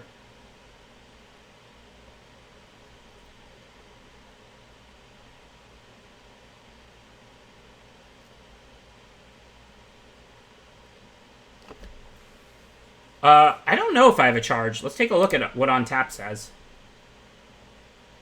I don't think so. Some 1-drops, some more Cyclers, Thundermane, Taptician. Taptician can tap Caprador. Snapdax, of course, but that's it. No coordinated charge.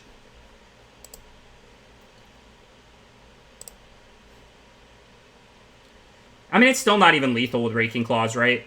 18 isn't 24. I mean, I guess next turn they could kill me with that. But I also have the Volpakite back to block, potentially.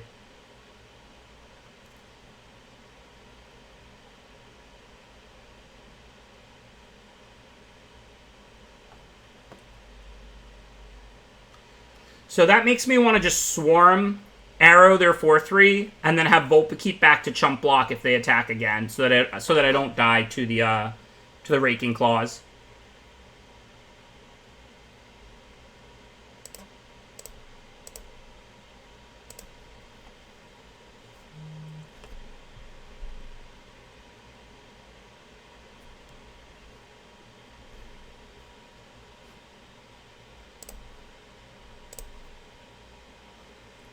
Oh, I guess I could have Volpakite the Serval. I'd get the counter, so it's 2 more damage now. Yeah, I should have done that. Granted, I'm putting more eggs in one basket, but, I mean, there is value to going wide, but it probably would have been better to get in the extra points of damage. I probably should have Volpakited the Serval. I think you're right. I mean, if my plan is to chump, I get in 2 more damage, but then don't forget, I still lose the Serval. Yeah, I know the 1/1s have lifelink, but that doesn't really change much here. This still kills me if they give it double strike. But it doesn't have vigilance, so if they attack with it, I'll happily chump block, attack back with everything, depending on what they do and what I draw.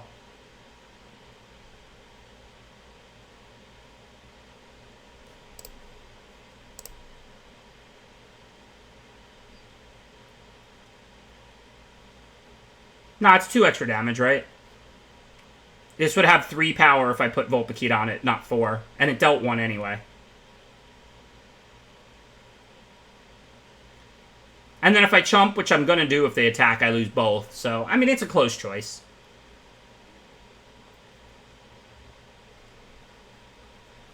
Let's say they attack, I chump, they play 1 blocker removal for Tigerilla.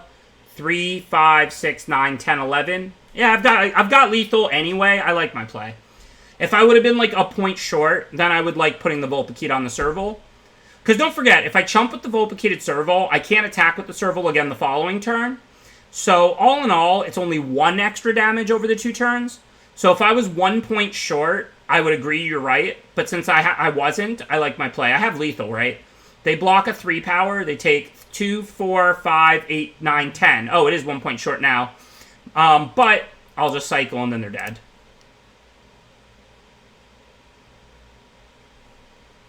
Now it looks like lethal. They block a 3 power, 2, 4, 5, 8, 10. So they played Zenith, 2 Sails, Rock Slide. So we know they have 2 copies of Sails. So we might want to take out Volpakite. I know we don't have many playables in the sideboard. So let's take a look at our options. Remember, we can't board in doubles of anything with Lutri. Could board in Frenzied Raptor, though. That might be fine against them.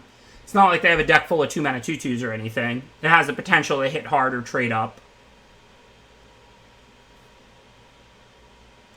Do I have other flyers? Volpakite. No, Vulpikeet's my only flyer, and they have double sails, so I'm going to take Vulpikeet out.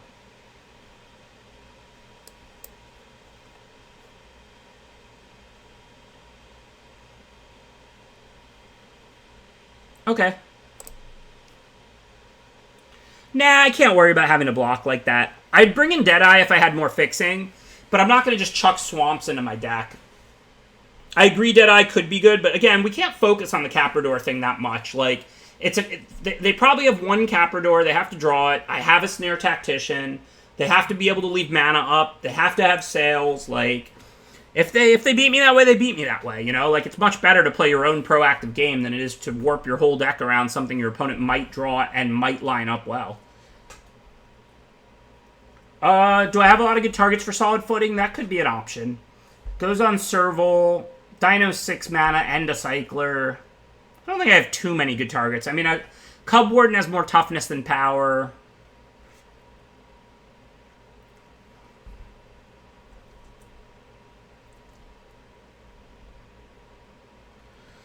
You always want to have things in the companion slot if you can. I mean, look, sometimes you have to go to 2 Grade of Lengths. The restrictions can be very real. But you saw me just drop 2 Drannith Healers like it was nothing to put Lutri in my companion slot, and that was over like a Fire Prophecy or something for my main. It's just, having the 8th card every game is just awesome. It's like your opponent took a mulligan every game. So look, I'm not saying some requirements aren't too high, but if you can get a companion in your companion slot, you want to go pretty far to make it happen. I don't know. It really depends on everything I have. It's a fine question, Gaming Devo, but all I can say is you do want to go pretty far. I can't say exactly what, because it depends on everything I have. Yeah, this is a pretty nice opener. 1, 2, 3, and then start the cycling. I don't have that many cycling cards, so it's not like they're just turbo dead. But we'll see how it goes. I'm going to attack. We didn't even see a Divine Arrow in that long game. It was 2 sails. If they have it, they have it. It's not like I don't have 2 more good creatures I want to put out over the next couple turns.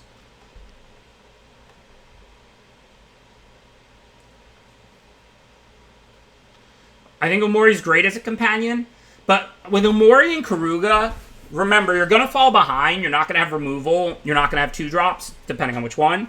So you have to draft with that in mind. When I have Umori or when I have Karuga, I draft very different looking decks than I normally do because you have them every game. So, like, you know, draft life gain spells if you have Karuga and Fog type stuff, or draft Frostlinks like it's nobody's business when you have Karuga. Frostlinks goes from a medium playable to one of your best commons if you have Karuga. Similarly with Omori. When I draft Omori, I'm super interested in Honey Mammoths, because they're going to cost 5 mana instead of 6, and gain 4 life to prevent me from getting run over. I'm going to draft, like, the Black Mentor to give lifelink to Omori or some other big creature, because I'm always going to have creatures in play, because I have all creatures in my deck. So pseudo spells, like the Mentors, get a lot better in Omori decks, and Life Gain gets a lot better in Omori decks. Okay, if they wanted to block, I'll happily spend this turn double cycling to kill Snare Tactician. That card is awesome. I expect they'll take it, and then I'll just play Marmoset. But I'm no reason to miss the point. Even though I'd rather play Marmoset than double cycle this turn, if it's killing a Snare Tactician, I'm down for that.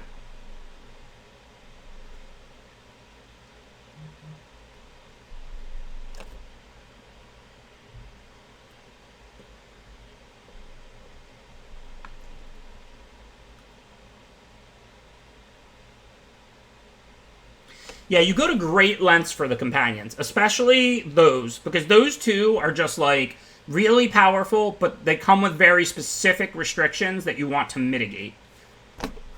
I'm not going to block. They might not have anything, but I just don't want to risk the Marmoset here. So for 1 white, they can't do anything in combat, so I'm going to put out the Stinger. I still have 3 Cyclers now. And then I'm going to go to combat. They'll probably tap Marmoset if they have something. Maybe they have a 1-mana Cycler here. Maybe they don't.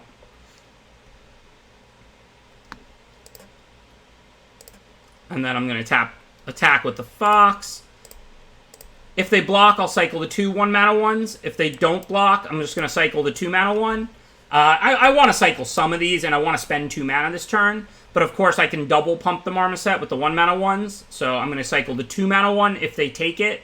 I'm going to cycle the 2 1 mana ones if they block to eat the Caprador.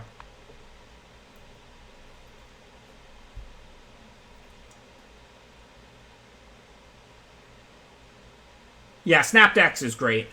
Snapdax is what really solidified us in this half white-red cycling, half mutate deck.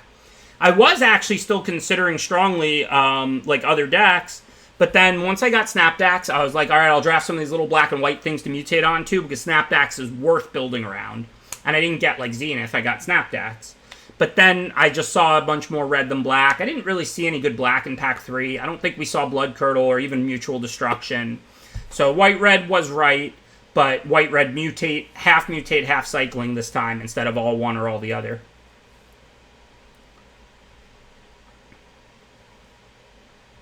Okay, no real decisions for us now. Snapdax has double strike, N gains 4, N deals 4. It's really hard to race. I think the only question is put it on Marmoset or Fox. It keeps the counters. We have a cycle for this turn. So if we put it on Marmoset, it's going to be 5 double strike. So that's 10. Wait, we might just have lethal. We don't even have to kill Tactician. We just have lethal. It doesn't matter. We just lethal them. This can go to players, right? Oh no, creature or planeswalker. It can't go to players. 10, 13, 15, 16. Yeah, we have lethal. Oh no, it costs 5. I thought it cost 4 again. So then, I guess, we want to put it on the Fox for more damage, because the Marmoset's the better one. There's no decision. Why do I keep thinking it costs 4? If it cost 5, we would actually have had lethal, but if it cost... 4. If it costs 5, it's no decision. We definitely want to put it on the Fox, because the Marmoset's the better standalone attacker next turn. We don't have lethal this turn either way, and it's bigger on the Fox and doing more damage on the Fox. So it was not a decision at 5. It was definitely put it on Fox. If it was only 4, we get an extra 2 points of damage by putting it on Marmoset, and that would have been exactly lethal, right?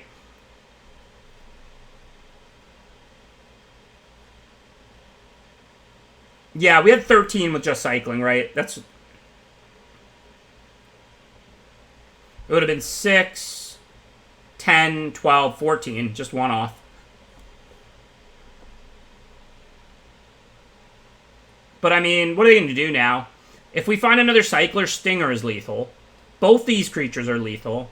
Lutree's another lethal threat. Hey, math is hard, but I am actually pretty good at that, like, combat math and the counting everything. For some reason, I keep thinking this card is 4, not 5 to mutate. That's why that happened, because I'm like, oh, it's super close, let me count. If I knew it was 5, then I would have just checked whether I had lethal without mutating, realized I didn't, like I did, and then went about my business. Okay, for now, I think I'm just going to start by cycling. All our threats are lethal. I might want to attack. So pre-combat, let's just see what we can dig up.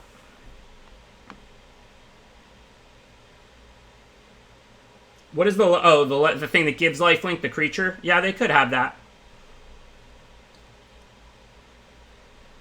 That's kind of why I'm cycling pre-combat, because if we draw another cycler in these 2 cards off the 2 cyclers, then we don't even have to go to combat. We can just kill them with Stinger.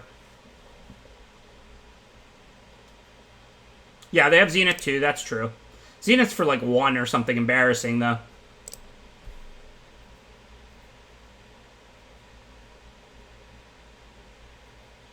Again, I think it definitely makes sense to cycle pre-combat here. We might draw a mutate creature that we want to put out. We might draw like a haste creature or whatever. Other than that, like, we'll cycle and then we'll see what they want to do.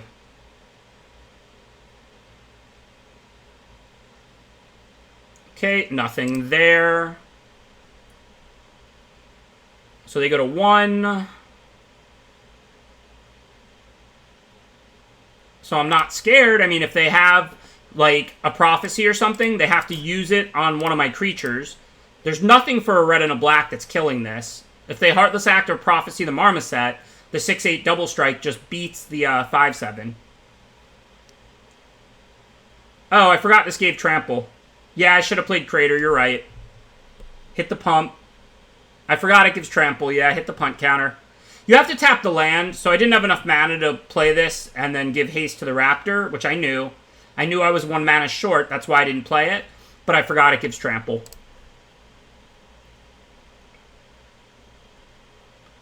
So there's the Prophecy, but this is still awesome for us. Yeah, they would have been dead with trample, instead they'll get another draw step, but we're eating the Caprador. Like, our creature lives, their creature dies, and then we can put out this Raptor here.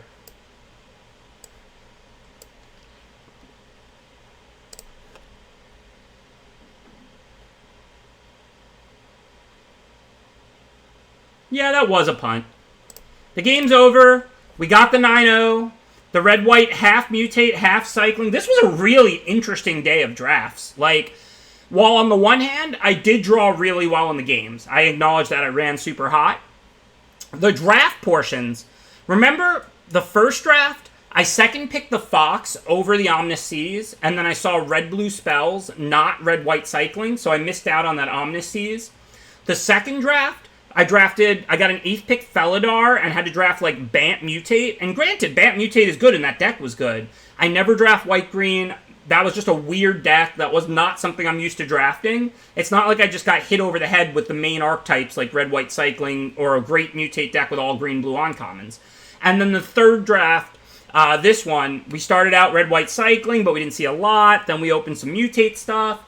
Cub Warden and Snapdax, then we were black-white, but then we didn't see any good black cards, so then we meandered back into red-white cycling for a late Thundermane.